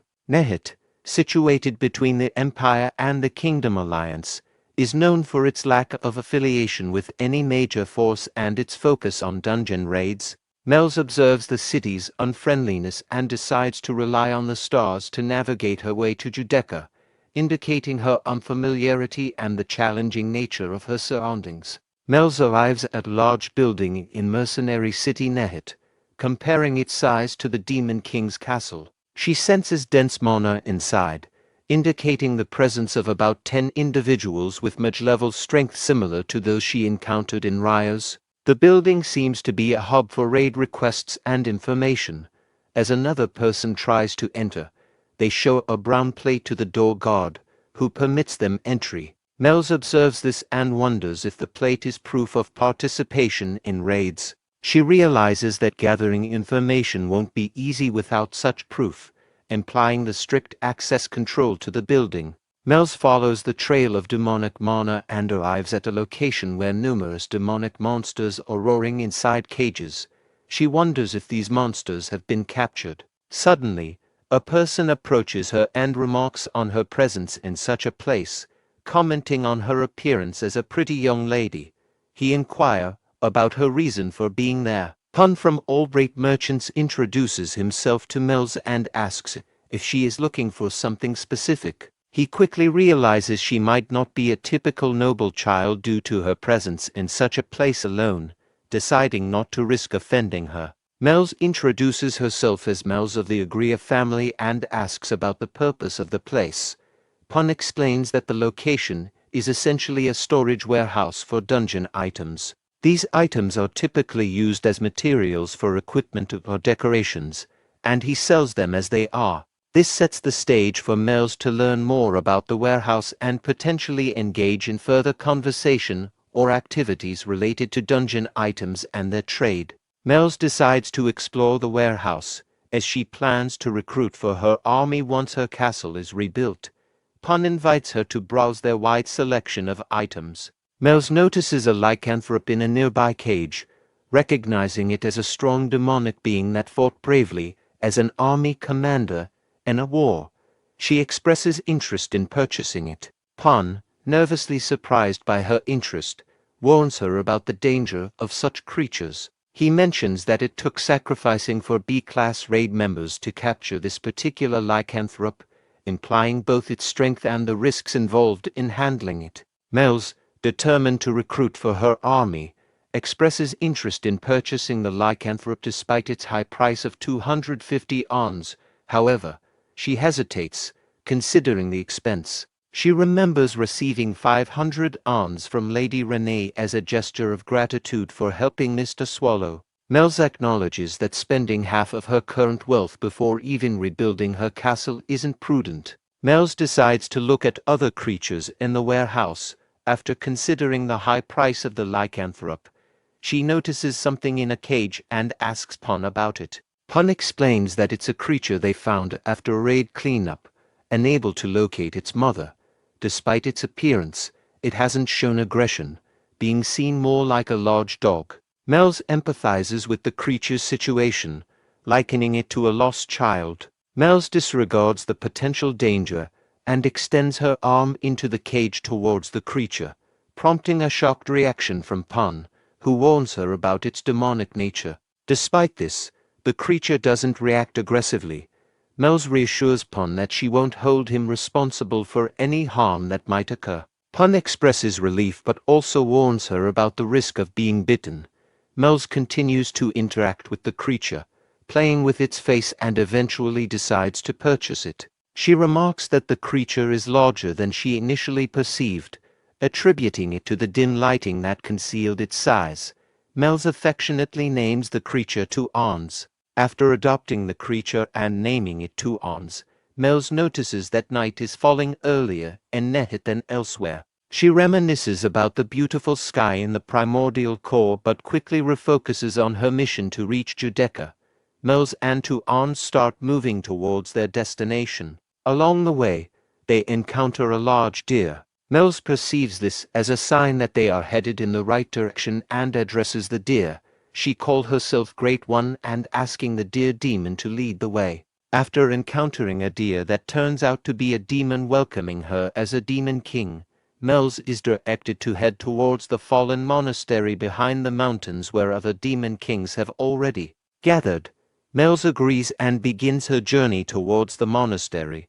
As she travels, she notices that the Two Ons is following her. Mel's affectionately scolds the Two Ons, telling it to stay behind as part of the demonic army and wait for her return. She worries about the Two Ons' safety among humans due to strict scrutiny. Despite her thoughts on the name Two Ons, Mel's decides to rename the Two Ons to something more fitting. Upon deeper reflection, she decides to name the Two Ons Devourer, finding a resemblance to Swallow in its features. Mel's forms a pair of wings on her back and tells Devourer to wait quietly while she goes on her mission. She reflects on using Swallow's name for the Two Ons, hoping he will forgive her since she won't see him again soon. Meanwhile, Swallow expresses anger towards Patrick, stating he won't forgive him and wishing he wouldn't die a peaceful death. Patrick responds, noting Swallow's long-standing curse and joking about it lasting over 100 years. Swallow retorts with a humorous curse, wishing Patrick gets osteoporosis. Patrick responds casually to Swallow's curse, suggesting Swallow view their situation as more of a leisurely activity than a mission. He then tosses something to Swallow. Swallow catches the object, which turns out to be a bracelet designed to suppress his darkness and help him maintain his human form. Swallow questions Patrick about how many of these bracelets he has. Patrick admits to having around 30 of these bracelets left, prompting Swallow to inquire whether Patrick spent all of their dungeon funds on them, given their previous discussion about their expense. Patrick dismisses Swallow's concern about the cost of the bracelet, claiming it's a cheap item. There's a moment of silence, after which Swallow questions whether Patrick was lying about the bracelet's value. Patrick clarifies that he meant Swallow should use the bracelet with care. Before further discussion, Renee arrives and addresses Swallow enthusiastically, likening their upcoming activity to a honeymoon and expressing her anticipation. She looks forward to spending time alone with Swallow, emphasizing shared meals and intimate moments together. Swallow agrees to Renee's suggestion to proceed with their plans the next day. However, Patrick stops him abruptly by grabbing his hair and reminding them both not to stray from their purpose. He emphasizes the importance of returning without causing trouble. Later, as Swallow and Renee leave the primordial core, Swallow asks Renee about their destination. Renee replies that they are heading to Nehet, a mercenary city known for its abundance of information. Swallow acknowledges their destination, Nehet, while Patrick watches them leave. Patrick reflects on his decision to send Swallow and Renee, wondering if it was a mistake and anticipating potential problems. Despite his concerns, he hopes that as long as they use their heads, everything should be fine. Mel's enters the fallen monastery for a meeting of the Demon Kings and feels a sense of nervousness, having not attended in a while. Upon her entry, the other Demon Kings mock her, exacerbating her feelings of irrelevance compared to when she attended with her father and was the center of attention. While trying to drink, someone bumps into her, causing her drink to splash onto her face. Angered, Mel's turns to confront the person, noting that he is not a Demon King. Enraged by the disrespect, she prepares to attack, determined to make an example of him for daring to bump into a demon king. Mel's initially prepares to attack the person who bumped into her, but she holds back her anger when she notices him smiling before he moves away. This incident prompts the other demon kings to mock her, questioning her status as a demon king. Feeling humiliated and aware of her current inability to retaliate, Mel's resolves to endure the mockery and focus on building a powerful army to regain her standing. Her determination is interrupted when someone grabs her shoulder.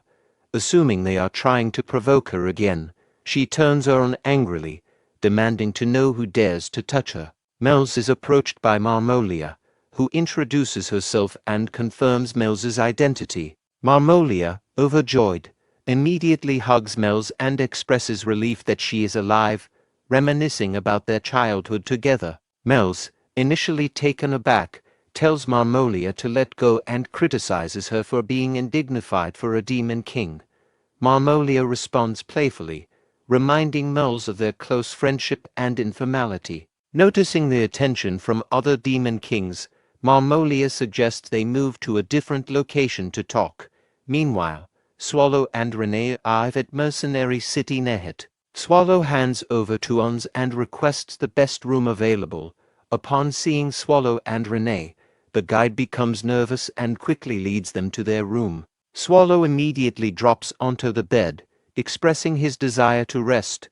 The guide, after giving a brief tour of the room, wishes them a good rest and offers assistance if needed. Swallow enjoys the comfort of the bed, but Renee urges him to get up, reminding him that they need to visit a nearby dungeon store to pick out some monsters. She encourages him by emphasizing that if he accompanies her, they can finish their task quickly.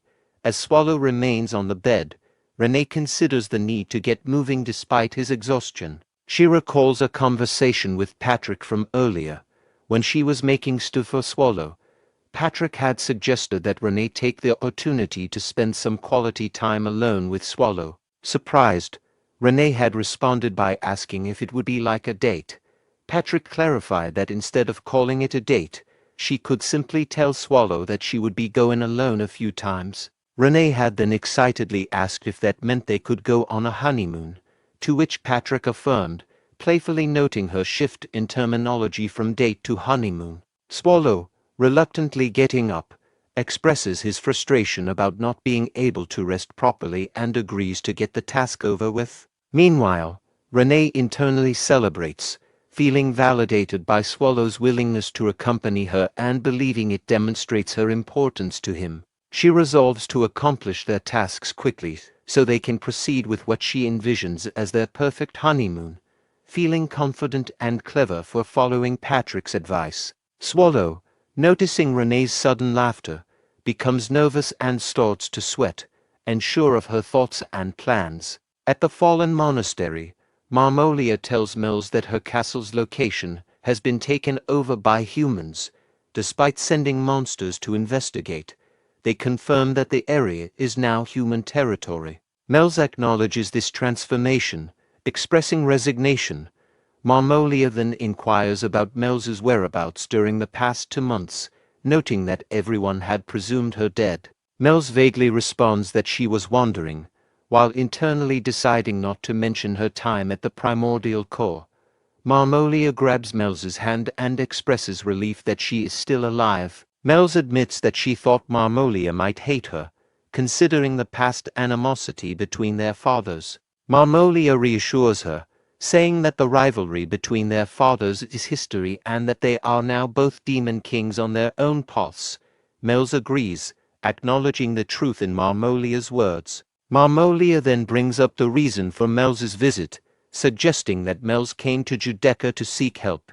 Mills realizes that Marmolia already knew about her situation. Marmolia offers her help, emphasizing that she is doing so as a friend rather than a demon king. She encourages Mills, expressing confidence that Mills can succeed if she puts in the effort. Mills reflects on how Marmolia has matured, feeling a contrast with herself. Marmolia then suggests they return, and Mills thanks her for the support, vowing to rebuild her castle. Marmolia reassures her with a smile, affirming that Mel's will be able to achieve her goal. The scene shifts to Mel's childhood when her father was alive. During this time, Mel's told Marmolia that her father was stronger and the true descendant of Asmodeus. Marmolia retorted that her father was stronger because he had a cooler-looking horn. Mel's reflects that even as children, they were always fighting, not because of differing personalities or outlooks, but perhaps due to their father's influence. Their fathers were always on bad terms, yet they could still be considered friends in some way. Meanwhile, during a significant moment in their childhood, Mel's used her magic for the first time, accidentally blowing away a wall of the castle. This event astonished everyone who witnessed her power. Mel's believes that this incident marked the beginning of a change in their relationship. Returning to the present moment, Marmolia directs Mel's, urging her to follow along. Mel's, sweating nervously, admitted to feeling childish. Marmolia, puzzled, asked why she said that. Mel's dismissed it and asked about their destination. Marmolia explained that rebuilding Mel's forces was too difficult alone, but some demon kings shared their goals. As they entered a room, Mel's expression turned sad, seeing numerous angry demon kings. Before Mel's could question Marmolia, Marmolia bowed to the demon kings, announcing she had brought Mel's. Mel's thought to herself that she was still too young and Marmolia hadn't changed. Marmolia, smiling, called her a loser. Later, Mel sat in the center of a throne room, with Huber on his throne, addressing her by her full name, Mel's de Lymphagria, and expressing disappointment. Marmolia, standing next to Mel's, mocked her, asking if she truly believed a defeated demon king would be welcomed in Judeca. Mel's realized she expected poor treatment but hadn't anticipated such harshness. Huber addressed Mel's as a descendant of Asmodeus, offering her a chance to explain herself. Mel's insisted it was a misunderstanding, claiming she hadn't lost to the humans and was telling the truth. One demon king questioned if being the sole survivor could be considered a victory. Another suggested killing her.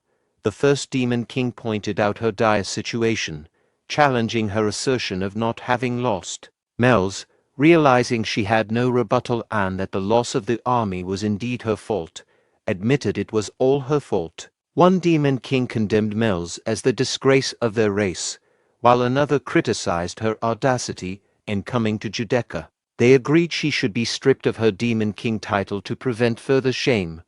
All the demon kings present decided unanimously to kill her, fearing she would tarnish Judeca's reputation. Huber intervened, deciding to defer judgment until the last day of Judeca, ordering Mel's to be imprisoned until then.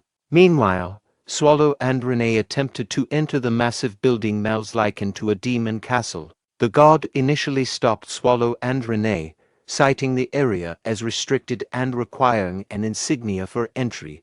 Swallow asked Renee if she had one. Meanwhile, the guard dismissed them, commenting on their appearance as Swallow resembling a beggar and Renee a maid who seemed unsteady. However, Renee picked out a golden-colored insignia for her bag, which the guard recognized as belonging to a class raid member. Immediately changing his tone, the guard welcomed them inside the dungeon store, expressing gratitude for their efforts in safeguarding humanity. As they entered further, Swallow asked Renee when she had prepared such things. Renee explained that she had kept the clean ones while cleaning the corpses of raiders who ventured into the primordial core.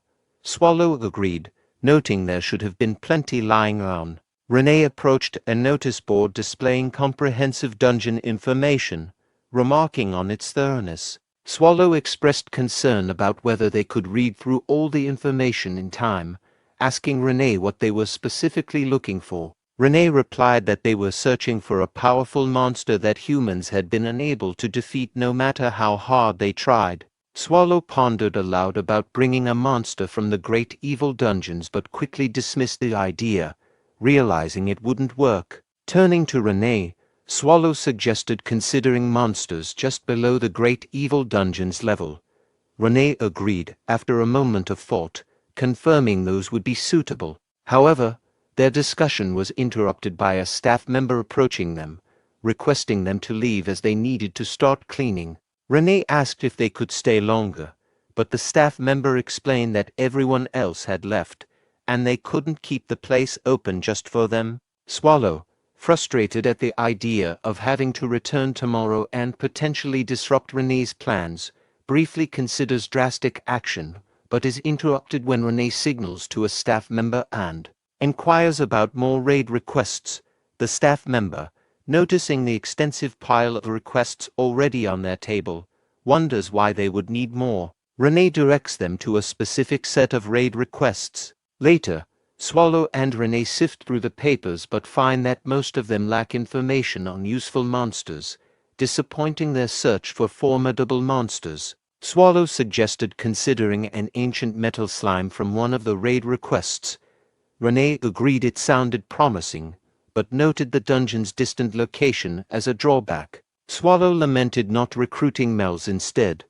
Renee explained she had considered Mel's but envisioned her more suited as a room manager due to her perceived weakness. Renee also speculated that Mel's would reach her limits within 3 years compared to humans who challenged the great evil dungeons. She added that, in her opinion, Mel's appeared the most impressive in her role as a demon king. Swallow reflected on Mel's previous assistance, acknowledging she had been helpful in getting Renee back home. He regretted letting her go so easily. However, he also recalled having destroyed her castle, leading him to question his actions. Turning to practical matters, Swallow asked Renee about the duration of Judecca. Renee informed him it was a 2-day event and emphasized the importance of arriving before it ended. Swallow expressed determination despite the distance involved. Renee mentioned that reading the stars was crucial to finding Judecca's location, a skill traditionally known among demon kings. Swallow confidently stated that he knew how to read the stars. A short while later, the deer demon noticed something in the distance, expressing unease. As Swallow approached the deer demon, ignoring the warning to halt, the deer demon reiterated that only demon kings were allowed past that point, threatening Swallow with his life if he persisted. Swallow continued forward, observing the transformation of the deer demon into his battle stance, declaring himself as Bamat, servant of the great Yuba. He vowed to prevent any intruders from passing alive. Marmolia visited Mel's cell and taunted her, commenting on her appearance and the situation. Marmolia sarcastically asked if Mel's liked her new accommodations, remarking that she looked better than expected. As a supposed friend, Marmolia claimed to have intervened on Mel's behalf during discussions about her punishment, convincing others not to kill her outright. Instead, they decided to strip Mel's of her horns and fangs, a severe punishment that would humiliate her among other demons. Marmolia cruelly speculated on how many would look down on Mel's in such a state. Despite the harsh treatment, Marmolia proposed a twisted offer for Mel's to become her underling, suggesting that if Mel's served obediently, she might even earn a higher position by showing loyalty and subservience. As Mel's remained silent to Marmolia's remarks, Marmolia expressed irritation that Mel's didn't respond. Just then, 2 guards arrived and informed Marmolia that they were ordered to take the criminal Mel's to court. Marmolia instructed them to proceed, and the guards escorted Mel's away. Later, at the court, a demon king announced the beginning of Mel's trial to determine her punishment. The demon king accused Mel's of losing the trust of demons under her leadership and bringing shame upon the demon king title. They specified that as punishment, Mel's would have her horns cut off and her fangs pulled out, addressing her by her full name, Mel's de Lymphagria. The demon king offered Mel's a final chance to defend herself, asking if she had anything to say in her defense. Mel's responded, reflecting on her time in the cell and pondering the concept of strength and weakness. She questioned why the weak perish while the strong survive, emphasizing that the demon king army was meant to protect her. She argued that the weak soldiers died while the strong demon king survived, failing to understand what the issue was. In response, all the demon kings present reacted with disdain, shouting accusations at Mel's for her perspective on her army. Mel's countered, asking if they were accusing her of abandoning her soldiers and questioning if they understood how she and her army had treated each other. This caused a moment of silence among the demon kings. However, Marmolia broke the silence by laughing mockingly at Mel's. She derided Mel's for speaking boldly despite her army being wiped out and her current sorry state, suggesting that Mel's had lost her sanity. Mel's, maintaining her composure, asserted that she had finally come to her senses. She argued that the trial was unjustified since she believed she had committed no wrongdoing, criticizing the preemptive discussion of her punishment before a ruling was made. Mel's challenged the legitimacy of the proceedings. Her remarks made Marmolia visibly nervous. Mel's continued, addressing Yuba directly and dismissing Marmolia's authority, referring to him as Sir instead of Lord. This shocked Marmolia, who was accustomed to referring to Yuba with utmost respect. In response to Mel's defiance, the other demon kings reacted angrily, shouting at her for daring to speak to Lord Yuba in such a disrespectful manner. They suggested even harsher punishments, including the removal of her tongue along with her fangs. Yuba, however, remained unperturbed by Mel's words. He remarked that someone who had lost everything like Mel's had little impact on him. As Mel's resigned herself to the inevitability of her situation, she reflected on the ignorance of those who considered themselves demon kings, finding it laughable. Despite the impending punishment, she felt a strange sense of relief. Just as a demon king announced the commencement of Mel's punishment for insolence, another demon approached to cut off her horn. Laughing cruelly, he taunted Mel's about the pain she was about to endure, sarcastically inviting her to enjoy it to the fullest. Suddenly, amidst the tense atmosphere, they heard a loud noise of dogs barking. Amidst the commotion in the court, a demon king questioned the source of the barking noise, while Marmolia expressed disappointment that the proceedings were interrupted. The demon making the announcement expressed disbelief that dogs would be heard in Judeca, considering it a sacred place. Meanwhile, Mel's wondered if Swallow had indeed come all the way to Judeca. She doubted it but found the thought comforting amidst her turmoil. She hesitated to believe he was there but couldn't shake the hope. As she turned around, her eyes welled with tears. Then, unexpectedly, Swallow addressed Mel's, noticing her distress and asking if she was having a tough time. The scene shifts back to 900 years ago, where Swallow has defeated all the demon kings gathered before him. Swallow, surveying the defeated enemies, expresses disdain for them, dismissing them as insignificant despite their titles. He notices one demon king is still alive and approaches him, commenting on the demon king's horn and age, which is difficult to gauge compared to humans. Swallow demands the survivor lift his head and, after doing so, admires the horn and inquires about his name. The surviving demon king, a child named Yuba, is visibly frightened and sweat-covered as he answers. Yuba, now an older figure, recalls his past encounters with Swallow and becomes visibly nervous and sweaty while observing Swallow, who is seated calmly. Meanwhile, Tuans happily leaps onto Mel's and starts licking him. Mel's, slightly irritated, remarks that Tuans should have waited patiently and implies that it followed Mr. Swallow. Marmolia, seeing Mel's reaction, becomes flustered and turns to Swallow and Renee, questioning which demon king they serve. She expresses concern that their presence is disrupting the sacred process of judgment. Renee reacts angrily, accusing Marmolia of not knowing her place and expressing outrage at her comments. Swallow interrupts Renee, advising her to let it go and apologizing for the interruption. He explains that he and Renee are travelers who happen to stop by, and they don't belong to any specific demon king. Swallow then questions why the demon kings are embarrassed about Mel's behavior, suggesting that they are punishing her because she no longer has power. He provocatively suggests that if he were to destroy all their armies, it would resolve any issues regarding their status and treatment of Mel's. This statement infuriates the gathered demon kings, who react with anger to Swallow's provocative remarks. In the tense meeting of demon kings, Vierman, one of the demon kings, became infuriated with Swallow's comments. He accused Swallow of overstepping his boundary by insulting the assembled demon kings and threatening Soyuba, a significant figure among them. Veerman's anger led him to vow to tear Swallow apart, vowing that not even Swallow's corpse would remain.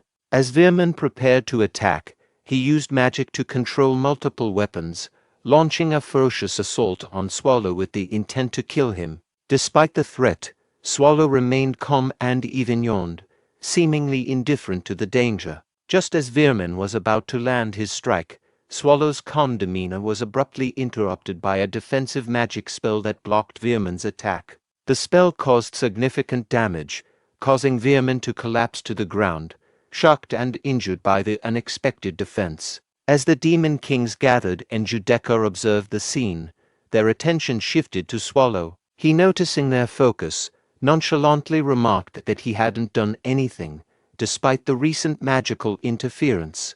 The Demon Kings then realized that Yuba was responsible for the defensive magic spell that had thwarted Veerman's attack. This revelation led to confusion among the Demon Kings, who began questioning Yuba's actions. Yuba addressed their questions by explaining that he couldn't allow anyone to make a move against a great being like Swallow. He expressed his intention to strictly punish the aggressor, Veerman, for his action. Marmolia then showed respect to Swallow, acknowledging him as the supreme being and referring to him as Sir Swallow.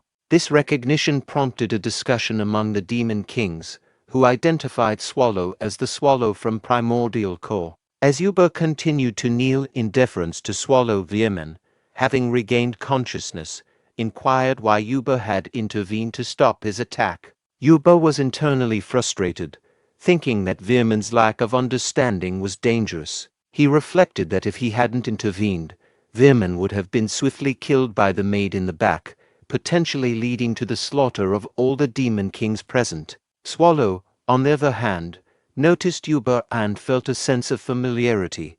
He asked Yuba about his presence and remarked that he recognized him. Swallow then recalled that Yuba was the Demon King he had encountered 900 years ago, noting the significant change in Yuba's appearance since then. Yuba responded respectfully, attributing his current status to Swallow's past benevolence, acknowledging that Swallow's actions from the past had greatly influenced his rise. Swallow instructed Yuba to rise, expressing that he wasn't present for the formalities. Yuba, however, was haunted by past fears and recalled the unsettling memory of Swallow's unexpected appearance 900 years ago. Swallow, echoing his words from that distant past, questioned Yuba's assumptions about his visit. He reassured Yuba that despite his intimidating reputation, his current purpose was different. Yuba, puzzled, asked what Swallow's true intent was. Swallow revealed that his visit was actually to see Mel's, prompting Mel's to inquire about the reason for his visit. Renee informed Mel's that after discussing with Swallow, they had concluded that Mel's was needed in Primordial Core. Renee extended an offer for Mel's to become a member of Primordial Core. Mel's, surprised, asked if this meant her. Renee explained that as part of Primordial Core, Mel's would be appointed as a manager of one of its rooms. This role would involve overseeing demonic beings assigned to that room, who would also be part of her Demon King army. Mel's was taken aback, clarifying her role as a room manager. Renee explained that, aside from Swallow, Primordial Core would do its best to ensure Mel's army consists of demonic beings suited to her. Swallow confirmed that this was the main reason for their visit and made a formal request to Mel's. Mel's, moved to tears, agreed to the request. However, Marmolia angrily protested, questioning how someone who failed to manage her own castle could become a manager in Primordial Core. Swallow, puzzled by Marmolia's outburst, asked for clarification on her reaction. Marmolia, frustrated by being compared unfavorably to Mel's, expressed her anger at the opportunity being given to Mel's instead of her. She approached Swallow, claiming that Mel's was unworthy and that she, Marmolia, with her ancient bloodline, was a more legitimate candidate. Marmolia offered her loyalty and service to Swallow, hoping to be chosen instead. As she attempted to touch Swallow, Renee intervened by cutting off Marmolia's fingers, admonishing her for trying to touch Swallow with dirty hands. Marmolia, in pain, cried out about her injured fingers. Uber apologized for the offense and assured Swallow that he would handle the situation. Uber then ordered his servants to imprison Marmolia. As Marmolia was forcibly taken away, she shouted threats against Melz. Swallow, uninterested, yawned at the commotion. Renee then approached Melz, questioning if she regretted not asking for the Demon Kings to be punished. Renee noted that had Melz made such a request, Swallow would have likely eradicated all the Demon Kings present. Melz reasoned that eliminating all the Demon Kings would not benefit Primordial Core and acknowledged that her decision was strategic rather than altruistic. She preferred to keep them alive to potentially use them in the future. Melz then inquired how Renee and Swallow had located Judeca. Renee explained that Sir Swallow could read the stars, which guided them to the location. Although they encountered some difficulties due to the gatekeeper's refusal to assist, they eventually followed a demonic being carrying Melz's scent to find Judeca. Melz embraced two ons, expressing her gratitude and commitment to fulfilling her role as a member of Primordial Core. Despite her concerns about her qualifications, she acknowledged that previous managers were likely much stronger and worried about her ability to meet the expectations. Renee candidly responded that Melz might not meet the high standards of Primordial Core and doubted she would last 3 years, suggesting she could even face a raid soon. Melz acknowledged the harsh reality of her situation, but was motivated by Renee's comments to work hard and not disappoint Sir Swallow, who had specifically chosen her for the role. Renee advised her to remember that she had received permission to confess her intentions to Sir Swallow and to keep this in mind. Melz agreed and then inquired about Sir Swallow's whereabouts. Meanwhile, at the gathering of Demon Kings, Yuba was seated on ground after Sir Swallow had departed from the room. Veerman, representing the Northern Demon Kings, approached Yuba to express concern. He acknowledged Swallow's formidable power and status as an ancient beast from the great evil dungeons but questioned whether Yuba's actions had been excessive and possibly brought shame to the title of Demon King. Yuba, standing, reassured Veerman, acknowledging the concern and indicating he took such matters seriously, suggesting that he understood the gravity of the situation and the importance of maintaining the Demon King's honor. The other Demon Kings attempted to clarify Veerman's intentions, but Veerman continued to voice his concerns. His remarks were abruptly interrupted when Yuba, enraged, used his giant hand to lift Veerman into the air. Yuba accused Veerman of insolence, questioning whether he saw an opportunity to challenge his authority. Despite pleas from the other Demon Kings for Yuba to spare Veerman, Yuba continued to tighten his grip and ultimately killed Veerman, showing his unforgiving nature and absolute control over the Demon Kings. After killing Veerman, Yuba addressed the remaining Demon Kings, challenging anyone who thought he had shown weakness. All the Demon Kings kneeled and pleaded for forgiveness, which Yuba acknowledged, dismissing them. He thought to himself that the incident served as a sufficient warning to the others. He then wondered about the connection between the child from the Agria family and the ancient monster. At that moment, Swallow entered the room, prompting Yuba to turn and ask if there was something Swallow needed. Swallow expressed his dissatisfaction, noting he had forgotten something earlier. Yuba, already feeling he had done enough to appease Swallow, resigned himself to whatever might come next for the sake of his subordinates. Swallow questioned why the Demon Kings were so frightened and revealed a raid request, which Yuba immediately recognized. Later, outside the fallen monastery, Renee commented on the unexpected nature of the meeting, and Swallow remarked on the surprising extent of the Demon King's reactions, noting their friendliness was more extreme than he anticipated. Renee expressed surprise and happiness at Swallow's proactive role, to which Swallow responded that if Renee's happiness was secure, she needn't worry about it in the future. Swallow thought to himself that letting the Demon Kings handle certain matters was a smart approach. Melz then approached Renee and Swallow, confirming that her business was complete, and offering to help carry luggage now that she was a member of Primordial Corps. She asked if any assistance was still needed. Renee reassured Mel's that there was no need for further help and inquired if she needed anything else from the current location. Mel's responded that she had obtained everything she needed and was committed to becoming a strong demon king upon returning to Primordial Corps. Mel's then asked if their next destination was Nehit, to which Renee replied that they only needed to make one final stop. Swallow expressed his desire to rest. A few days later, a servant of Marmolia asked if she was feeling better. Marmolia, examining her hand and horns, realized her hand had been magically reattached and her horns were cut off, confirming that it wasn't a dream. A servant informed her that she had been asleep for over a day and asked if she was okay. Marmolia dismissed the concern and inquired about Mel's. The servant explained that Mel's had left with Swallow and reassured her that despite her broken horns, other demon kings would provide a suitable excuse. He emphasized that although support was limited, there were still many forces loyal to her, including his own. He urged Marmolia to move past their previous conflicts and consider reconciling with Mel's. Marmolia, enraged, rejected the idea of reconciling with Mel's, dismissing her as someone unworthy of being called a friend. She expressed a desire to kill Mel's and stated that she could not rely on the other demon kings.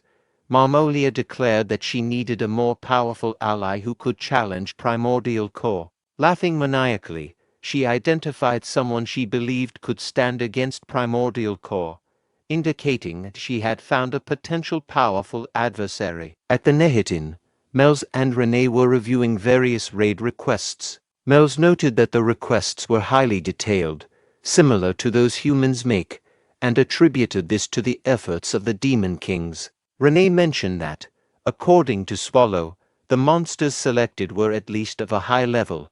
Mel's acknowledged this as a testament to Swallow's influence. However, Renee was not satisfied with a particular monster, the succubus Queen Elizabeth, whom she dismissed as unsuitable based on her race and profile. Renee tore up the raid request page, expressing her dissatisfaction. Mel's and Renee continued reviewing raid requests. Mel's suggested considering the Undermountain's giant lamia, but Renee dismissed it because the notes described the lamia's skin as really beautiful, which she deemed a flaw. Renee expressed frustration with the overall quality of the monsters listed. Mel speculated that Renee's earlier comment about the monsters not meeting the standard might have been influenced by her own beauty, but her thoughts were interrupted when Renee insisted they keep looking. Mel's agreed to assist in the search, while Swallow remained asleep on the bed, snoring. Ethelbrias, at home, is searching through various books, frustrated by not finding what he needs. His thoughts drift to a previous conversation with Swallow, where Swallow questioned how Ethelbrias planned to handle the aftermath of a situation. Ethelbrias reflects that he must deal with Swallow for the sake of the Empire. However, his contemplation is interrupted when Garrett knocks on the door and informs him that it is ready. Ethelbrias responds with a request for tea before discussing further details with Garrett. Garrett uses her magic to pour and serve tea to Ethelbrias, then asks if the tea is satisfactory. Ethelbrias sighs and explains that the only somewhat credible information he found in the books was about the Primordial Corps, which was already known. However, as he delved deeper, he encountered troubling details that began to concern him. Garrett, curious, asks for clarification on what exactly is bothering him. Ethelbrias tells Garrett that what troubles him are the identities of the gatekeepers and the purpose of the dungeon. While they can disregard the tentacles since their origins are unknown, he has found no records about the gatekeepers or the dungeon's purpose despite extensive searching. He reflects privately that, considering many variables, the situation remains puzzling. Unlike other major evil dungeons that typically focus on expanding their forces, the Primordial Corps shows no indication of such activity. Ethelbrias expresses that the most critical issue is Swallow's unknown goal. Garrett interrupts, saying she has important information to share and advises Ethelbrias to listen first. Ethelbrias, eager, asks what the matter is. Garrett informs him that the Third Eye has sent an emergency message. Demon King Marmolia has requested a meeting with him. A few days later, Third Eye thanks Ethelbreas for agreeing to the sudden meeting. Ethelbreas inquires about the meeting with the Demon King, noting that it was arranged by Marmolia's side and that there was a sense of urgency, which made the Third Eye hesitant to recommend it to perceived danger. As Marmolia arrives, she remarks on Ethelbreas's youth and appearance, expressing surprise at his being young and handsome for the leader of the humans. Ethelbreas introduces himself as our Ethelbreas Garlivestein and points out that the message specified that Marmolia wouldn't be bringing any bodyguards. Marmolia comments that Ethelbreas isn't alone either, implying that there may be hidden forces present. The Third Eye suggests they sit down to discuss matters. Once seated, Ethelbreas proposes getting straight to the point. Marmolia, acknowledging Ethelbreas's impatience, warns that if the negotiations fail or if any deceit occurs, she will destroy a nearby village of 400 humans called Rosoid. Ethelbreas counters that Marmolia is the more suspicious party. Ethelbreas and Garrett then notices something odd in the teacup and destroys it. Ethelbreas declines the tea, expressing hope that there won't be any more tricks. Marmolia praises Ethelbreas for his carefulness, revealing that she tested him because she didn't sense any aura or mana from him, but she acknowledges his skills. Ethelbreas, eager to focus on the main issue, pushes for the discussion to proceed. Marmolia then requests that Ethelbreas assassinate a demon king named Mels, who will soon be leaving Nehet. She promises a handsome reward if Ethelbreas succeeds, suggesting that the demonic beings the robed figure needs for a living experiment should be sufficient motivation. Ethelbreas, however, declines the offer. Marmolia laughs at Ethelbreas's refusal, questioning if the issue is with the payment. Ethelbreas clarifies that payment isn't the problem. Marmolia then inquires if there's another reason, suggesting that as the leader of the humans, Ethelbreas must have his own agenda for attending the meeting. Ethelbreas responds that Marmolia seems to be in a hurry, noting her cut horns and lack of menacing presence. He perceives her demeanor as if she's being pursued by something, leading him to suspect that her sudden and unusual request for a meeting could be either a trap or indicative of a serious situation. Marmolia, standing up angrily, accuses Ethelbreas of looking down on her.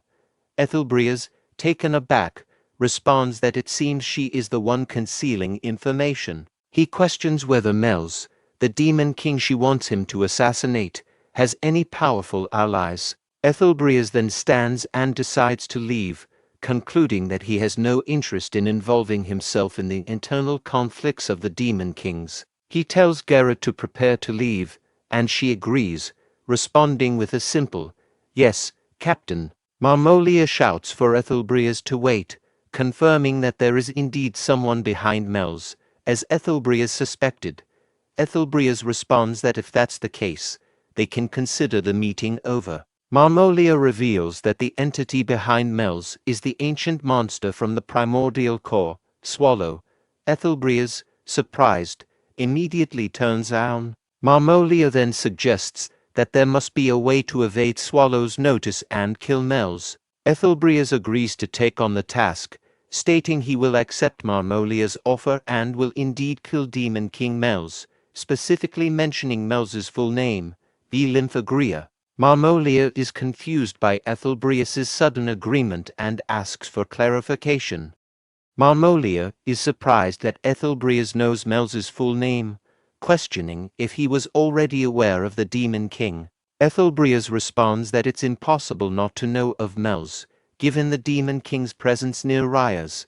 He emphasizes the urgency of the task, as Mels is about to leave Nehet soon. Marmolia, noting Ethelbreas's reaction to the name Swallow, suspects there may be a connection between them. She warns Ethelbreas to stop any pretense, reminding him that they are holding 400 villagers from Rosoid hostage, and urges him to remember this serious threat. Ethelbreas coldly responds to Marmolia's threat about the hostages, saying she can kill them all if she wishes. Marmolia is taken aback by his reaction. Ethelbreas explains that death in such a grand cause would be a glorious sacrifice for the revival of the great empire. Marmolia, outraged, protests Ethelbreas's callousness. Ethelbreas then demands the promised payment, asserting that, since the negotiations are complete, Marmolia must provide a demonic being for experimentation. He points out that the perfect subject for this purpose is already present, the Demon King herself. Marmolia's servant steps in front of her, angrily demanding that Ethelbreas show respect and Marmolia to get behind them. Marmolia expressed frustration, feeling that people are intentionally irritating her. She was offended by a human's attempt to demean her and responded with a ruthless command to eliminate everyone involved. The scene then shifts to Renee, who is attempting to wake up Swallow, saying it's morning. Swallow responds groggily, asking for just 5 more minutes. Renee points out that Swallow made the same request 3 hours ago. Swallow questions the importance of morning, implying that time of day is irrelevant to them. Renee, frustrated, turns to Mel's and suggests using a powerful and forbidden spell to resolve their situation. Mel's acknowledges the spell's destructive potential and begins to cast it, causing a bright light to shine from her staff. Swallow, now fully awake, asks her to stop the spell, expressing surprise and confusion about the use of holy magic by Demon. Mel's clarifies that the spell she is casting, called Genocide, is radiant magic, not holy magic. Swallow acknowledges this, but is still surprised. Renee then offers Swallow breakfast, consisting of roasted goat meat and steamed vegetables, which prompts Swallow to comment on the pot's strange appearance, likening it to a homunculus. Renee, puzzled, asks for clarification, but Swallow dismisses it. Renee then informs Swallow that they have received a reply from Mr. Patrick to the messenger pigeon sent on the day they returned from Judeca. Swallow inquires about Patrick's reply, and Renee presents a piece of glass included in the letter. Swallow is puzzled, wondering if it is a mirror for checking appearances. Mel's, observing the glass, explains that it is actually a magical communication tool. She demonstrates how to activate it by pouring mana into it. Once activated, Patrick checked if his communication device was working by asking if he could be heard. Swallow, however, comments on the odd appearance of Patrick's nostrils, presumably due to the communication tool's display. Patrick, speaking through the magical communication tool, questions why Swallow immediately picked a fight, then confirms that they can hear him. He explains that he contacted them because he heard about Mel's hard work from Renee's pigeon and wanted to offer help with monster recruitment. Swallow then asks where Patrick obtained the communication tool. Patrick reveals that he borrowed it from a mirror in Miss Bathory's room and that the glass is a fragment of that mirror. Swallow expresses surprise that Ursabet Bathory lent it to Patrick so willingly. Patrick explains that Miss Ursabet Bathory demanded blood as part of their deal, but since he is a Death Knight without blood, he offered to provide her with Renee's blood instead. He then nervously asks if Renee is present.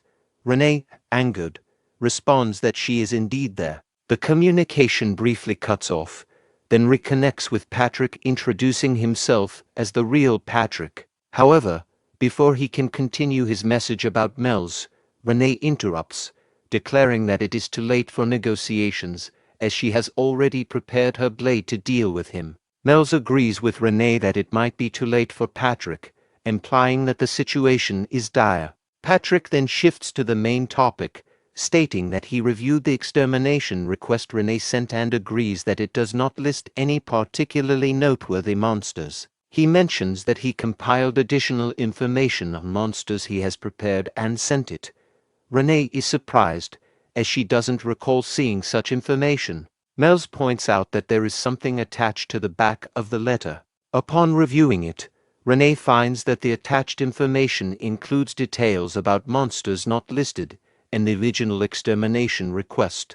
Patrick explains that compiling the information on the monsters took him some time. He acknowledges that while the monsters may seem unimpressive individually, they are strong as a group and can use the cave terrain to their advantage. He adds that he has been monitoring them for a long time, then starts laughing.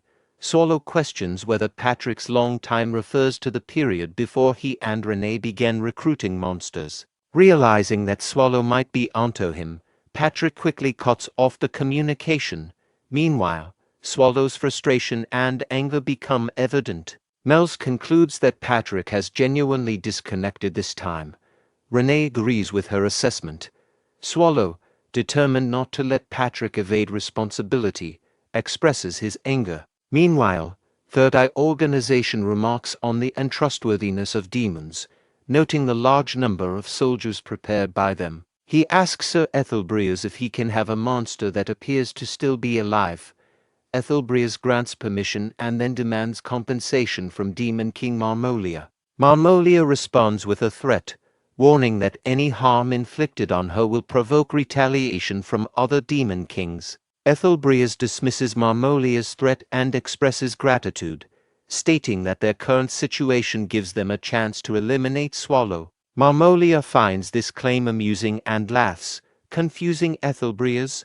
When he asks what's funny, Marmolia responds that she finds the idea of eliminating Swallow absurd. She asserts that it is impossible and implies that Ethelbreas does not fully grasp the threat posed by the ancient monster, Swallow. Third Eye tells Ethelbreas that Marmolia is not worth further attention and expresses gratitude for the valuable material they have. Ethelbreas questions whether it's truly possible to use this material effectively. The Third Eye assures him that they will meet Ethelbreas's demand by creating the ultimate homunculus, based on a demon king. The scene shifts to a mountain range where Swallow, Renee, and Mels are riding on a one-eyed demon summoned by Mels's magic. Swallow reflects on the recent events, realizing they had an enemy within their ranks. He recalls Patrick's advice about the importance of trust between a lord and their vassals, and how he should personally handle recruitment to ensure loyalty. Swallow sighs,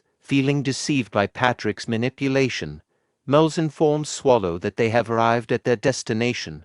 Swallow agrees that it is about time. Earlier, Patrick had indicated that their top recruitment priority is the Guardian Golem protecting their hit. The Golem's ability to quickly gather and regenerate stones after destruction makes it ideal for a dungeon. Mels identifies the location they have reached as the place where this Guardian Golem is likely found.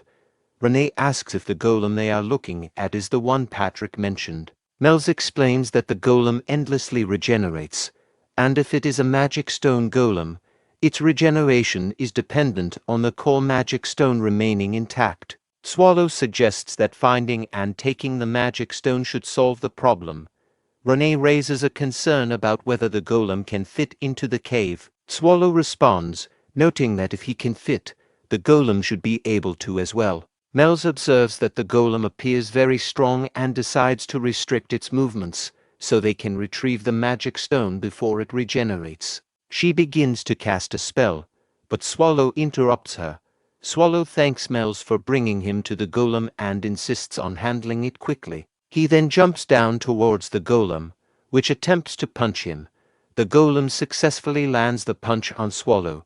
Mels is worried about Swallow's safety, while Renee remains unfazed. The golem tries to force Swallow into a collision with the ground, but Swallow manages to stop the golem's punch. Impressed by the golem, Swallow remarks that Patrick found a good one and then destroys the golem with a single punch. With a smile, he comments, "He is delegated." As the golem's shattered body falls to the ground, Mels is shocked by Swallow's strength. Renee, seeing Mels's reaction, urges her to stop hesitating and find the magic stone. Mels agrees to find the magic stone, and Swallow notes that his clothes are dirty and inquires about the next target on their list. The next day, a Cyclops mentions that the golem from Stone Mountain vanished after the ground shook the previous day. Another Cyclops reports rumors that the Silver Wolves, which once controlled the plateau above the canyon, were also subjugated. A third Cyclops speculates that these events might be the work of humans and expresses concern that they could be the next targets. The Cyclops leader interrupts the conversation, advising against worrying about potential future threats and asserting that their dungeon's location isn't known. At this moment, Mel's comments to Renee about the Cyclops' impressive size, noting their significant presence. Renee expresses surprise at finding them in such a location, praising Patrick's information as highly accurate. The Cyclop leader then turns around and demands to know who they are and how they arrived. Renee explains that they are there to make a proposal and are seeking monsters to work for their dungeon. One Cyclop realizes that they must be responsible for subjugating other monsters in the area, while another Cyclop expresses frustration over their presence. The Cyclop leader asserts that they will not be easily defeated. Renee sighs, acknowledging to Mel's that it seems their words won't be effective in dealing with the Cyclops. Later, Renee, flustered, remarks that she didn't expect the Cyclops to be so weak and is surprised at how easily they were defeated. She then asks Mel's who is next on their list. Mel's checks and replies that the next target is a monster named Yaksha. At that moment, Yaksha, hidden in a tree, comments on their successful arrival and mentions that he has heard about the defeat of the Cyclops. Renee is surprised at how quickly the news of the Cyclops' defeat has spread. Yaksha explains that their ability to remain undiscovered by humans for so long is due to their exceptional information-gathering skills. When Renee asks if Yaksha already knows their purpose, Yaksha confirms that they are indeed being asked to work for the dungeon. Yaksha agrees to the offer, but sets one condition and then addresses Swallow, confirming his identity. Renee is irritated by Yaksha's lack of honorifics when addressing Swallow. Swallow confirms his identity, and Yaksha proposes a sparring match, expressing curiosity about the strength of an ancient monster. Renee, offended by Yaksha's rudeness, tells Swallow he doesn't need to respond and that she will handle the situation. Swallow, however, decides to accept the challenge, stating that since Yaksha asked for it, he feels obligated to comply and is eager to see what Yaksha can do. Yaksha's tattoo begins to shine, and various marks appear on his body as he assumes a fighting stance, urging Swallow to give it his all. Swallow, observing this, acknowledges the challenge. Later that night, Swallow, exhausted, lies in bed and expresses frustration, feeling overwhelmed by the continuous, two-day effort. He reflects on the risks of pushing beyond normal limits, noting that both humans and monsters can be at risk when engaging in unusual activities. Renee offers Swallow some food she bought from the city, explaining that she didn't have time to prepare a proper meal. Swallow eagerly eats the food. Renee then notes that, so far, only the golem has been successfully recruited, while the Cyclops and Yaksha were defeated and sent to the afterlife. Renee and Mel's recall how Yaksha was easily defeated by Swallow with just a flick of his finger. Renee mentions that her act has already apologized for rejecting their offer, but they have still gained a lot from their efforts. Mel's describes their recent activities as a remarkable conquest, noting that they defeated everyone and took their spoils. Swallow, questioning their attitude, expresses disbelief. Renee, enthusiastic, is eager to see the contents of the boxes they collected, speculating that the monsters must have earned the items from hunting humans as well. Mel's expresses curiosity about the contents of the boxes, noting that she didn't have time to examine them properly and confirms that they contain many magic tools. Swallow, intrigued, wonders if there is a tool among them that could inflict serious damage on Patrick. While inspecting the spoils, Swallow finds two red flowers and, puzzled, questions what they are. The scene shifts to a lab where Third Eye thanks Ethelbrias for providing an excellent test subject. Ethelbrias responds that he is doing this for the benefit of the Empire. Third Eye is pleased and remarks on the unexpected quality of the test subject, admiring its condition. Ethelbrias smiles and agrees, observing Marmolia inside a fluid-filled chamber. Ethelbrias acknowledges that the test subject's appearance is not a significant concern since the experiment's main focus is on its outcomes. Third Eye agrees and notes that if the body is removed from the chamber now, it will deteriorate within 2 days. Ethelbrias considers this information sufficient. Third Eye also expresses uncertainty about whether the mental suppression will remain stable. Ethelbrias dismisses the concern about mental suppression, stating it does not matter. Third Eye agrees, assuring Ethelbrias that the effects of the experiment will be observable regardless of the specific application. Ethelbrias contemplates the versatility of the test subject and confirms he has already decided its intended use.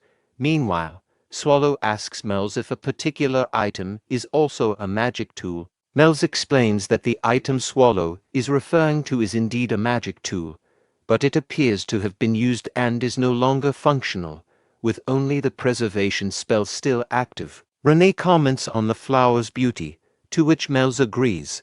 Swallow then gets an idea and moves towards Renee, grabbing her head and instructing her to stay still.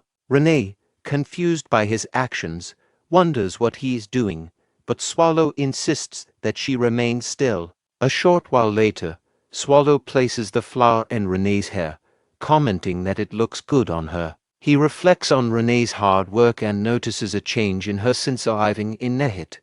Sensing that she might desire something from him, Swallow also realizes he has never given her a gift before. Melz tells Renee that she looks very pretty with the flower. Renee, unsure, asks if it really looks good on her. Swallow reassures Renee that the flower looks good and offers to get her something better later if she prefers. Renee expresses that she is really happy with the flower. Swallow, thinking their work is complete, suggests that they can now rest. Renee informs him that they still need to visit to more places.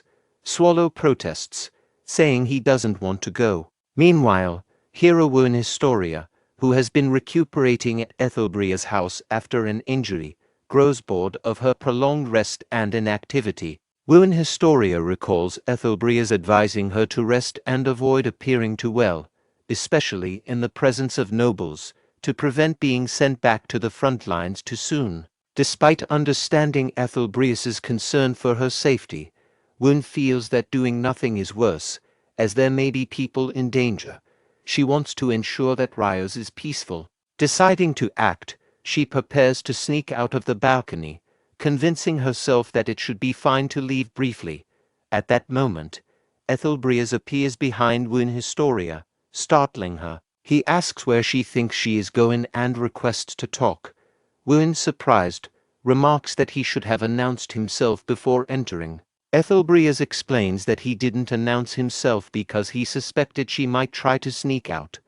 Woman, taken aback, denies the idea of sneaking out, but Ethelbrias remains unconvinced. Woman Historia admits to Ethelbrias that she was lying about sneaking out and apologizes. She explains that she has been wanting to ask about Garrett, as she hasn't been able to speak with him since his arm was injured. She expresses guilt, feeling responsible for the loss of his arm. Ethelbrias reassures Woman Historia that she shouldn't feel like she has to bear all the burdens of the Empire alone. He acknowledges her noble mindset as a hero but reminds her that everyone in the Black Wolf Knights, including Garrett, is willing to sacrifice themselves for the Empire. Ethelbrias explains that Garrett sacrificed his arm for the Empire, but is not overly troubled by it, suggesting that his concern for her is why he hasn't expressed much distress. He advises her not to feel too guilty. Woman Historia agrees with his perspective. Ethelbrias requests a favor from Woman Historia, asking if she can assist with a matter involving artificial creatures previously studied by the Empire. He mentions that there have been recent reports of incidents at a research facility. Woman Historia asks for more details about these incidents. Ethelbrias explains that the artificial beings and the facility escaped, but since the facility was remote, no one was harmed. Woman Historia suggests that they need to inform everyone about the situation.